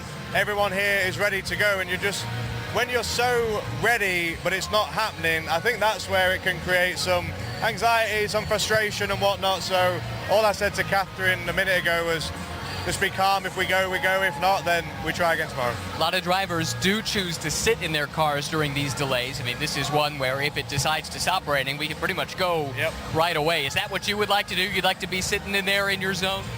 In a moment like this, yeah, because if you just get a tiny window, I can't miss it trying to get in the car, because then if it rains again, then that's on me.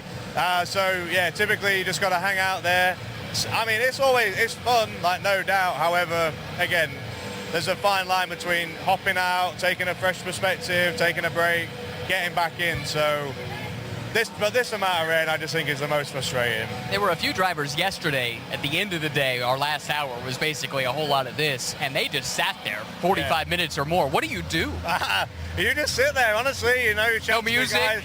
Not that I ever was aware of. Maybe there's maybe we should have another radio channel. You were SiriusXM sponsor for years. You would have thought they could have piped something in for you. Well, you might have thought they might have, but they didn't. But I gotta say, IMS, they've been playing some good tunes, so they're filling this rain delay pretty well, and I have no doubt that you guys are as well. So. Well, thanks to you. Jack Harvey joining us here on IndyCar Radio. You're here this weekend helping the Dale Coyne Racing team, who you drive for most of the season here this year. Give us a peek behind the curtain, what the conversations have been like today as you get prepared to go qualifying. It's a really unique perspective coming to the 500 and being stressed, because obviously I want the team to do really well, but not as stressed as if I was driving. So in terms of how practice has gone so far, it's always really hard to say. Some people probably did a more true Q sim in terms of downforce, engine power than others. So there's such a balance between not trying to talk yourself into we're not good versus trying to balance where do we actually think we stack up. And the moment, this is a perfect time that you've got to be true to yourself and honest communication through the team. It's been interesting watching from the other side. And with the rookie, Nolan Siegel, who's under your watchful eye, Charlie Kimball's here trying to help out as well. Catherine has her experience. Dale does too. Yeah. A lot of voices going into his head. How does he filter through all of that?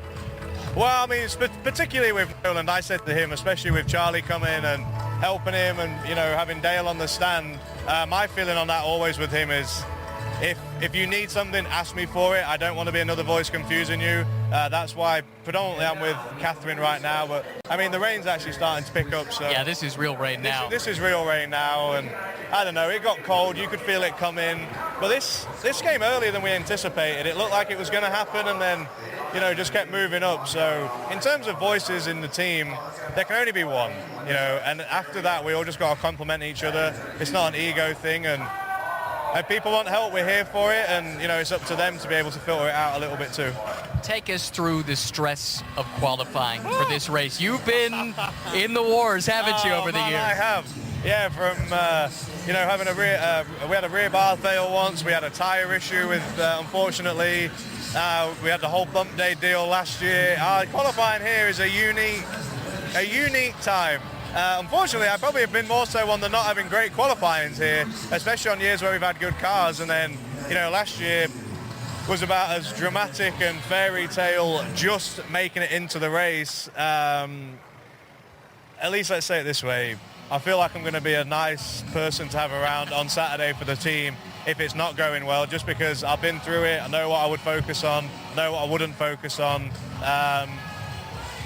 Everything's fine in practice. We know kind of cars are racing each other decently, kind of respectfully. But you get to quali, when you start trimming to that level, if you're comfortable then, I mean, you've been something that I've never been. And the reason you're not comfortable is because you're trying to eke out as much performance as you can. We'll wait and see what happens here.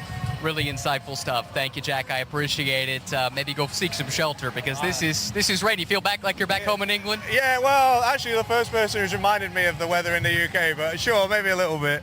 Well, you got a couple Brits on the team with Catherine too, so you guys should excel. There's been a lot of tea being made today. It's been good. That is Jack Harvey, folks. Well, I hope his career continues for many, many years, but I'm thinking maybe later a GPS voice or maybe an audio book. What do you think, Jay? That's right. Yeah, any of those, right? He's kind of one of those, you sit around and listen to him read the phone book. It's like, that's cool. That accent's pretty cool. You know what he probably is pretty good at saying? Newsroom at laguna-seca.com. He might know that. He could enter he could try to enter, although he's going to be busy at He could probably slide right through that without any assistance Newsroom whatsoever. At laguna-seca.com. Yeah, I mean, I walk back in, and that's the first thing I'm hitting. Hey, could you read this line for me? Yeah. Listen, it takes a few laps around here, Mark, before you get going, and then I read it at newsroom at laguna-seca.com. It rolls off the tongue now. No problem. 58 minutes remaining in this session, and that's being somewhat optimistic because the rain has picked up. I won't say it's a heavy rain, but it's certainly heavier than we've seen throughout the last hour or so. It's visible, though. That's before it was just kind of a mist, and now you can kind of see it. And cars are getting covered up, and people are starting to scurry along pit road just a little bit. So we'll see what, in fact, that does mean. But to your point, Mark, still 57 minutes left in the session, so you just never know. That what I'm looking at, it does look like within the hour, whatever is over us could clear up, but we shall see whether or not the timing of that works out or not. Yeah, because the session is scheduled to wrap at 6 p.m. Eastern time, and I won't say that we've lost the track yet, but certainly the moisture is noticeable, and then we're all fully well aware of the amount of time that it can take to dry. But we can say, as we look over to the southwest, Jake, over the grandstand across the way, there is no question that if you look back, toward the direction of Indianapolis International Airport, skies are getting lighter a bit for sure. So that's the area where we had John Easter holding it off for us, right? That's right. Yeah. As long as he could. Good effort by John. So that's right. 57 minutes remaining in this session. What's the focus? First of all, where can folks catch Beyond the Bricks that might not be in the Indianapolis area? And then what is the topic of discussion for tonight? Topic of discussion tonight on Beyond the Bricks is drivers who have announced their retirement via exactly where we are on the IMS radio network. Sid Collins had the fortune over the number of years to develop great relationships with drivers, and oftentimes it wasn't even necessarily within the race itself, but rather during some of his radio programs in the non-racing months where he would get drivers on that would then announce that they have decided that they were done at the Indianapolis 500. We'll hear some of those clips tonight. 8 o'clock is where you can hear it at 93.5 and 107.5 The Fan in Indianapolis. But Mark, to your point, those that are not in the area can hear it online, 1075thefan.com, and on the podcast center of that particular website as well. If you click on it for Beyond the Bricks with Mike Thompson. A lot of fun. We look forward to doing it tonight at 8 o'clock. Ryan? Second-year driver, Stingray Robb, joins me here in the pit lane. Haven't done a ton of laps here today, Stingray. It doesn't look like you're going to do any more this afternoon, the rain the way that it is.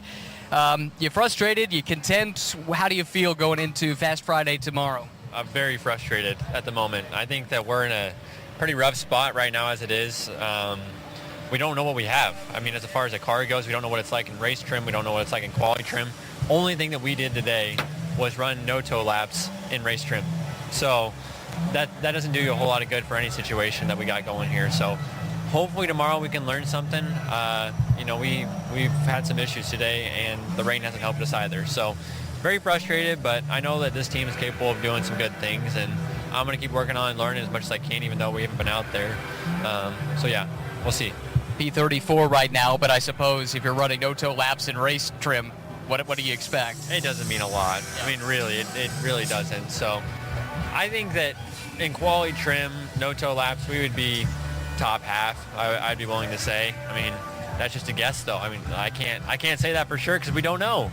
So I am frustrated, but the car looks good. The new livery looks good. I'm grateful to the Goodhart crew for jumping on with us for the next 2 weeks here, and Prey.com as well is still on board with us, just in a secondary role. So we got some good people backing us right now, and got a good crew around us. So we're going to keep working. Take us through that transition. It's a new paint scheme on the car. If folks haven't seen it yet, you got the paw prints all over it. Looks pretty cool. Yeah, I think it's another iconic look. Second one of the year, I'd say. We had the gold Prey.com car earlier this year, and that was definitely flashy. You can see that in any condition. The paws are a little bit more discreet, but I think it's a fun thing to have. Between our two AJ Foyt cars, I think we got two of the best liveries out there right now, just for iconic looks. So I'm grateful to have them on. Goodhart's been with us for about 5 years now, so they're part of our family, and we're grateful to them for all that they're doing for us. And it's great to have their support, and it's great to support them. I mean, they're doing good things, and we love pets just as much as they do. And tell us a little bit about what they do. Yeah, so it's a veterinary clinic, so they're trying to take care of your pets at home just as much as you want to yourself. So they got plenty of expertise in that area where they can help others, and it's a cool thing that you don't have to take all of the weight on yourself as an owner or anything like that. So some good people over there. And you mentioned the team car, Santino Ferrucci. You're going to have to rely on him, I suppose, in his feedback. He's the one who's been doing the lion's share of the running for you guys today. Yeah, and I don't think he's too happy with where he's been at so far. So we're not too different on setups, but I think they're kind of chasing their own gremlins at the moment. And they've been back to the pad multiple times trying to figure out what's going on in the data there. So I'm hoping that they got something figured out, but we really don't know. As far as the team goes, we don't know where we're at. Scale of 1 to 10, your level of concern. Man, I'm an optimistic guy. I'd give it a solid 3 or 4. A solid 3 or 4. But yeah, you just don't know what you don't know. So that's the hurdle Stingray Rob is facing. Appreciate the insight. Yeah, thanks, Ryan. Do you know something? I mean, you put your jacket on. Do you know something I don't know, or getting a little chilly in here, or preparing Mark, for departure for when you walk to your car?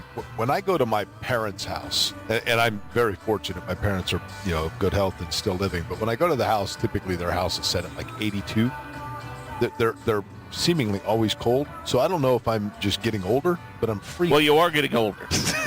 Aren't we all? That is so definite. I put my jacket on because suddenly I think I'm sitting right underneath in the Sid Collins booth. They're sitting right underneath the air conditioner blower. I'm not sure, but all of a sudden a draft came through, and I'm impressed that you apparently didn't feel it. But I'm not there yet. I just turned 60 this year, but I'm not there yet. I mean, when we typically check into hotels, I'm reaching for the thermostat, and it's somewhere, mid to upper 60s. Yeah, that's I can still do that. But yeah, I mean, I mean, every time I go to Florida to see my mom, it's a Seinfeld episode. Mom, turn the air on, please. Fortunately, she doesn't have the sleeper sofa with the bar in the back. That's before you go out and get yourself a steak at 4:30, right? I got to force feed myself a steak at 4:30 in the afternoon. That's for sure. So, yeah, but no. I will admit, I do feel like the air has kicked on in here. But now that I've mentioned it, I'm not reaching for my jacket just yet. So I just thought it was odd, that I'd look over and Jake's putting his coat on, and I didn't get the signal that we've red flagged the session and we're done for the day. So, Award, McLaughlin, Palou, Herta, Newgarden. We are kindred spirits from the standpoint, though, that I know that you spending time as a turn announcer at all of our courses throughout the course of the year, I think one of the things that you inherited from me, or at least you and I are a lot alike in the fact that we take it as a personal challenge to see just how very fast we can get out of a racetrack when a race is over. That's right. That is a personal challenge. You are correct. I can remember being on a lift in the infield at Kentucky Speedway, and my goal was to be driving past Belterra before before Mike signed off. Listen, and I was able to do that. Sometimes many, that many 5 minutes can save you an hour. Yeah. That's the difference. Yeah, for sure. Yeah. By the way, Mark, in looking at the speed charts that we're able to see just before us here, one of the things I think sometimes is interesting is to point out a couple of drivers that so far seemingly have a pretty good car or have had a pretty good couple of days that maybe we haven't talked a lot about when we've just been looking out and watching them. A couple that come to mind, for example, Callum Ilott's been really good. I mean, right now, 12th fastest on the speed chart, 225.128 miles an hour. Of course, his teammate, Alex Palou, is running right now as the third fastest. Alexander Rossi is 17th quickest on the course. And then, we all know, of course, a lot of eyes on Kyle Larson. But, Ilott's a guy that got that opportunity because of David Malukas and the misfortune that David Malukas had. But Ilott coming in here, and we haven't talked a lot about it, but they certainly trusted what he could do. They liked what he did last year in Hucos Hellinger Racing on an oval, but right now 12th quickest. The other one, too, that kind of jumps out to me is that team of Dreyer Reinbold Racing and Cusick Motorsports with Connor Daly 11th and Ryan Hunter-Ray the 14th fastest. Ryan Hunter-Ray is one that knows his way around here, and Mark, he's turned some pretty good laps today. Yeah, he has, and he's been one of those guys that over the past several years that you and I have done this, Jake. He's one of those guys that, quite frankly, for whatever the reason, there was an it factor to him when he got here, and we just had a sneaking suspicion, despite the disruption in his career path in terms of the NTT IndyCar Series, we felt like that guy could be around a while. Yeah, and we've talked about it a couple of times over the last couple of days, just the fact that there were races that not only does he have a win here, but there were other races where he was in a flat, dominant, fast race car, and then at no fault of his. I remember the year that Fernando Alonso was here. I thought Hunter-Ray had the best car in the race that year, and the engine went away. And so as a result, Hunter-Ray was not able to finish that race. And that's one of them that I thought, man, if he's there at the end, he's going to be an absolute tiger to deal with. But knows his way around, no question about it. Ryan Hunter-Ray, one of the more likable guys that we have seen over the course of time, and it's always good to have him back. Good to have the veteran back here at IMS. 14th fastest today, 224.942 miles per hour. A couple of scene sets. Let's start with Ryan Marine. Ryan, what are you seeing along pit road? Nothing. That's really the short answer. The teams are pretty well packed up. Don't see a car left in the pit lane, at least here. I've just made my way down to the south end. Let me peek over the wall. I don't see a single car out here. Most of the teams have covered their pit stands, things of that nature as well. Don't see any drivers hanging about. I think most people have made the trip back down Gasoline Alley here with 47 minutes. I will say, at least on the south end, I don't feel that precipitation I was feeling on the north end, so perhaps that's some good news. But in terms of potential for track activity, I'd call it negligible. Yeah, Matt, I'm sure you saw the same thing. Teams packed up and hightail it back to Gasoline Alley, huh? Yeah, no doubt about it. Here on the north end of pit road, same scene. Most of the tarps are overall the dated trucks. Ritas Vike is still here, actually, hoping to get a chat with him here in the next couple of seconds. Actually, we'll do that right now. This is great live radio on the fly. Venus, thanks so much for your time. How did today's action go for you? Obviously, the stop and start nature of the afternoon in terms of weather. What did you get out of the testing and the practice this afternoon? Yeah, we had a pretty good day. We got some qualifying simulations in just in case tomorrow rains out. We're ready for that, and ideally wanted to have a bit more race running out there, but unfortunately weather did not allow us. Hopefully we can get out there again, but it's looking fairly moist out there. Are you where you need to be going into tomorrow to find speed heading into the weekend? Yes, I think we're in a really good place and very comfortable place, which is important around this track. But no, I'm happy. I mean, I can sleep well tonight knowing we're gonna turn up the boost tomorrow. You've routinely started in the top 5 here. Last year you started second. What is it about this place that gives you that confidence that you can put a good time down on Saturday and Sunday? Well, I mean, we always have a great car here, and the way the car feels kind of matches last year, so that is a very good sign. And I think I have a lot of confidence just in the team and in the car around here, and the other way around too. Like the engineers, they're fine trimming down for us out. They know I'll be able to hang on to it. So it's a good balance, I think. What's tonight like? What will you be focusing on as your head hits the pillow going into Fast Friday? I mean, yeah, basically, I'm gonna unwind a little tonight. Just gonna. What does that consist of? Dinner with my family, and my wife's gonna arrive tonight to just kind of be a human, right, that night, just an average human, and then, tomorrow we'll go faster, but we get more downforce too because we go faster, so I'm not worried at all. No, not at all. Thanks so much for your time. That's Linus VK. Ryan Marine. Got a chance to chat with one of the legends of this place, Dario Franchitti, who's signing some autographs for fans. We'll let him do that here for a little bit, but as we wait out the rain delay here, Dario is probably one of the few people with fond memories of rain at the Indianapolis Motor Speedway going back to 2007. Yeah, that's actually a good point. Yeah, I don't mind the rain here sometimes. I wish it would kind of leave us alone a bit today, though. We're a little shy in the number of laps we've done under race conditions with the 5 Ganassi cars, especially for the rookies. So, but as you say, good memories. One rookie in particular really missing out on track time today. That's Linus Lundqvist. He had the crash less than 2 hours into the day in Turn 2, and we haven't seen him out since. First of all, how is he doing? We know he's okay physically, but mentally, is he ready to get back in the game?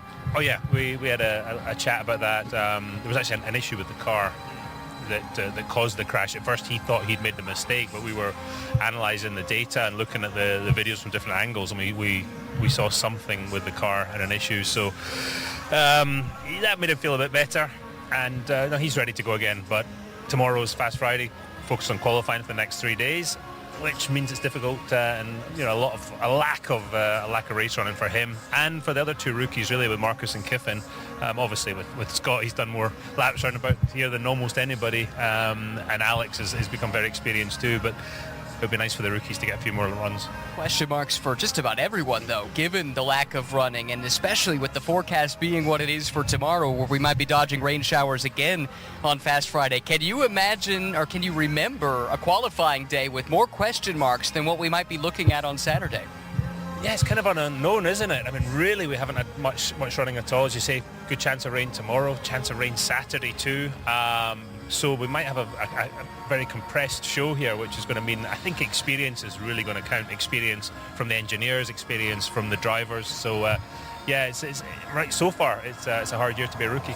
And it is. You do have plenty of experience on one side of the garage with Alex and with Scott, but again, the 3 rookies as well. What's the overall outlook looking into qualifying this weekend? Again, we don't really know. We think we've got fast cars. The tyres changed a bit from last year, so that obviously throws a little bit of a curveball. We won't really know until we put the boost to it tomorrow, because you approach the corner so much quicker. It really changes the shape of the track, changes the balance you're going to need. We saw some people doing single car runs earlier today, trying to get some idea, but trust me, when you put that extra sort of 6, 7, 8 miles an hour onto the speed, it gets a bit difficult. Well, finally, we talk about the speeds, and the speeds last year, I mean, they haven't been higher since 1996. Would you have liked a crack at some of these 234, 235 mile per hour laps? I'm sure 10 years ago I would have. I'm not so sure now, but yeah, it's so impressive to watch it and to see what the drivers do.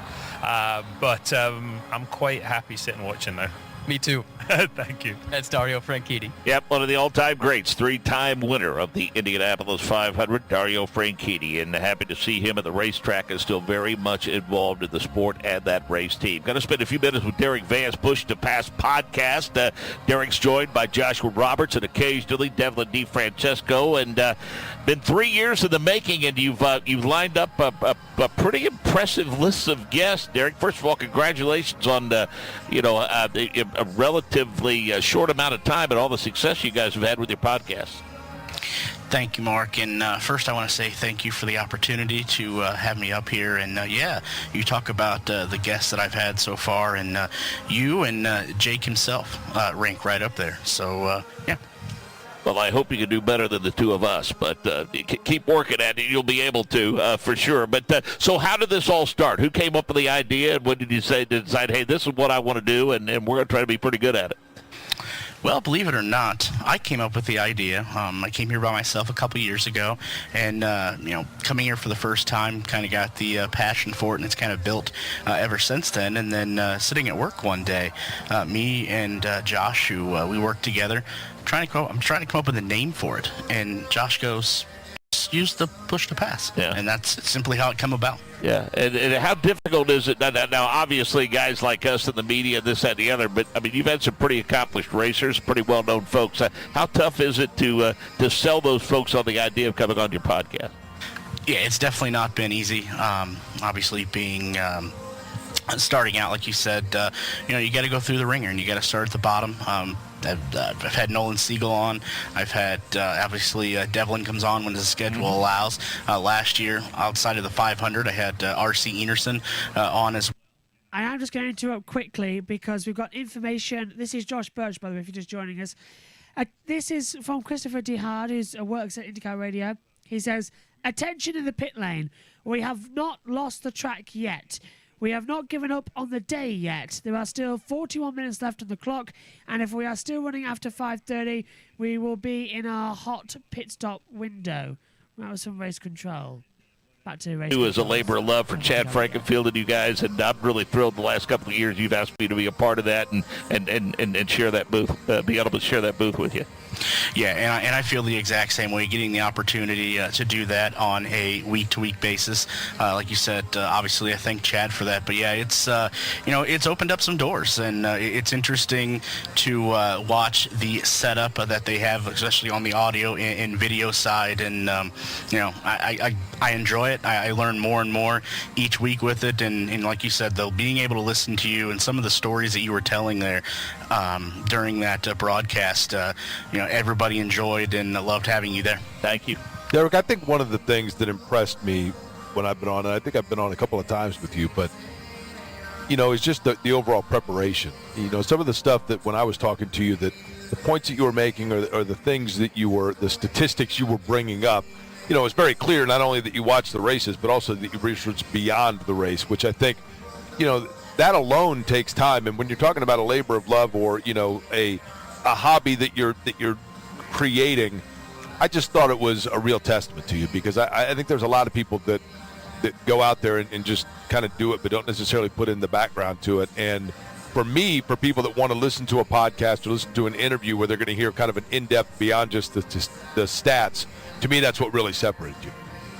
Jake, thank you for the kind words. Checks in the mail. But I think my research and preparation, as you mentioned, comes from doing high school football in Ohio, where I grew up at on the radio. That's where I got to start at. And, obviously you both know how much preparation and research has to go in doing high school football games. He knows nothing about that. I've done high school games with him. He picks up a program on the way in the gate, so no, I'm not going to let him off the hook for that. Thanks. All right, I stand corrected. Mark, you know what I'm talking about. Jake I has do no know what idea. you're talking about. But yeah, that's where the preparation and research comes into, and it's just translated from high school football to IndyCar now.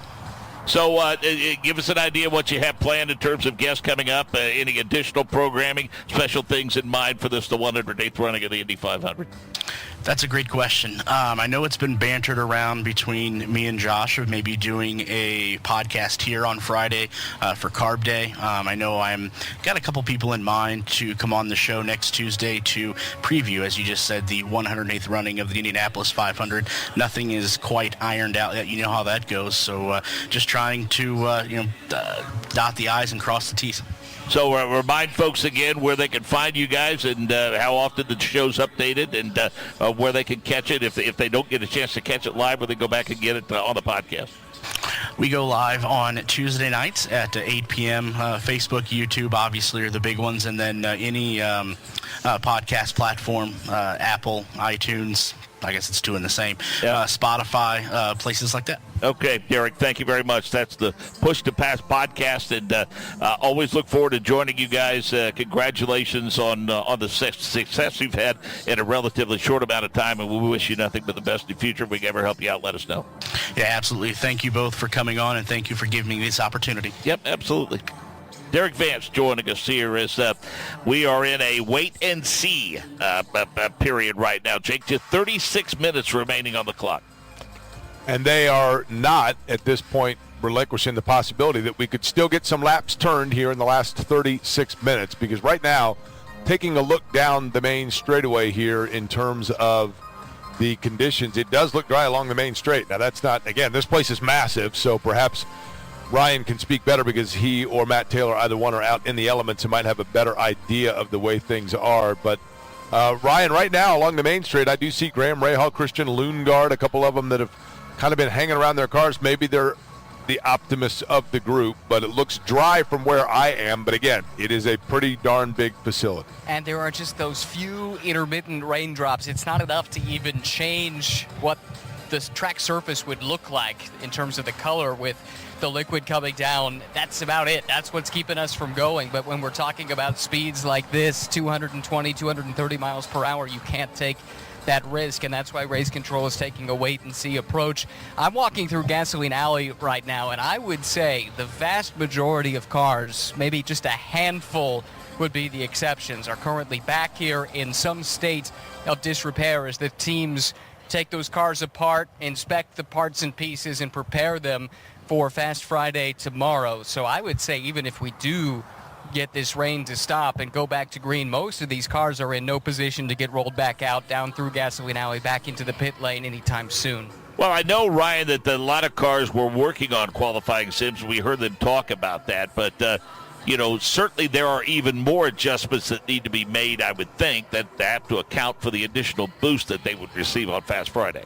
Yes, that's true, and we talked to some of the teams about this at various times throughout the day. Ricardo Juncos, if you'll recall, told us something to the effect of, we're not going to work too much on qualifying today because we feel like when we throw the boost at the car, we're going to have to change all the settings around anyway. We're not going to learn a whole lot. On the flip side, Mike Holt told us there absolutely are things we can learn by running even without the qualifying boost here today, but in qualifying trim. So it's a bit split across the paddock. I've talked to maybe 4 or 5 teams on the subject and got about 2 or 3 different answers from that group, so it's kind of hard to tell exactly where they fall, and I think a lot of it has to do with previous experience and previous success qualifying here at the Indianapolis Motor Speedway.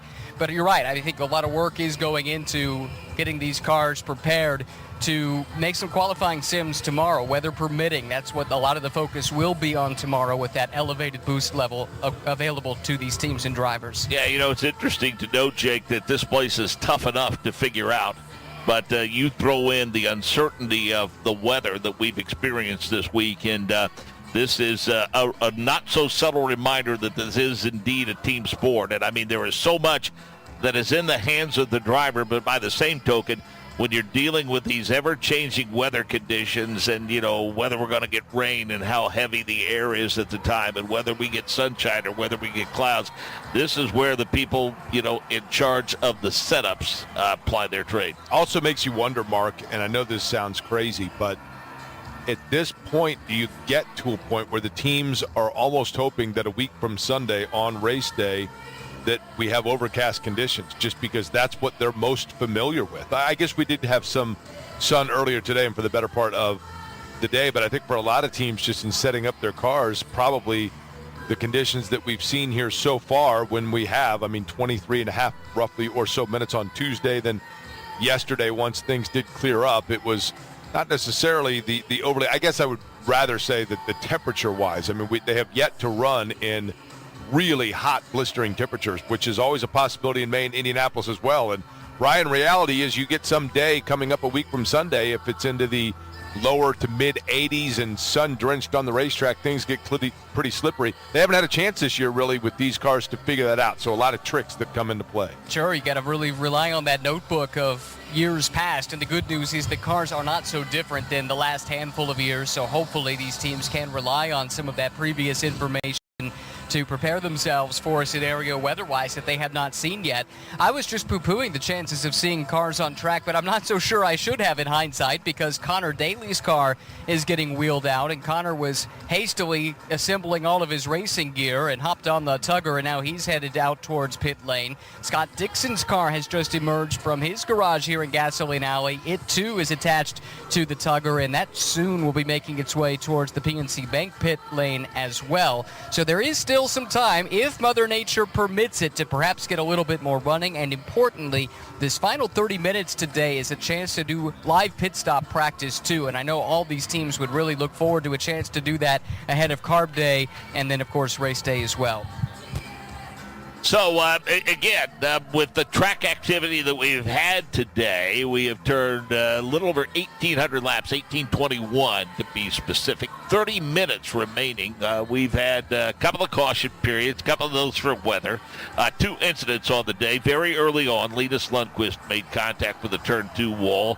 Dario Franchitti saying it appears as though that there was an issue with that car that was not Linus's mistake. And then Marcus Ericsson was going to look at data and look at video and debrief, but thinks maybe he got a little too low at the apex of turn number 4. That resulted in him swapping ends and slapping the right sides against the outside retaining wall at the exit of 4. And then it hit the attenuator at the entrance to the pits and came to rest sideways across pit road. And to Ryan's point now, we just hear from race control that we could be going green soon, Jake Query, as we start to see cars make their way back out onto pit road. And importantly for these teams, there will be 30 minutes of hot pit practice, which I think is very significant in preparing for race day. And I'll tell you the names that it's significant for everybody. But the names that it's probably most significant for would be the likes of Kippen Simpson, Christian Rasmussen, Nolan Siegel. For that matter, to some extent, Kyle Larson, just to get familiar with this pit road, the length of it, and getting in and out of your pit stall in these cars. That is one thing that even back with the best of the best when it comes to drivers that have turned numerous laps, numerous miles, numerous championships in their career. Fernando Alonso, for example, when he came here as a 2-time Formula One world champion, the big talk was Fernando Alonso and just getting familiar with pit stops and what goes into live pit stops. So an opportunity for these cars to be able to figure exactly that out. The teams as well, the different ways in which they signal to their car and their driver that is the spot that they want to find on the pit road, as the trucks that have been driving around to keep this track dry now will work their way off of the racetrack, and we will get that pit situation and pit practice underway. Yeah, Alonso didn't hear box when it was time to come to the pits. That's correct. He was running here, the NTT. That's correct. O'Ward, McLaughlin, Palou, Herta, and Newgarden in your top 5. Speeds in the top 5 range from 228.861 to 227.316 for McLaughlin. Palou at 226.915. Herta 226.828. Joseph Newgarden, 5th fastest, as we said, 226.684. Andretti, Lundqvist, Carpenter, Power, and Dixon the top 10. Dixon speed at 225.636. Connor Daly, Callum Ilott, Elio Castroneves, Ryan Hunter-Reay, and Marcus Armstrong, 15th fastest at 224.777. Romain Grosjean finding some speed. He's 16th fastest at 224.625. Rossi, Ericsson, Rosenqvist, and Kirkwood through 20th. Kyle Kirkwood, the 27 car, turning a lap at 224.181. Rinus VK, 21st fastest in car 21. Santino Ferrucci, he is 22nd fastest at 223.448. Then Takuma Sato, Catherine Legg, Kyle Larson, 25th fastest at 222.805. Augustin Canapino, 26th fastest. Then Graham Rahal, 27th. Kevin Simpson, 28th. Tom Blomqvist, 29th.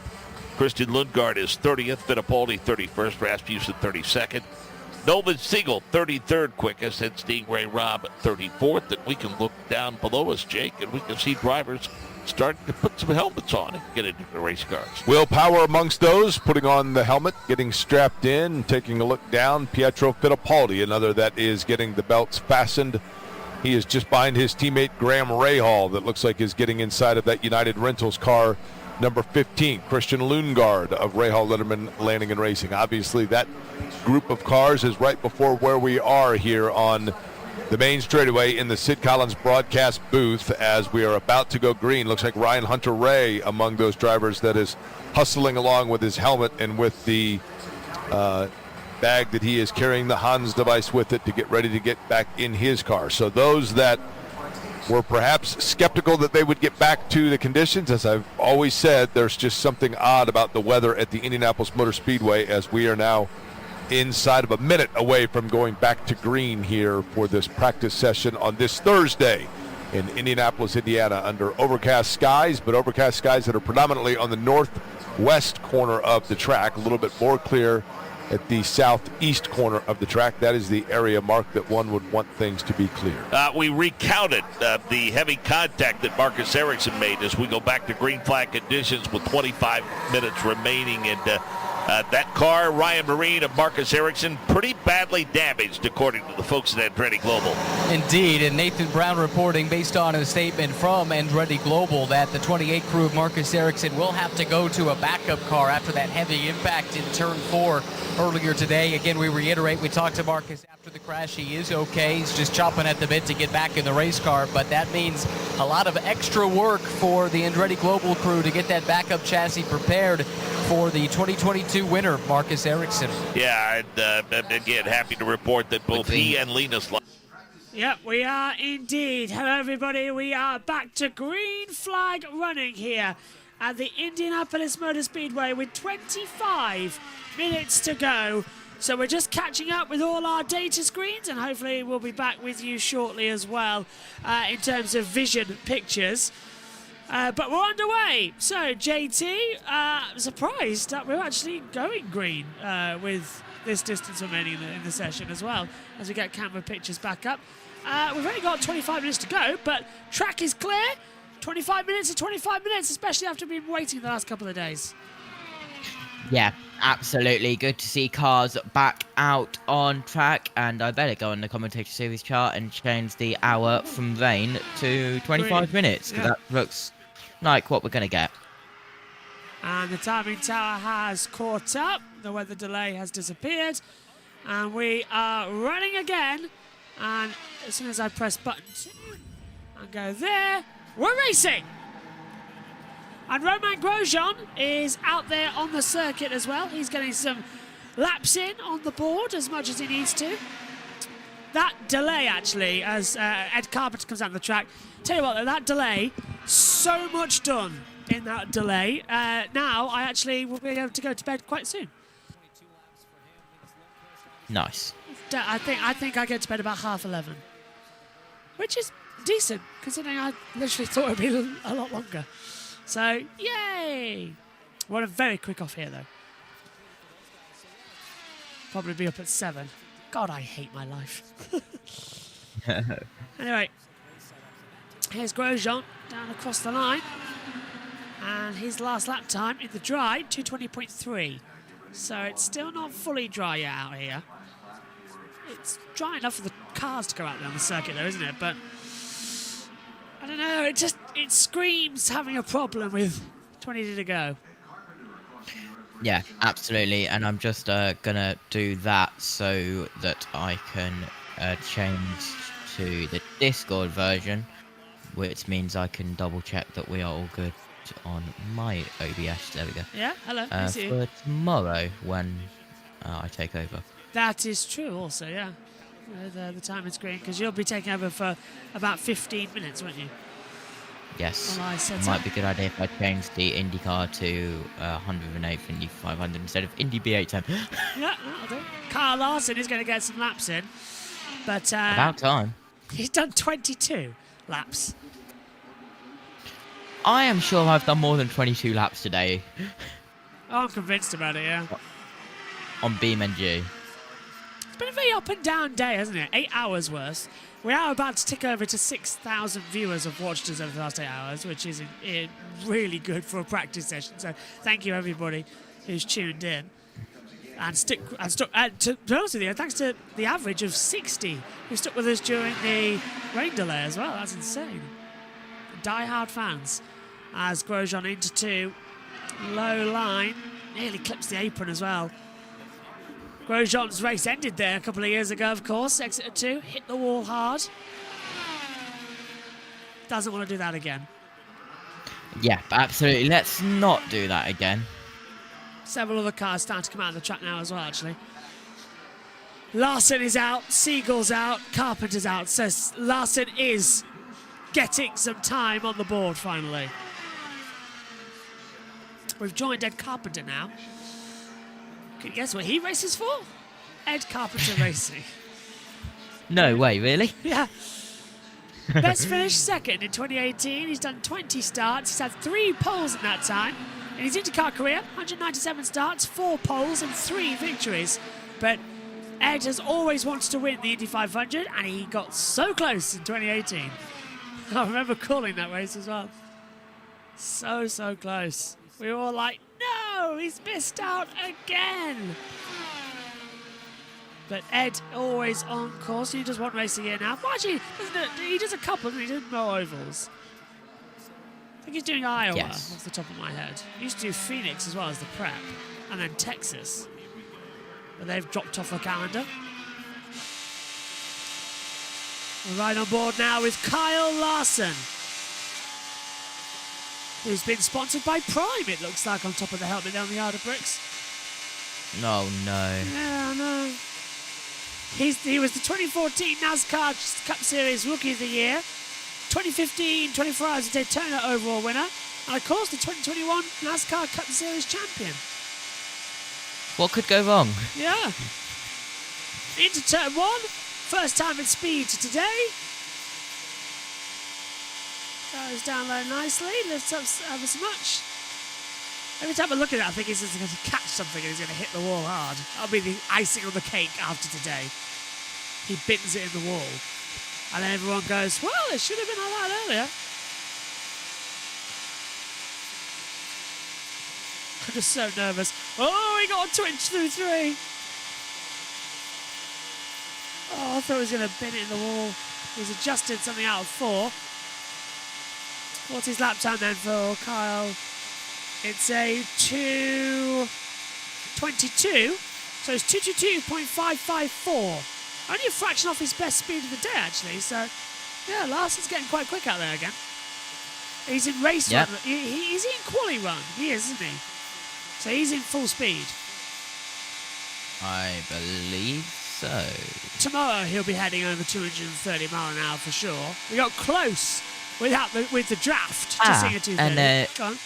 An absolutely incredible last lap speed for Pato Ward, who goes to the top of the timing screen with a last lap speed of 15.1 miles per hour. How's that come up on the What a lap. screen? Has he not gone out since the red flag? Because look at Catherine Legg, 2 mile an hour. She crossed the line out. That must be under the red flag. Has to be. Early on in the day. Larson, though, finally getting... Yeah, everyone's laughing about that. It's quite funny, actually. Oh, hang on, I've got a new one. I'm going to put us on the 8th screen and take us down, because take a look at Christian Lundgaard's last lap speed. 0.991 of a mile per hour. He wins for the slowest lap time in history. He's in 30th position. That's funny. Catherine Legg, the fastest woman around Indianapolis, and now also the second slowest driver around the Indianapolis Motor Speedway as well. I'm fairly sure for Christian Lundgaard that snail was faster.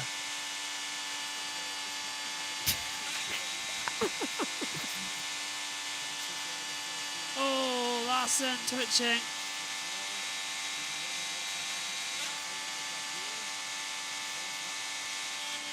Larson's backed out of a 4-lap run. Lap time 2:22.042 on his last run. Better lap. Quickly over to NBC. What you see there? Let's not worry about the numbers. What did you see that you liked? I liked that he was already adjusting the roll bars. He's getting used to some of the little procedures that you're going to have to do. The car looked pretty consistent. Car looked comfortable. So great starting point. That's the kind of run you want to give a young driver, not a young driver, an inexperienced driver to start getting some confidence. All right, Dave, give us an update. Dave Burns has been with the 17. Yep, Lee, as you would expect, he was getting reminded about some of those adjustments, like the bar adjustment on the radio, so he took advantage of all those. And we know he's unafraid. We know he's extremely talented. It's just getting this muscle memory down. You see him glancing down a lot, looking at the wheel, making sure he's where he needs to be everywhere. Remember, the most frustrating thing for him earlier today was when they were in race trim and he went out to go racing with other cars and they all came to the garage. He said that was terribly frustrating. The time he wanted on track, in traffic, didn't really happen for him today, but that qualifying run looked good. All right, out the Verizon Chevrolet. Speaking of looking good, Dave, the 3 Team Penske Chevrolets have looked really good today. This guy started on the front row, Willpower, but he has never won the pole position. Kevin Lee often talks about that. It's on the to-do list for Willpower. Here is a multi-time Indianapolis 500 pole winner. That's Scott Dixon in the PNC Bank Honda. He was on the phone right before he jumped into the car. And comes back in as we climb aboard the Hy-Vee Honda with Christian Lundgaard. It's busy with just 15 minutes to go. Yeah, there's a string of cars. I like it. That's what we need. Busy, busy, busy out here on the circuit. Everyone out there hitting the faster delta times as well and just seeing what speed you can get up to. O'Ward hasn't come in, so Lundqvist was over it. So it's Daly, Armstrong, Lundgaard and Fittipaldi. They are the 4 out there on the circuit right now, which is a lot better situations to run. But there's a few more coming out of pit road I'm seeing. Scott Dixon as well. He entered the pit lane and left the pit lane again. He's gone out, in, out, in, out, in. So that's a bit of a worry and a surprise. Here's Conor Daly though. 1 pole in his IndyCar career. Best start here, a 6th, best finish of 10th. Of course, back in 2010, slammed into the wall here. And, was a nasty accident on the backstretch in the last few laps of the race. In fact, it was not on the last lap of the race, if I remember correctly. So yeah.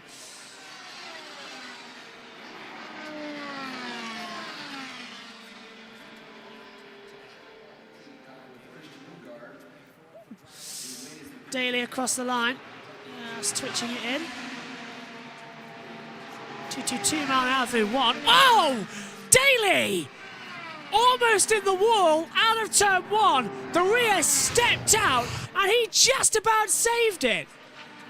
And he's had a moment as well coming through 3 with one of the lapped cars. Oh, I'll tell you what though, JT.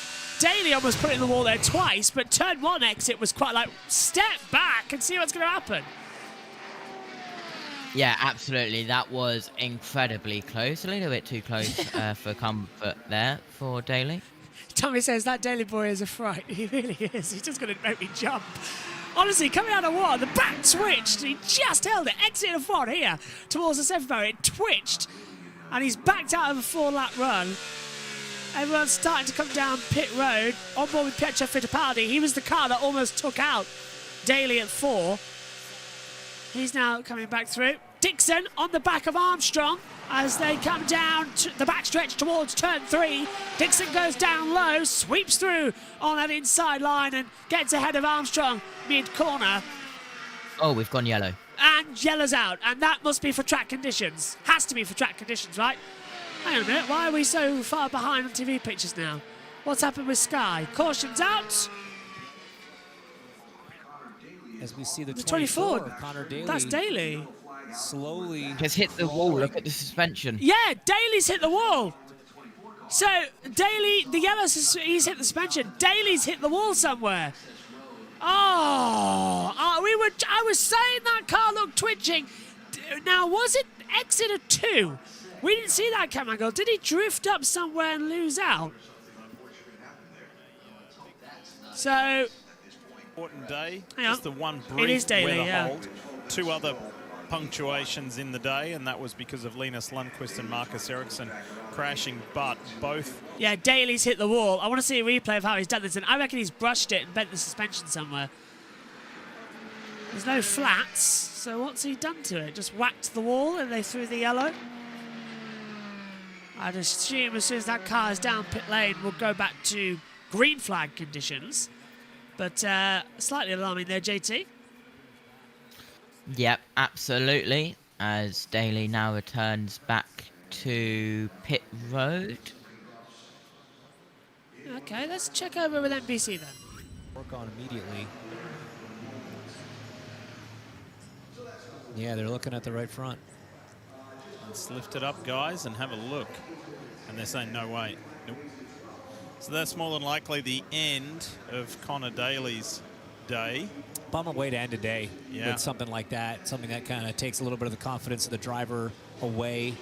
if you're on track at this point of the day with everything that's happened with the delays, then you were probably already a little bit on the back foot and looking for a couple good laps at the end to try something out, to figure something out. So this is just a bummer way to potentially end Connor's day. Still 10 minutes left. Could maybe get it back out, but depends what the issue is down there. So we spoke about two pretty big impacts today, two very different ones. This, first of all, was one of the 7 rookies in the field, Linus Lundqvist. Just got down to the curb, put his hand up immediately, said it was my mistake. Kicks the back end of the car out. Did a good job to let it slide. Other end of the track, turn 4. And this is going to be a multiple contact for the winner of this race 2 years ago, Marcus Ericsson. Wait for it, there's more. And another one. Total destruction on that car. We have heard from the team they will be switching Marcus Ericsson to a backup chassis. A complete chassis switch over for that team, getting ready for Fast Friday tomorrow. And we're getting a report that it's raining. Well, we went back to action that there is light. Oh, it's raining again.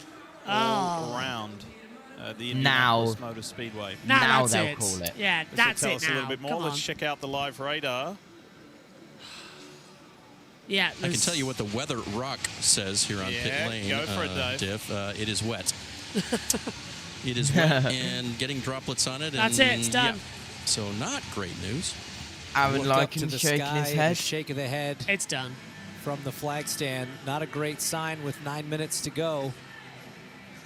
Aaron Lycan's right. This is not going to happen with 9 to go. That's it. Connor It's Daly done. has gotten out of his race car.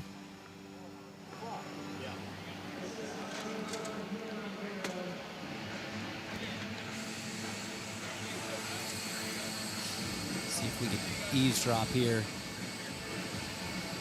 All right, check Now, this out. remember, guys, what happened Get your last time eagle we eye eavesdropped. on this So trying to keep an eye on that. Oh yeah, you see a little bit of smoke coming off the right front.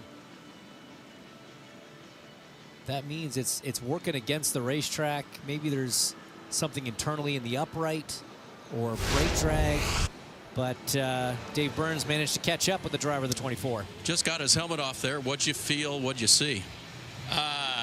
The coming out of 4 on our last lap, just the right front collapse, and I was like, whoa, that's a lot more exit understeer than I thought.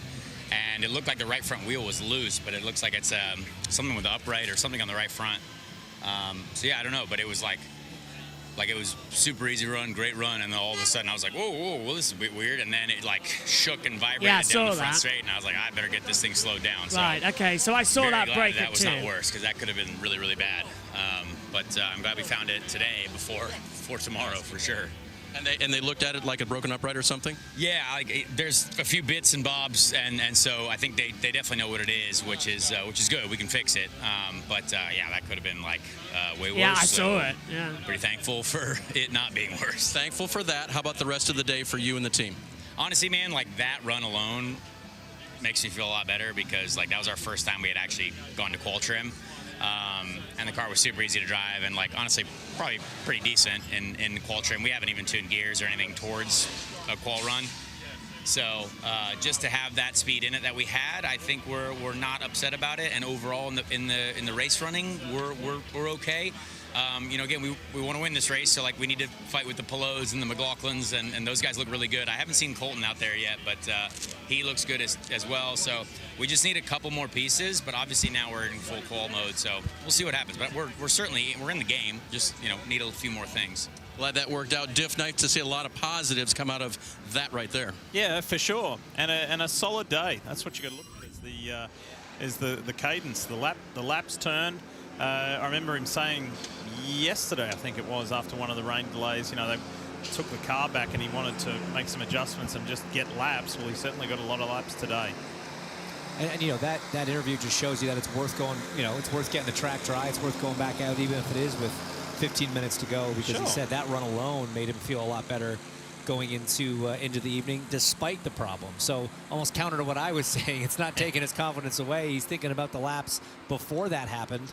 that he felt a lot better in the car. All right, so we're slowly getting more laps and getting better speeds in the lead up to the weekend, qualifying weekend. Tomorrow we're going to have practice for you starting at noon Eastern all the way through until almost now, till 6 Eastern, so 6 full hours tomorrow. But there is a threat of weather again tomorrow, but we'll see how we go. Knock on wood.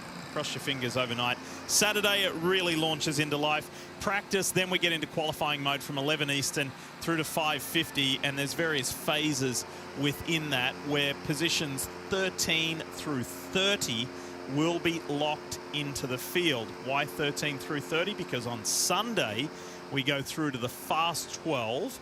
It'll be Fast 12 practice. We determine the Fast 6, and then we also determine the bumping, and meaning who doesn't make it into the field. So we will see. That's the last chance practice, and then the bump and pole qualifying going on. So those final 3 hours from 3 to 6 going to be pretty crazy, and we will have the field set from there. So it's a gripping weekend. It's really stressful time on the drivers and the teams.